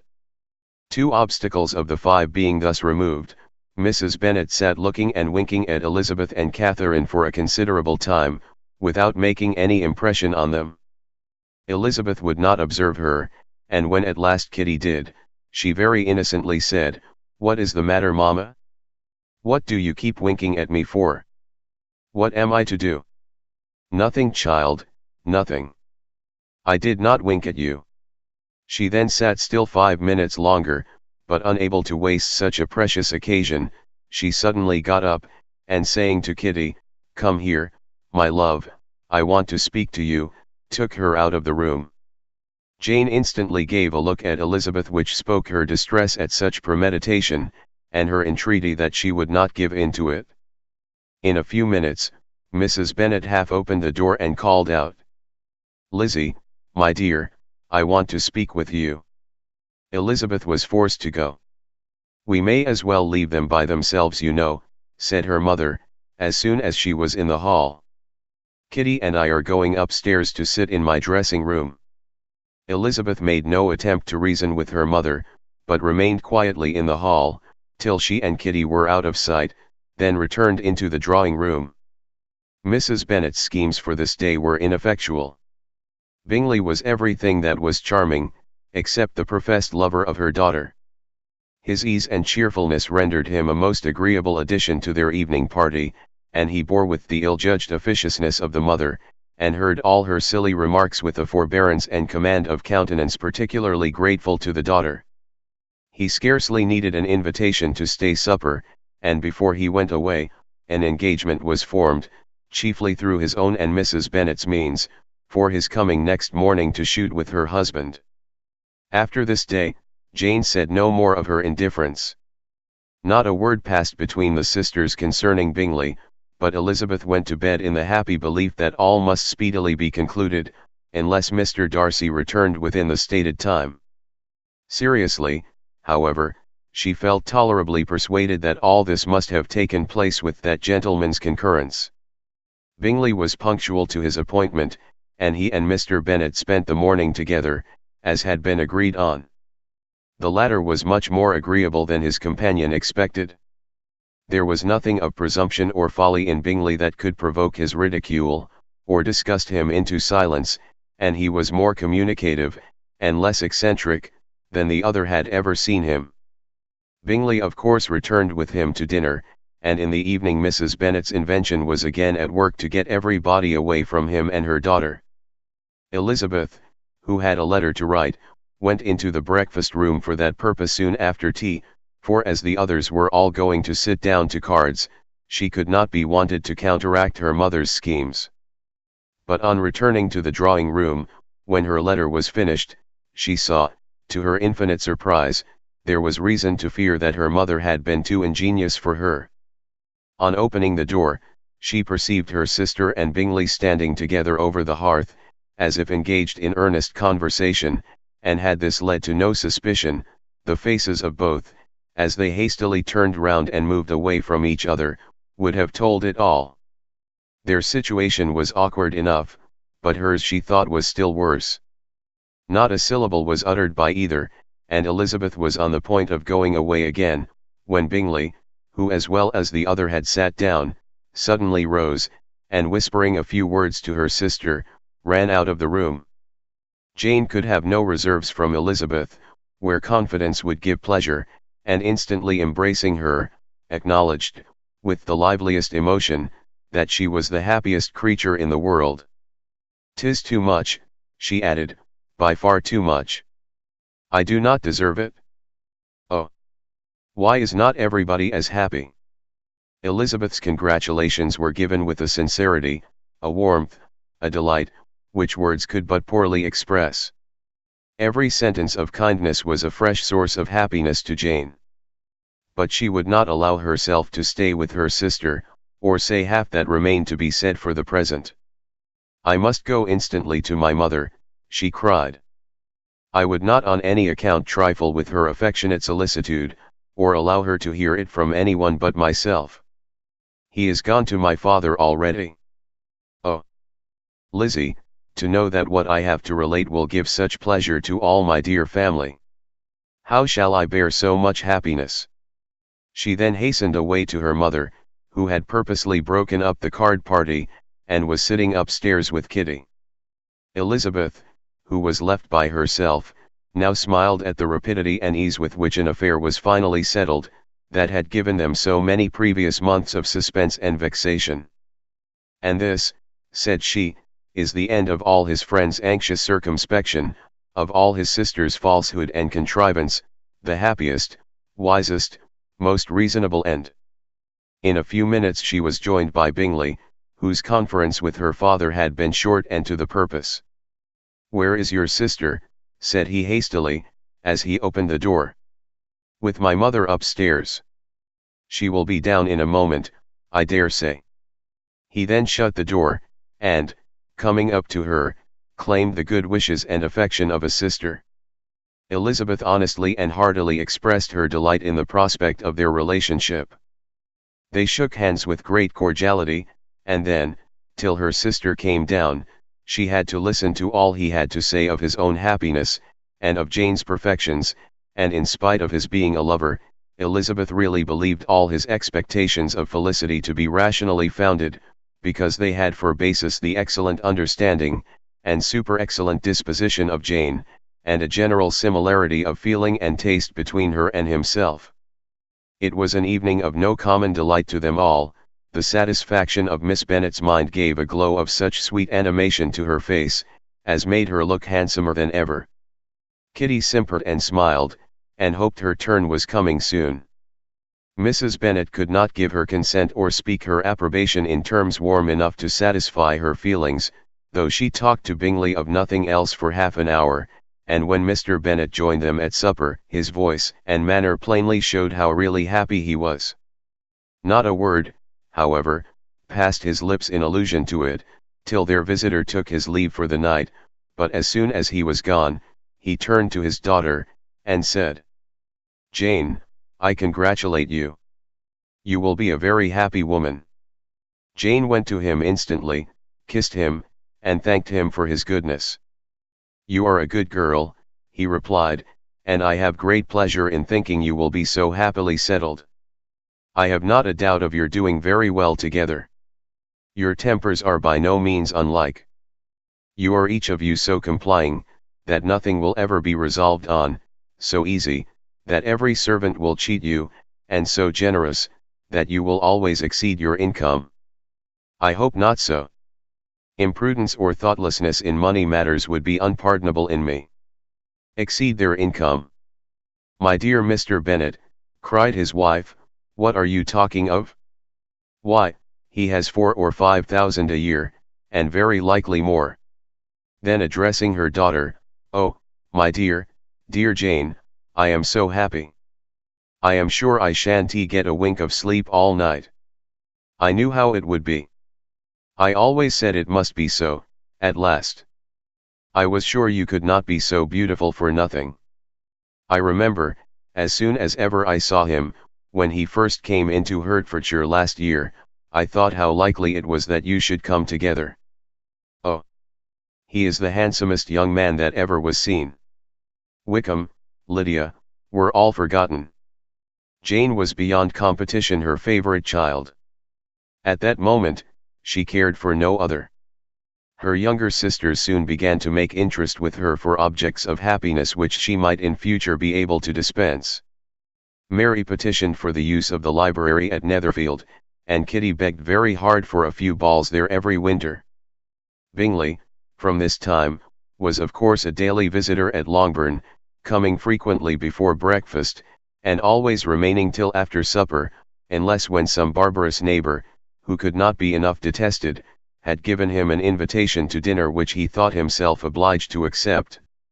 Elizabeth had now but little time for conversation with her sister, for while he was present, Jane had no attention to bestow on anyone else, but she found herself considerably useful to both of them in those hours of separation that must sometimes occur.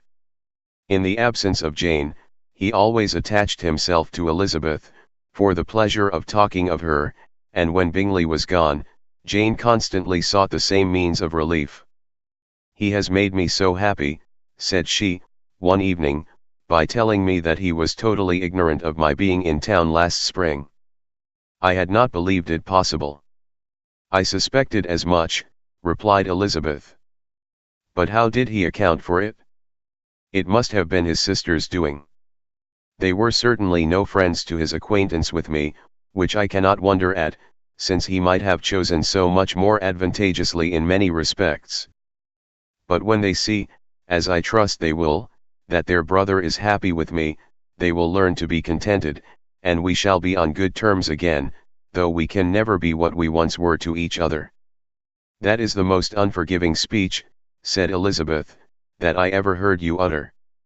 Good girl. It would vex me, indeed, to see you again the dupe of Miss Bingley's pretended regard. Would you believe it, Lizzie, that when he went to town last November, he really loved me, and nothing but a persuasion of my being indifferent would have prevented his coming down again. He made a little mistake to be sure, but it is to the credit of his modesty." This naturally introduced a panegyric from Jane on his diffidence, and the little value he put on his own good qualities. Elizabeth was pleased to find that he had not betrayed the interference of his friend, for, though Jane had the most generous and forgiving heart in the world, she knew it was a circumstance which must prejudice her against him. "I am certainly the most fortunate creature that ever existed," cried Jane. "Oh, Lizzie, why am I thus singled from my family, and blessed above them all? If I could but see you as happy! If there were but such another man for you! If you were to give me 40 such men, I never could be so happy as you. Till I have your disposition, your goodness, I never can have your happiness. No, no, let me shift for myself, and, perhaps, if I have very good luck, I may meet with another Mr. Collins in time." The situation of affairs in the Longbourn family could not be long a secret. Mrs. Bennet was privileged to whisper it to Mrs. Phillips, and she ventured, without any permission, to do the same by all her neighbours in Meryton. The Bennets were speedily pronounced to be the luckiest family in the world, though only a few weeks before, when Lydia had first run away, they had been generally proved to be marked out for misfortune. Chapter 56. One morning, about a week after Bingley's engagement with Jane had been formed, as he and the females of the family were sitting together in the dining room, their attention was suddenly drawn to the window, by the sound of a carriage, and they perceived a chaise and four driving up the lawn. It was too early in the morning for visitors, and besides, the equipage did not answer to that of any of their neighbours. The horses were post, and neither the carriage, nor the livery of the servant who preceded it, were familiar to them. As it was certain, however, that somebody was coming, Bingley instantly prevailed on Miss Bennet to avoid the confinement of such an intrusion, and walk away with him into the shrubbery. They both set off, and the conjectures of the remaining three continued, though with little satisfaction, till the door was thrown open and their visitor entered. It was Lady Catherine de Bourgh. They were of course all intending to be surprised, but their astonishment was beyond their expectation, and on the part of Mrs. Bennet and Kitty, though she was perfectly unknown to them, even inferior to what Elizabeth felt. She entered the room with an air more than usually ungracious, made no other reply to Elizabeth's salutation than a slight inclination of the head, and sat down without saying a word. Elizabeth had mentioned her name to her mother on her ladyship's entrance, though no request of introduction had been made. Mrs. Bennet, all amazement, though flattered by having a guest of such high importance, received her with the utmost politeness. After sitting for a moment in silence, she said very stiffly to Elizabeth, "I hope you are well, Miss Bennet. That lady, I suppose, is your mother?" Elizabeth replied very concisely that she was. "And that I suppose is one of your sisters?" "Yes, madam," said Mrs. Bennet, delighted to speak to Lady Catherine. She is my youngest girl but one. My youngest of all is lately married, and my eldest is somewhere about the grounds, walking with a young man who, I believe, will soon become a part of the family. You have a very small park here, returned Lady Catherine after a short silence. It is nothing in comparison of Rosings, my lady, I dare say, but I assure you it is much larger than Sir William Lucas's. This must be a most inconvenient sitting room for the evening. In summer, the windows are full west. Mrs. Bennet assured her that they never sat there after dinner, and then added, "May I take the liberty of asking your ladyship whether you left Mr. and Mrs. Collins well?" "Yes, very well. I saw them the night before last." Elizabeth now expected that she would produce a letter for her from Charlotte, as it seemed the only probable motive for her calling. But no letter appeared, and she was completely puzzled. Mrs. Bennet, with great civility, begged her ladyship to take some refreshment, but Lady Catherine very resolutely, and not very politely, declined eating anything, and then, rising up, said to Elizabeth, "Miss Bennet, there seemed to be a prettyish kind of a little wilderness on one side of your lawn. I should be glad to take a turn in it, if you will favor me with your company." "Go, my dear," cried her mother, "and show her ladyship about the different walks. I think she will be pleased with the hermitage." Elizabeth obeyed, and running into her own room for her parasol, attended her noble guest downstairs. As they passed through the hall, Lady Catherine opened the doors into the dining parlour and drawing room, and pronouncing them, after a short survey, to be decent-looking rooms, walked on. Her carriage remained at the door, and Elizabeth saw that her waiting woman was in it. They proceeded in silence along the gravel walk that led to the copse. Elizabeth was determined to make no effort for conversation with a woman who was now more than usually insolent and disagreeable. "How could I ever think her like her nephew?" said she, as she looked in her face. As soon as they entered the copse, Lady Catherine began in the following manner. "You can be at no loss, Miss Bennet, to understand the reason of my journey hither. Your own heart, your own conscience, must tell you why I come." Elizabeth looked with unaffected astonishment. "Indeed, you are mistaken, madam. I have not been at all able to account for the honor of seeing you here." "Miss Bennet," replied her ladyship, in an angry tone, "you ought to know, that I am not to be trifled with. But however insincere you may choose to be, you shall not find me so. My character has ever been celebrated for its sincerity and frankness, and in a cause of such moment as this, I shall certainly not depart from it. A report of a most alarming nature reached me 2 days ago. I was told that not only your sister was on the point of being most advantageously married, but that you, that Miss Elizabeth Bennet, would, in all likelihood, be soon afterwards united to my nephew, my own nephew, Mr. Darcy. Though I know it must be a scandalous falsehood, though I would not injure him so much as to suppose the truth of it possible, I instantly resolved on setting off for this place, that I might make my sentiments known to you."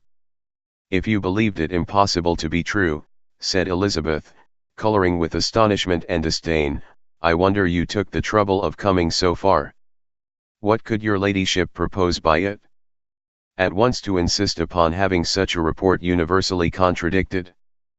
"Your coming to Longbourn, to see me and my family," said Elizabeth coolly, "will be rather a confirmation of it, if, indeed, such a report is in existence." "If? Do you then pretend to be ignorant of it? Has it not been industriously circulated by yourselves? Do you not know that such a report is spread abroad? I never heard that it was. And can you likewise declare, that there is no foundation for it? I do not pretend to possess equal frankness with your ladyship. You may ask questions which I shall not choose to answer. This is not to be borne. Miss Bennet, I insist on being satisfied. Has my nephew, made you an offer of marriage? Your ladyship has declared it to be impossible. It ought to be so, it must be so, while he retains the use of his reason. But your arts and allurements may, in a moment of infatuation, have made him forget what he owes to himself and to all his family. You may have drawn him in.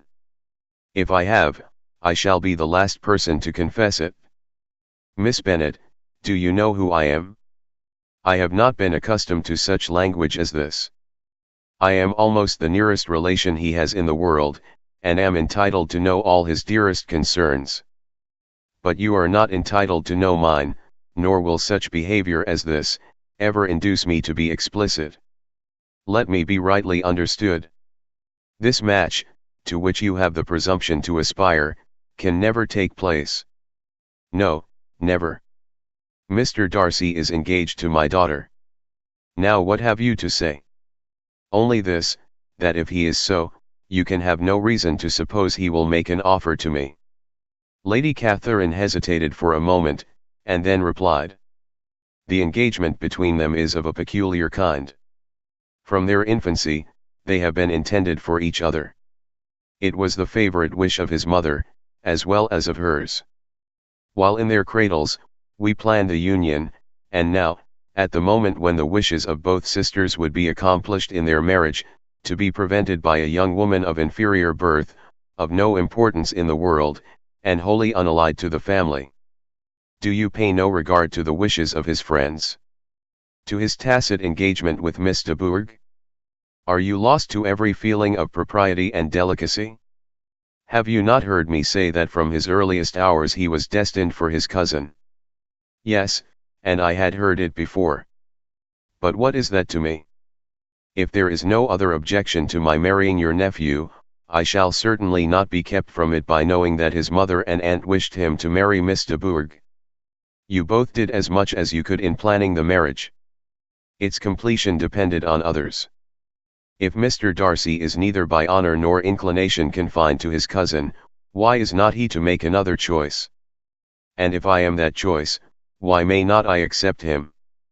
Because honor, decorum, prudence, nay, interest, forbid it?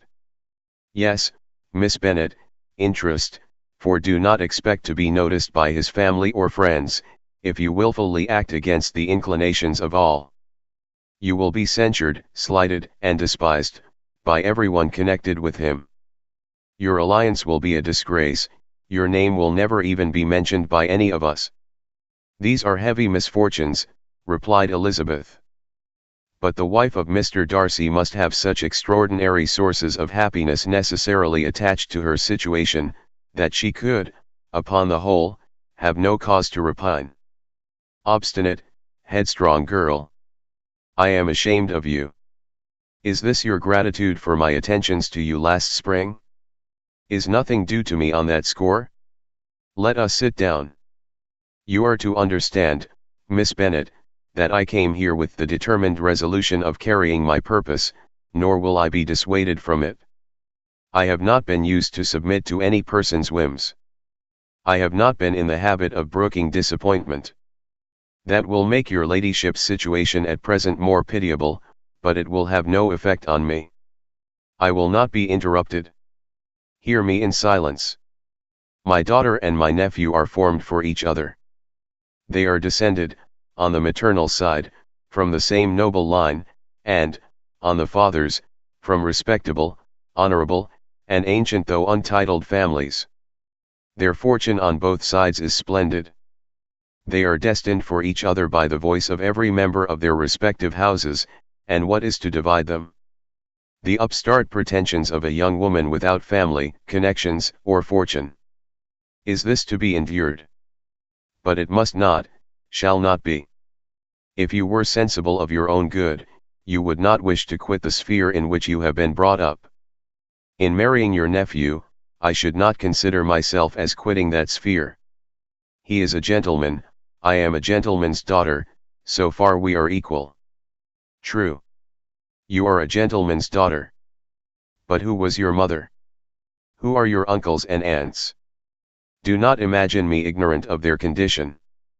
Whatever my connections may be, said Elizabeth, if your nephew does not object to them, they can be nothing to you. Tell me once for all, are you engaged to him? Though Elizabeth would not, for the mere purpose of obliging Lady Catherine, have answered this question, she could not but say, after a moment's deliberation, "I am not." Lady Catherine seemed pleased. "And will you promise me, never to enter into such an engagement?" "I will make no promise of the kind."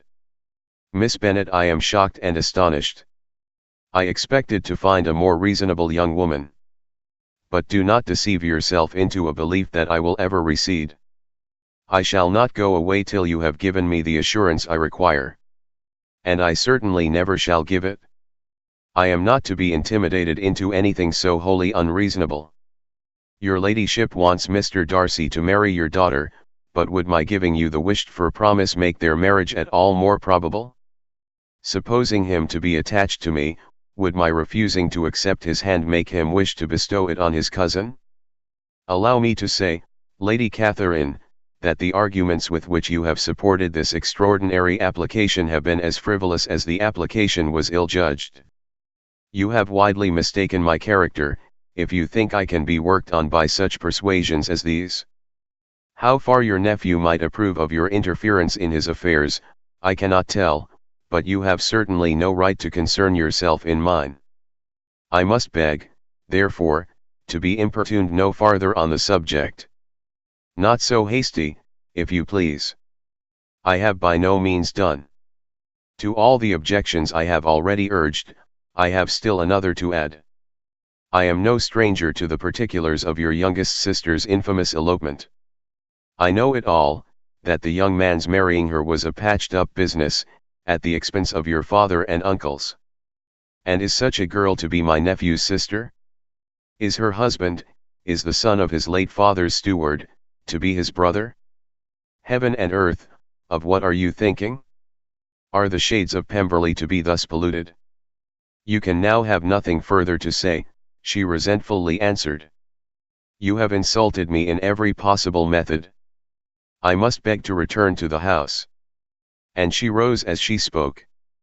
Lady Catherine rose also, and they turned back. Her ladyship was highly incensed. You have no regard, then, for the honor and credit of my nephew. Unfeeling, selfish girl. Do you not consider that a connection with you must disgrace him in the eyes of everybody? Lady Catherine, I have nothing further to say. You know my sentiments. You are then resolved to have him. I have said no such thing. I am only resolved to act in that manner, which will, in my own opinion, constitute my happiness, without reference to you, or to any person so wholly unconnected with me. It is well. You refuse, then, to oblige me. You refuse to obey the claims of duty, honor, and gratitude. You are determined to ruin him in the opinion of all his friends, and make him the contempt of the world. Neither duty, nor honor, nor gratitude, replied Elizabeth, have any possible claim on me, in the present instance. No principle of either would be violated by my marriage with Mr. Darcy. And with regard to the resentment of his family, or the indignation of the world, if the former were excited by his marrying me, it would not give me one moment's concern, and the world in general would have too much sense to join in the scorn. And this is your real opinion. This is your final resolve. Very well. I shall now know how to act. Do not imagine, Miss Bennet, that your ambition will ever be gratified. I came to try you. I hope to find you reasonable, but, depend upon it, I will carry my point.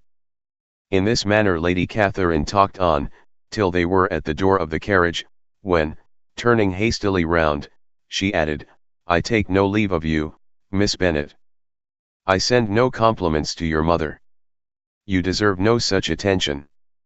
I am most seriously displeased. Elizabeth made no answer, and without attempting to persuade her ladyship to return into the house, walked quietly into it herself. She heard the carriage drive away as she proceeded upstairs. Her mother impatiently met her at the door of the dressing room, to ask why Lady Catherine would not come in again and rest herself. She did not choose it, said her daughter, she would go. She is a very fine-looking woman, and her calling here was prodigiously civil, for she only came, I suppose, to tell us the Collinses were well.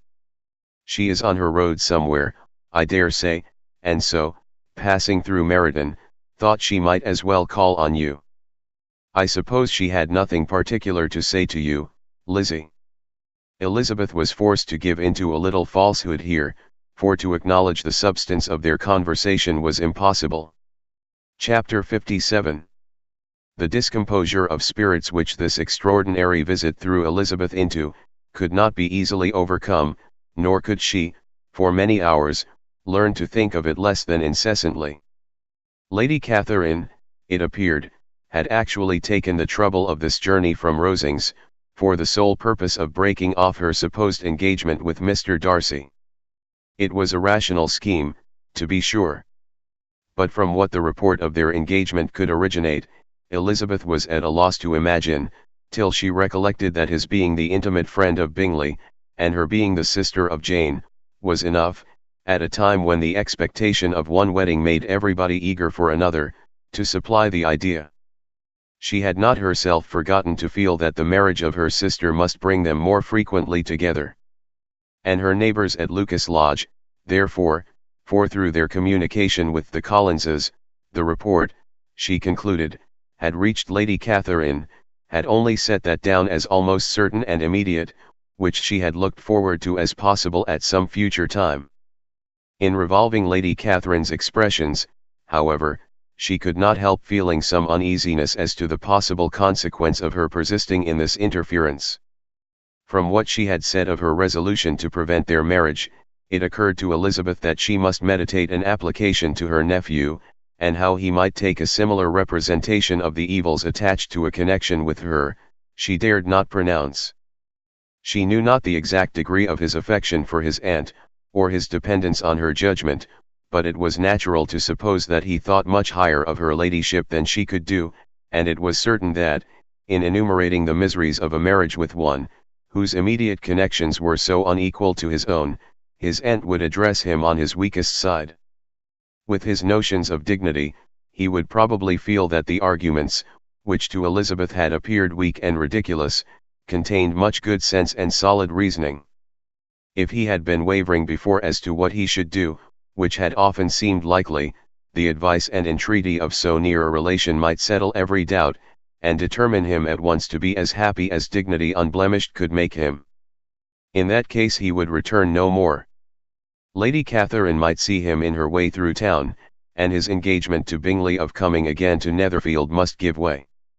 If, therefore, an excuse for not keeping his promise should come to his friend within a few days, she added, I shall know how to understand it.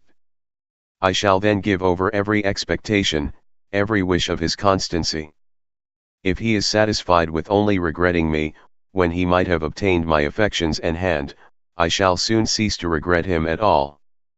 The surprise of the rest of the family, on hearing who their visitor had been, was very great, but they obligingly satisfied it, with the same kind of supposition which had appeased Mrs. Bennet's curiosity, and Elizabeth was spared from much teasing on the subject.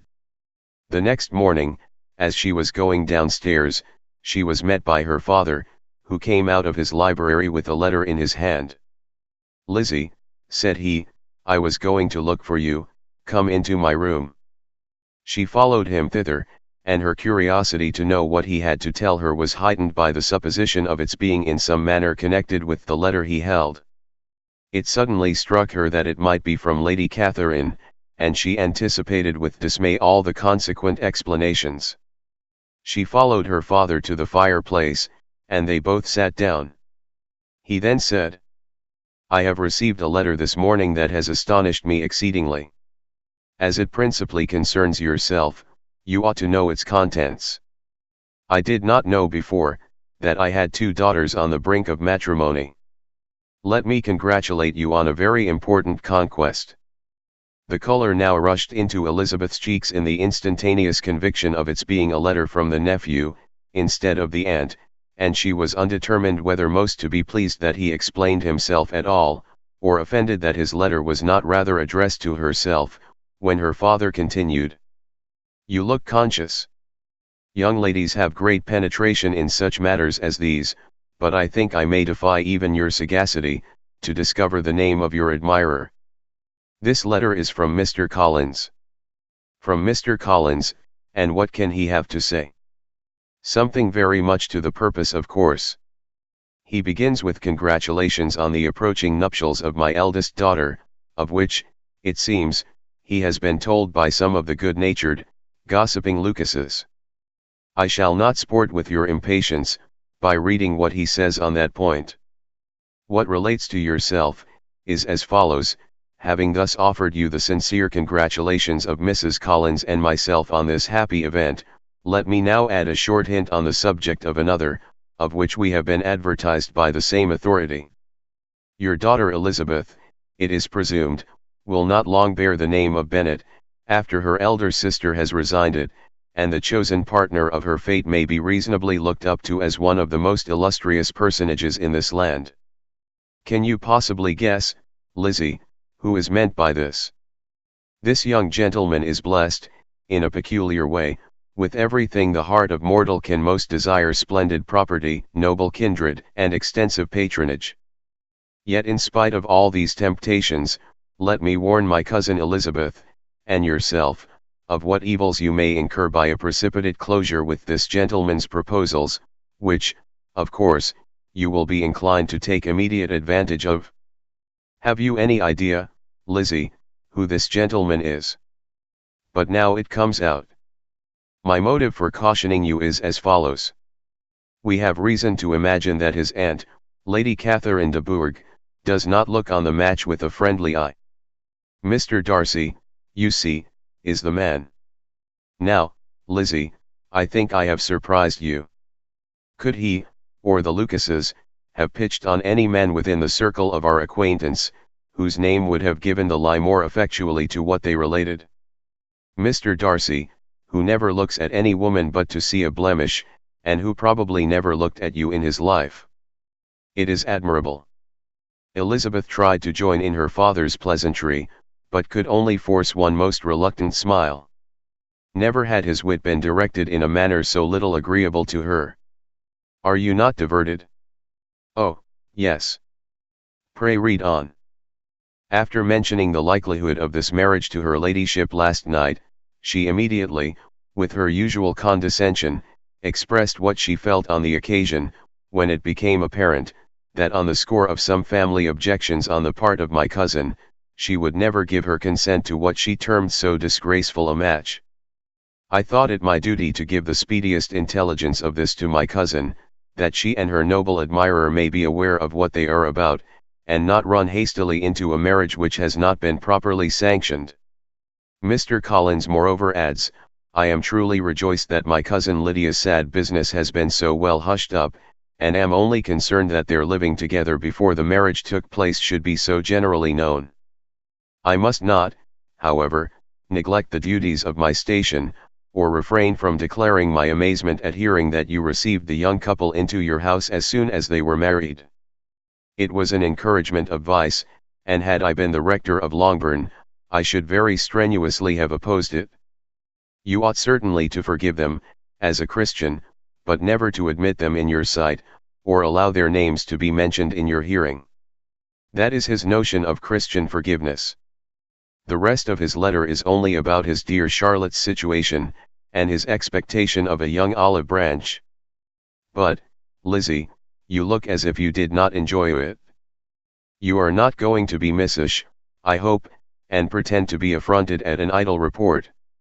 For what do we live, but to make sport for our neighbors, and laugh at them in our turn? Oh, cried Elizabeth, I am excessively diverted. But it is so strange. Yes, that is what makes it amusing.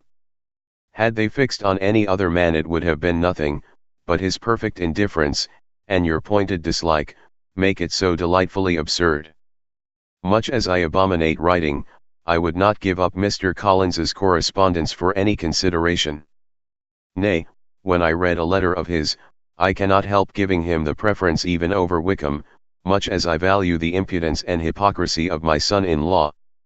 And pray, Lizzie, what said Lady Catherine about this report? Did she call to refuse her consent?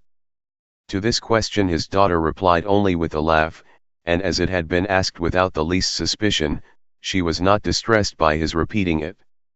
Elizabeth had never been more at a loss to make her feelings appear what they were not. It was necessary to laugh, when she would rather have cried.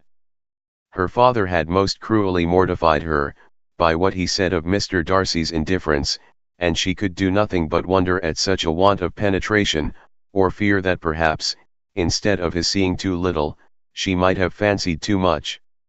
Chapter 58.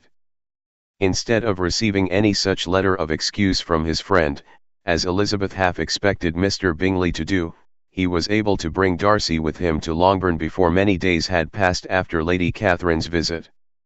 The gentleman arrived early, and, before Mrs. Bennet had time to tell him of their having seen his aunt, of which her daughter sat in momentary dread, Bingley, who wanted to be alone with Jane, proposed their all walking out. It was agreed to. Mrs. Bennet was not in the habit of walking, Mary could never spare time, but the remaining 5 set off together. Bingley and Jane, however, soon allowed the others to outstrip them. They lagged behind, while Elizabeth, Kitty, and Darcy were to entertain each other. Very little was said by either. Kitty was too much afraid of him to talk, Elizabeth was secretly forming a desperate resolution, and perhaps he might be doing the same. They walked towards the Lucases, because Kitty wished to call upon Maria, and as Elizabeth saw no occasion for making it a general concern, when Kitty left them she went boldly on with him alone. Now was the moment for her resolution to be executed, and, while her courage was high, she immediately said, "Mr. Darcy, I am a very selfish creature, and, for the sake of giving relief to my own feelings, care not how much I may be wounding yours. I can no longer help thanking you for your unexampled kindness to my poor sister. Ever since I have known it, I have been most anxious to acknowledge to you how gratefully I feel it. Were it known to the rest of my family, I should not have merely my own gratitude to express.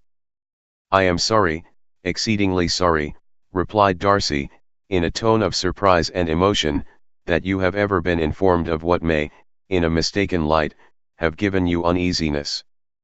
I did not think Mrs. Gardiner was so little to be trusted. You must not blame my aunt. Lydia's thoughtlessness first betrayed to me that you had been concerned in the matter, and, of course, I could not rest till I knew the particulars. Let me thank you again and again, in the name of all my family, for that generous compassion which induced you to take so much trouble, and bear so many mortifications, for the sake of discovering them. If you will thank me," he replied, "let it be for yourself alone. That the wish of giving happiness to you might add force to the other inducements which led me on, I shall not attempt to deny. But your family owe me nothing. Much as I respect them, I believe I thought only of you." Elizabeth was too much embarrassed to say a word. After a short pause, her companion added, "You are too generous to trifle with me. If your feelings are still what they were last April, tell me so at once. My affections and wishes are unchanged, but one word from you will silence me on this subject forever." Elizabeth, feeling all the more than common awkwardness and anxiety of his situation, now forced herself to speak, and immediately, though not very fluently, gave him to understand that her sentiments had undergone so material a change, since the period to which he alluded, as to make her receive with gratitude and pleasure his present assurances. The happiness which this reply produced, was such as he had probably never felt before, and he expressed himself on the occasion as sensibly and as warmly as a man violently in love can be supposed to do. Had Elizabeth been able to encounter his eye, she might have seen how well the expression of heartfelt delight, diffused over his face, became him, but, though she could not look, she could listen, and he told her of feelings, which, in proving of what importance she was to him, made his affection every moment more valuable. They walked on, without knowing in what direction. There was too much to be thought and felt and said, for attention to any other objects. She soon learnt that they were indebted for their present good understanding to the efforts of his aunt, who did call on him in her return through London, and there relate her journey to Longbourn, its motive, and the substance of her conversation with Elizabeth, dwelling emphatically on every expression of the latter which, in her ladyship's apprehension, peculiarly denoted her perverseness and assurance, in the belief that such a relation must assist her endeavours to obtain that promise from her nephew which she had refused to give. But, unluckily for her ladyship, its effect had been exactly contrariwise. "It taught me to hope," said he, "as I had scarcely ever allowed myself to hope before.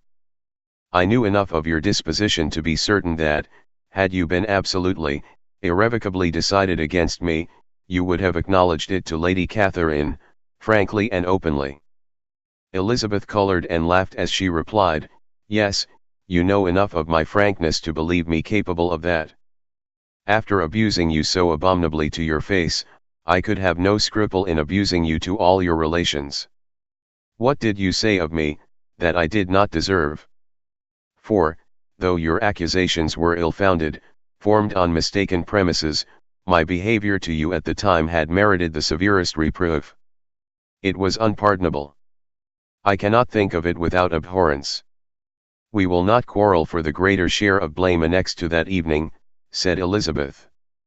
"The conduct of neither, if strictly examined, will be irreproachable, but since then, we have both, I hope, improved in civility. I cannot be so easily reconciled to myself. The recollection of what I then said, of my conduct, my manners, my expressions during the whole of it, is now, and has been many months, inexpressibly painful to me. Your reproof, so well applied, I shall never forget, had you behaved in a more gentlemanlike manner. Those were your words. You know not, you can scarcely conceive, how they have tortured me, though it was some time, I confess, before I was reasonable enough to allow their justice. I was certainly very far from expecting them to make so strong an impression. I had not the smallest idea of their being ever felt in such a way. I can easily believe it. You thought me then devoid of every proper feeling, I am sure you did. The turn of your countenance I shall never forget, as you said that I could not have addressed you in any possible way that would induce you to accept me. Oh, do not repeat what I then said. These recollections will not do at all. I assure you that I have long been most heartily ashamed of it." Darcy mentioned his letter.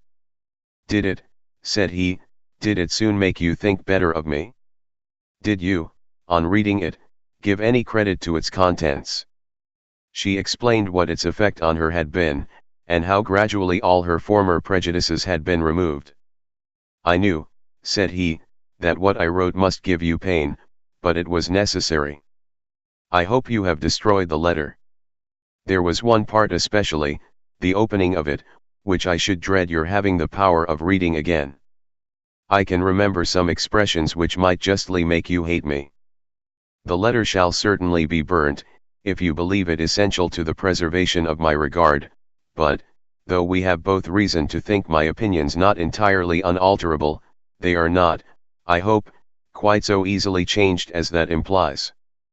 "When I wrote that letter," replied Darcy, "I believed myself perfectly calm and cool, but I am since convinced that it was written in a dreadful bitterness of spirit. The letter, perhaps, began in bitterness, but it did not end so. The ado is charity itself. But think no more of the letter. The feelings of the person who wrote, and the person who received it, are now so widely different from what they were then, that every unpleasant circumstance attending it ought to be forgotten. You must learn some of my philosophy. Think only of the past as its remembrance gives you pleasure. I cannot give you credit for any philosophy of the kind.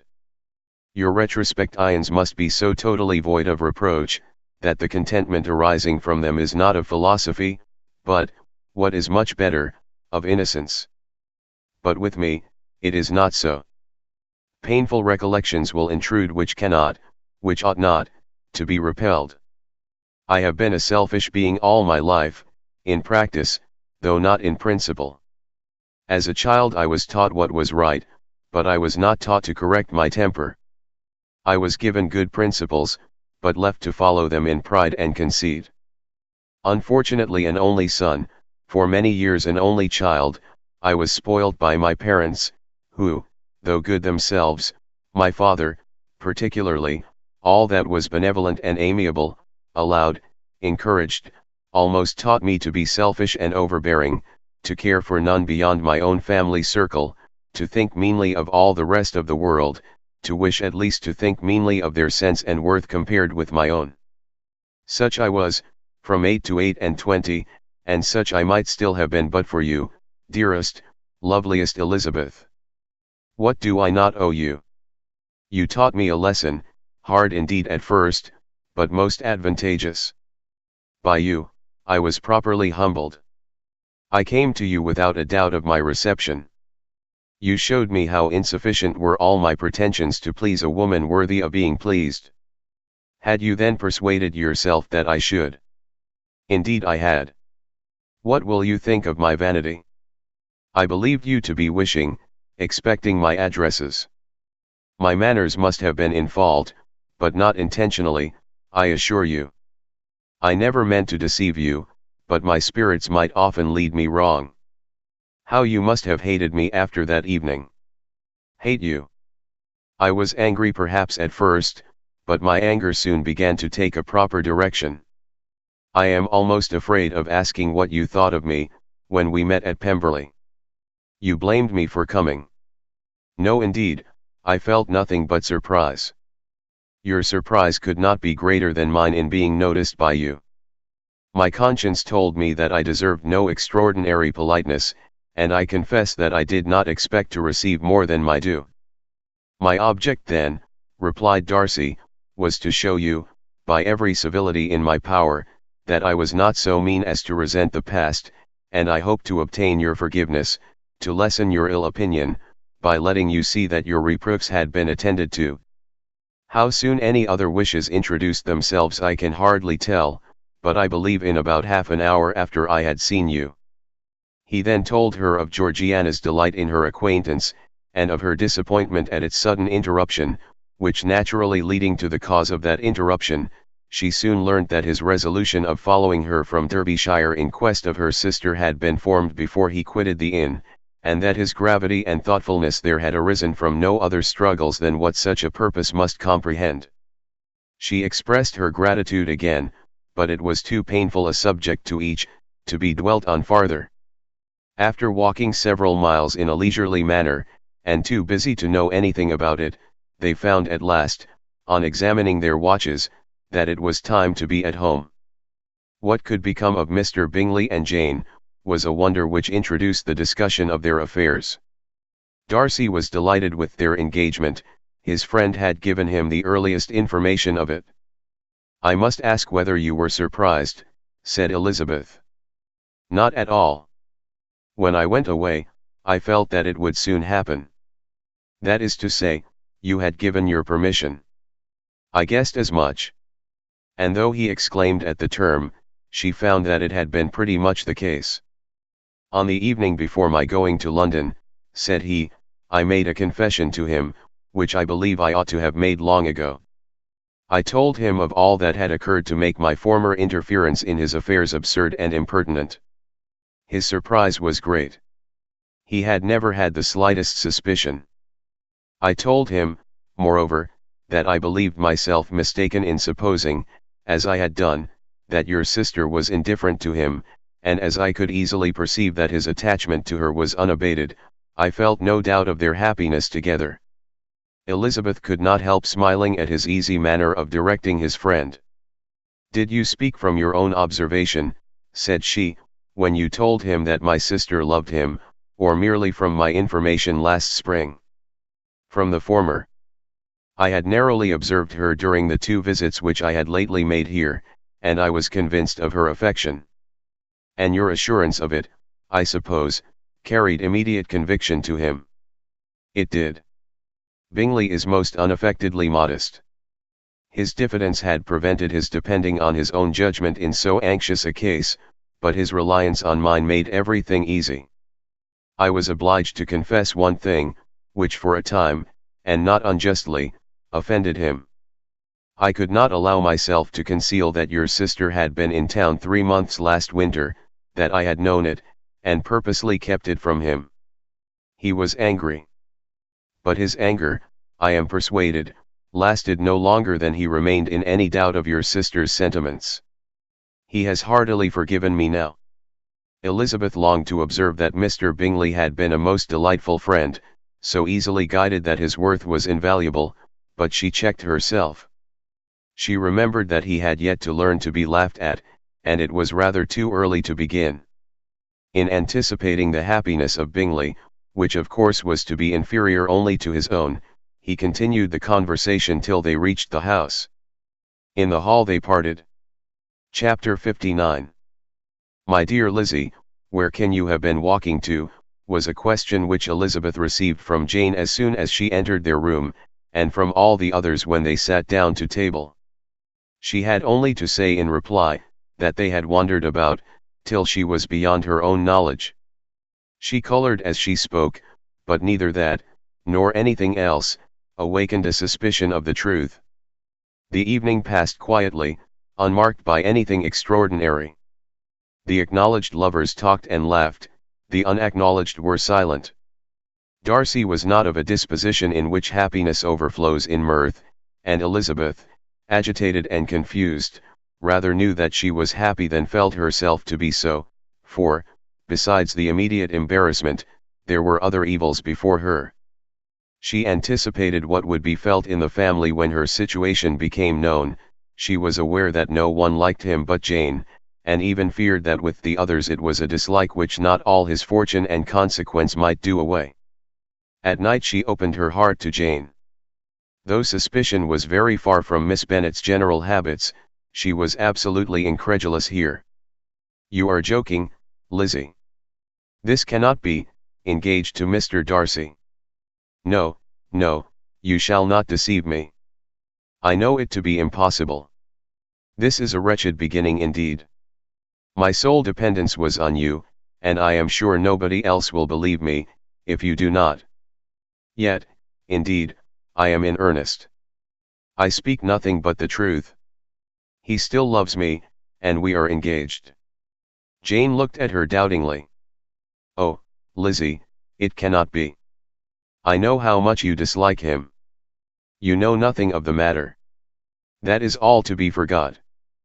Perhaps I did not always love him so well as I do now. But in such cases as these, a good memory is unpardonable. This is the last time I shall ever remember it myself." Miss Bennet still looked all amazement. Elizabeth again, and more seriously assured her of its truth. "Good heaven, can it be really so? Yet now I must believe you," cried Jane. "My dear, dear Lizzie, I do congratulate you, but are you certain, forgive the question, are you quite certain that you can be happy with him?" "There can be no doubt of that. It is settled between us already, that we are to be the happiest couple in the world. But are you pleased, Jane? Shall you like to have such a brother?" "Very, very much. Nothing could give either Bingley or myself more delight. But we considered it, we talked of it as impossible." "And do you really love him quite well enough?" "Oh, Lizzie! Do anything rather than marry without affection. Are you quite sure that you feel what you ought to do?" "Oh, yes. You will only think I feel more than I ought to do, when I tell you all." "What do you mean?" "Why, I must confess that I love him better than I do Bingley. I am afraid you will be angry." "My dearest sister, now be serious." "I want to talk very seriously. Let me know everything that I am to know, without delay. Will you tell me how long you have loved him? It has been coming on so gradually, that I hardly know when it began. But I believe I must date it from my first seeing his beautiful grounds at Pemberley." Another entreaty that she would be serious, however, produced the desired effect, and she soon satisfied Jane by her solemn assurances of attachment. When convinced on that article, Miss Bennet had nothing further to wish. Now I am quite happy, said she, for you will be as happy as myself. I always had a value for him. Were it for nothing but his love of you, I must always have esteemed him, but now, as Bingley's friend and your husband, there can be only Bingley and yourself more dear to me. But Lizzie, you have been very sly, very reserved with me. How little did you tell me of what passed at Pemberley and Lambton? I owe all that I know of it to another, not to you. Elizabeth told her the motives of her secrecy. She had been unwilling to mention Bingley, and the unsettled state of her own feelings had made her equally avoid the name of his friend. But now she would no longer conceal from her his share in Lydia's marriage. All was acknowledged, and half the night spent in conversation. Good gracious, cried Mrs. Bennet, as she stood at a window the next morning, if that disagreeable Mr. Darcy is not coming here again with our dear Bingley. What can he mean by being so tiresome as to be always coming here? I had no notion but he would go a-shooting, or something or other, and not disturb us with his company. What shall we do with him? Lizzie, you must walk out with him again, that he may not be in Bingley's way. Elizabeth could hardly help laughing at so convenient a proposal, yet was really vexed that her mother should be always giving him such an epithet. As soon as they entered, Bingley looked at her so expressively, and shook hands with such warmth, as left no doubt of his good information, and he soon afterwards said aloud, Mrs. Bennet, have you no more lanes hereabouts in which Lizzie may lose her way again today? I advise Mr. Darcy and Lizzie and Kitty, said Mrs. Bennet, to walk to Oakham Mount this morning. It is a nice long walk, and Mr. Darcy has never seen the view. It may do very well for the others, replied Mr. Bingley, but I am sure it will be too much for Kitty. Won't it, Kitty? Kitty owned that she had rather stay at home. Darcy professed a great curiosity to see the view from the mount, and Elizabeth silently consented. As she went upstairs to get ready, Mrs. Bennet followed her, saying, I am quite sorry, Lizzie, that you should be forced to have that disagreeable man all to yourself. But I hope you will not mind it, it is all for Jane's sake, you know, and there is no occasion for talking to him, except just now and then. So, do not put yourself to inconvenience. During their walk, it was resolved that Mr. Bennet's consent should be asked in the course of the evening. Elizabeth reserved to herself the application for her mother's. She could not determine how her mother would take it, sometimes doubting whether all his wealth and grandeur would be enough to overcome her abhorrence of the man. But whether she were violently set against the match, or violently delighted with it, it was certain that her manner would be equally ill adapted to do credit to her sense, and she could no more bear that Mr. Darcy should hear the first raptures of her joy, than the first vehemence of her disapprobation. In the evening, soon after Mr. Bennet withdrew to the library, she saw Mr. Darcy rise also and follow him, and her agitation on seeing it was extreme. She did not fear her father's opposition, but he was going to be made unhappy, and that it should be through her means that she, his favourite child, should be distressing him by her choice, should be filling him with fears and regrets in disposing of her was a wretched reflection, and she sat in misery till Mr. Darcy appeared again, when, looking at him, she was a little relieved by his smile. In a few minutes he approached the table where she was sitting with Kitty, and, while pretending to admire her work, said in a whisper, Go to your father, he wants you in the library. She was gone directly. Her father was walking about the room, looking grave and anxious. Lizzie, said he, what are you doing? Are you out of your senses, to be accepting this man? Have not you always hated him? How earnestly did she then wish that her former opinions had been more reasonable, her expressions more moderate. It would have spared her from explanations and professions which it was exceedingly awkward to give, but they were now necessary, and she assured him, with some confusion, of her attachment to Mr. Darcy. Or, in other words, you are determined to have him.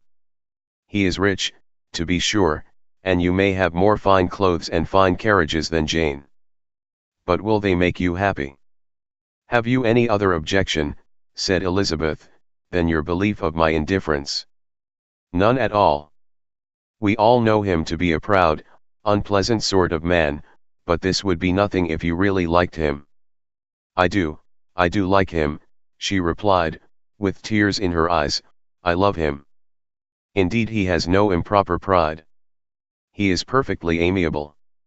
You do not know what he really is, then pray do not pain me by speaking of him in such terms. Lizzie, said her father, I have given him my consent. He is the kind of man, indeed, to whom I should never dare refuse anything, which he condescended to ask. I now give it to you, if you are resolved on having him. But let me advise you to think better of it. I know your disposition, Lizzie. I know that you could be neither happy nor respectable, unless you truly esteemed your husband, unless you looked up to him as a superior. Your lively talents would place you in the greatest danger in an unequal marriage. You could scarcely escape discredit and misery. My child, let me not have the grief of seeing you unable to respect your partner in life. You know not what you are about.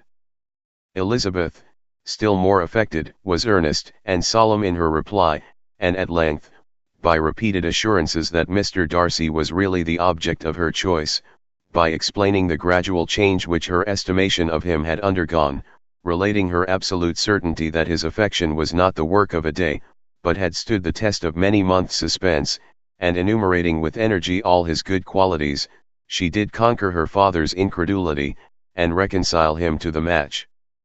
Well, my dear, said he, when she ceased speaking, I have no more to say. If this be the case, he deserves you. I could not have parted with you, my Lizzie, to anyone less worthy. To complete the favorable impression, she then told him what Mr. Darcy had voluntarily done for Lydia. He heard her with astonishment. This is an evening of wonders, indeed. And so, Darcy did everything, made up the match, gave the money, paid the fellow's debts, and got him his commission. So much the better. It will save me a world of trouble and economy. Had it been your uncle's doing, I must and would have paid him, but these violent young lovers carry everything their own way. I shall offer to pay him tomorrow, he will rant and storm about his love for you, and there will be an end of the matter. He then recollected her embarrassment a few days before, on his reading Mr. Collins's letter, and after laughing at her some time, allowed her at last to go, saying, as she quitted the room, if any young men come for Mary or Kitty, send them in, for I am quite at leisure. Elizabeth's mind was now relieved from a very heavy weight, and, after half an hour's quiet reflection in her own room, she was able to join the others with tolerable composure. Everything was too recent for gaiety, but the evening passed tranquilly away, there was no longer anything material to be dreaded, and the comfort of ease and familiarity would come in time. When her mother went up to her dressing room at night, she followed her, and made the important communication. Its effect was most extraordinary, for on first hearing it, Mrs. Bennet sat quite still, and unable to utter a syllable. Nor was it under many minutes that she could comprehend what she heard, though not in general backward to credit what was for the advantage of her family, or that came in the shape of a lover to any of them. She began at length to recover, to fidget about in her chair, get up, sit down again, wonder, and bless herself. Good gracious! Lord bless me! Only think! Dear me! Mr. Darcy! Who would have thought it? And is it really true? Oh! My sweetest Lizzie! How rich and how great you will be! What pin money, what jewels, what carriages you will have! Jane's is nothing to it, nothing at all. I am so pleased, so happy. Such a charming man, so handsome. So tall, oh, my dear Lizzie. Pray apologize for my having disliked him so much before. I hope he will overlook it. Dear, dear Lizzie. A house in town. Everything that is charming. 3 daughters married. 10,000 a year. Oh, Lord! What will become of me? I shall go distracted." This was enough to prove that her approbation need not be doubted, and Elizabeth, rejoicing that such an effusion was heard only by herself, soon went away. But before she had been 3 minutes in her own room, her mother followed her. "My dearest child," she cried, "I can think of nothing else. 10,000 a year, and very likely more. 'Tis as good as a lord. And a special license. You must and shall be married by a special license. But my dearest love, tell me what dish Mr. Darcy is particularly fond of, that I may have it tomorrow." This was a sad omen of what her mother's behavior to the gentleman himself might be, and Elizabeth found that, though in the certain possession of his warmest affection, and secure of her relations' consent, there was still something to be wished for. But the morrow passed off much better than she expected, for Mrs. Bennet luckily stood in such awe of her intended son-in-law that she ventured not to speak to him, unless it was in her power to offer him any attention, or mark her deference for his opinion. Elizabeth had the satisfaction of seeing her father taking pains to get acquainted with him, and Mr. Bennet soon assured her that he was rising every hour in his esteem. "I admire all my 3 sons-in-law highly," said he. "Wickham, perhaps, is my favourite, but I think I shall like your husband quite as well as Jane's." Chapter 60. Elizabeth's spirits soon rising to playfulness again, she wanted Mr. Darcy to account for his having ever fallen in love with her. "How could you begin?" said she. "I can comprehend your going on charmingly, when you had once made a beginning, but what could set you off in the first place? I cannot fix on the hour, or the spot, or the look, or the words, which laid the foundation. It is too long ago. I was in the middle before I knew that I had begun.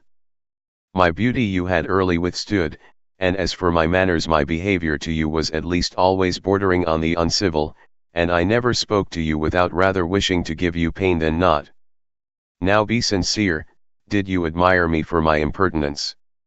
For the liveliness of your mind, I did. You may as well call it impertinence at once. It was very little less. The fact is, that you were sick of civility, of deference, of officious attention. You were disgusted with the women who were always speaking and looking and thinking for your approbation alone. I roused and interested you, because I was so unlike them. Had you not been really amiable, you would have hated me for it, but in spite of the pains you took to disguise yourself, your feelings were always noble and just, and in your heart, you thoroughly despised the persons who so assiduously courted you. There I have saved you the trouble of accounting for it, and really, all things considered, I begin to think it perfectly reasonable. To be sure, you knew no actual good of me, but nobody thinks of that when they fall in love. Was there no good in your affectionate behavior to Jane while she was ill at Netherfield? Dearest Jane, who could have done less for her? But make a virtue of it by all means. My good qualities are under your protection, and you are to exaggerate them as much as possible, and, in return, it belongs to me to find occasions for teasing and quarreling with you as often as may be, and I shall begin directly by asking you what made you so unwilling to come to the point at last.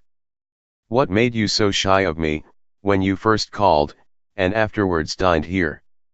Why, especially, when you called, did you look as if you did not care about me? Because you were grave and silent, and gave me no encouragement. But I was embarrassed. And so was I. You might have talked to me more when you came to dinner. A man who had felt less, might. How unlucky that you should have a reasonable answer to give, and that I should be so reasonable as to admit it. But I wonder how long you would have gone on, if you had been left to yourself. I wonder when you would have spoken, if I had not asked you. My resolution of thanking you for your kindness to Lydia had certainly great effect.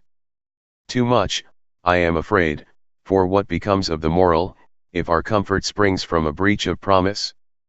For I ought not to have mentioned the subject. This will never do. You need not distress yourself. The moral will be perfectly fair. Lady Catherine's unjustifiable endeavours to separate us were the means of removing all my doubts. I am not indebted for my present happiness to your eager desire of expressing your gratitude. I was not in a humour to wait for any opening of yours. My aunt's intelligence had given me hope, and I was determined at once to know everything. Lady Catherine has been of infinite use, which ought to make her happy, for she loves to be of use. But tell me, what did you come down to Netherfield for? Was it merely to ride to Longbourn and be embarrassed? Or had you intended any more serious consequence?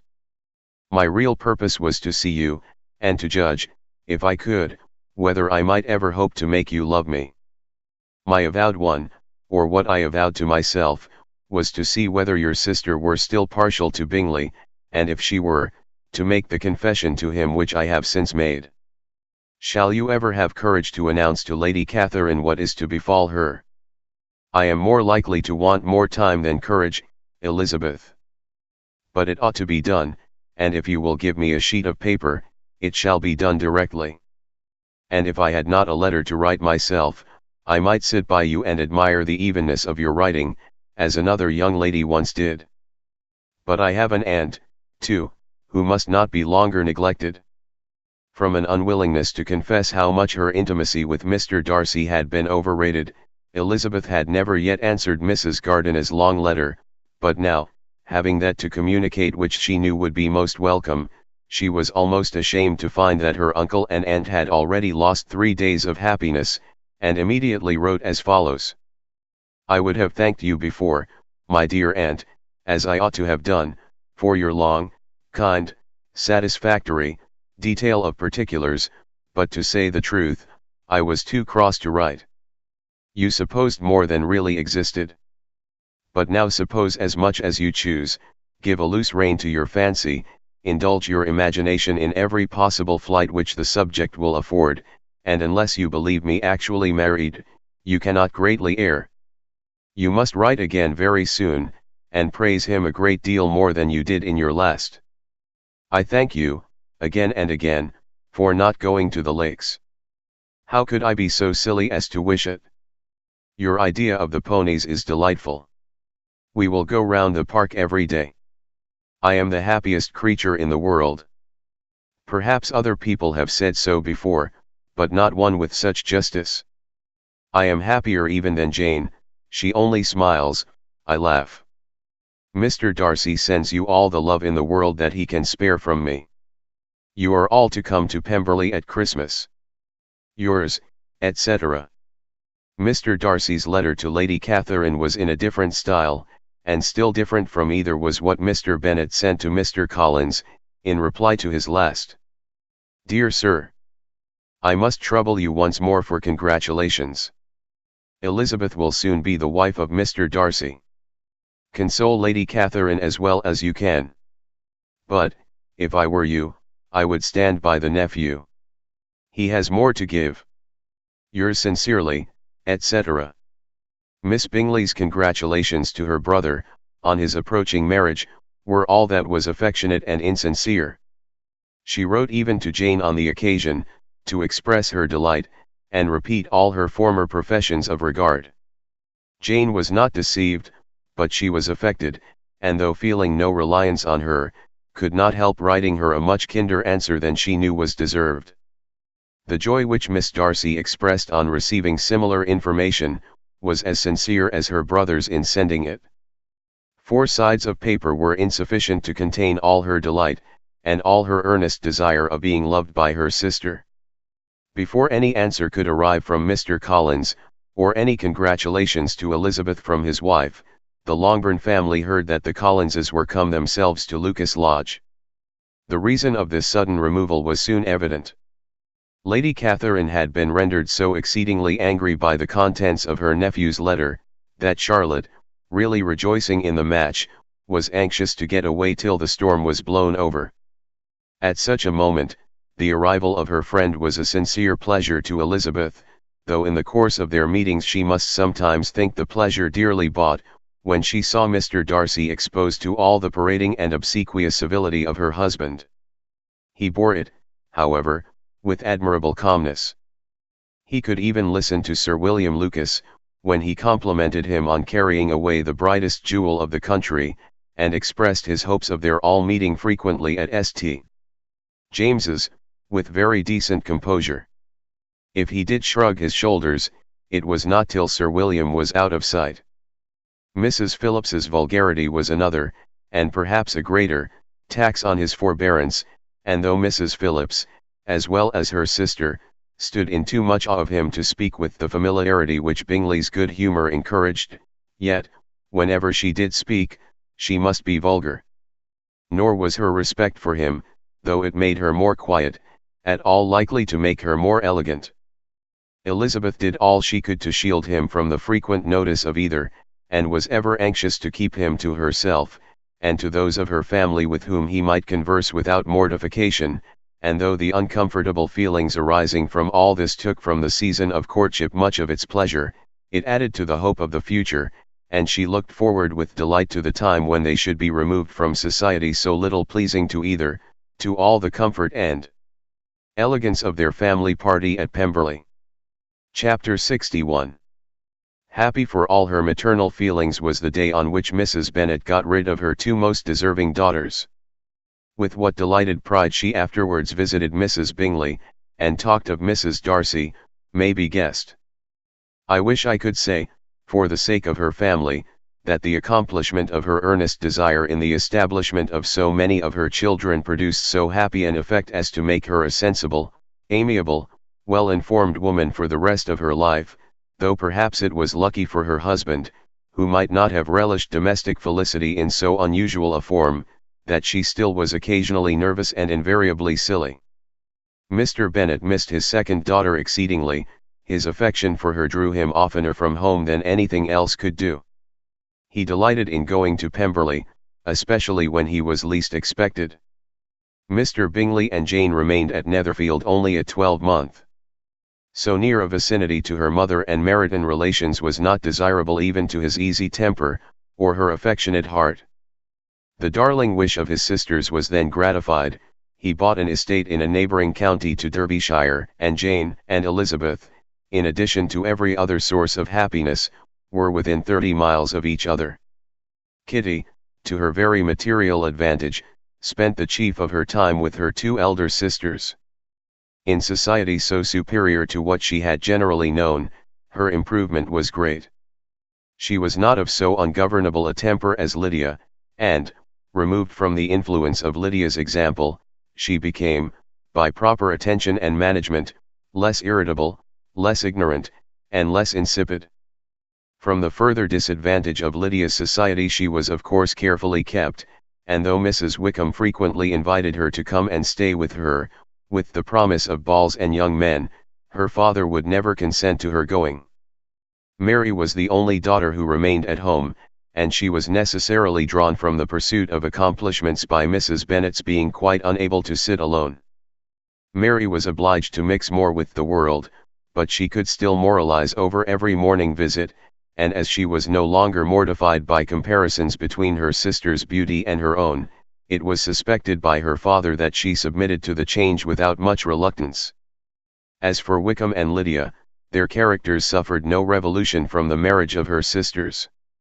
He bore with philosophy the conviction that Elizabeth must now become acquainted with whatever of his ingratitude and falsehood had before been unknown to her, and in spite of everything, was not wholly without hope that Darcy might yet be prevailed on to make his fortune.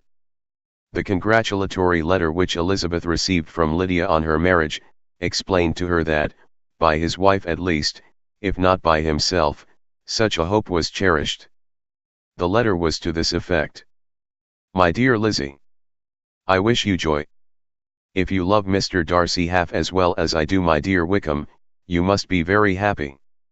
It is a great comfort to have you so rich, and when you have nothing else to do, I hope you will think of us.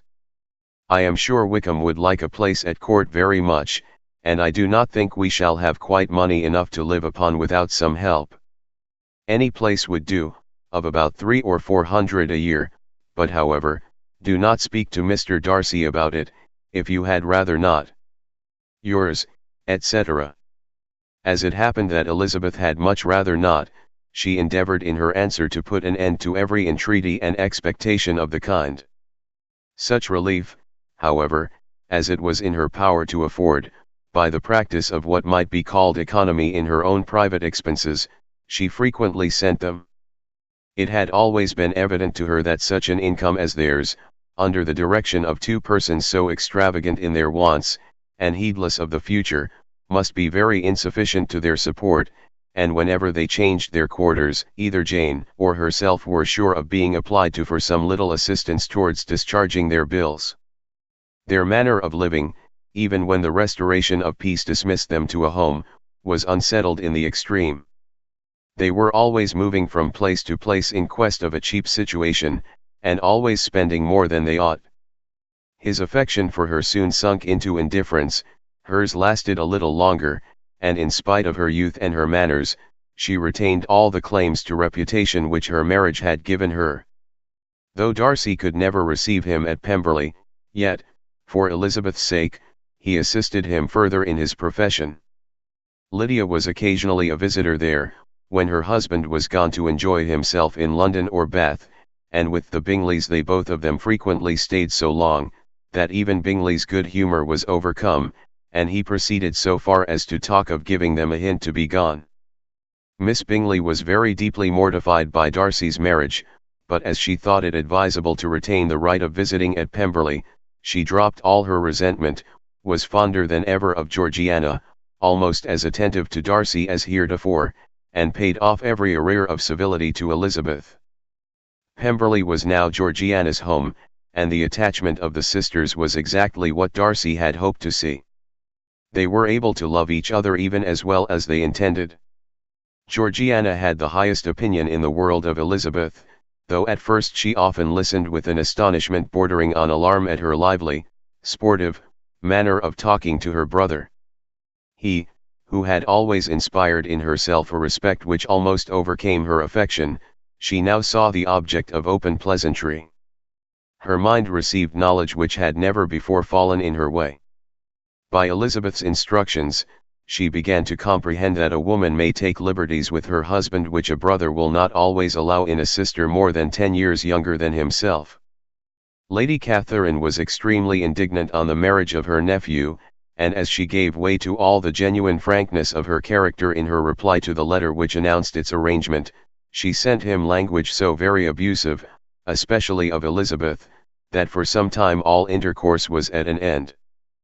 But at length, by Elizabeth's persuasion, he was prevailed on to overlook the offence, and seek a reconciliation, and, after a little further resistance on the part of his aunt, her resentment gave way, either to her affection for him, or her curiosity to see how his wife conducted herself, and she condescended to wait on them at Pemberley, in spite of that pollution which its woods had received, not merely from the presence of such a mistress, but the visits of her uncle and aunt from the city. With the Gardiners, they were always on the most intimate terms. Darcy, as well as Elizabeth, really loved them, and they were both ever sensible of the warmest gratitude towards the persons who, by bringing her into Derbyshire, had been the means of uniting them.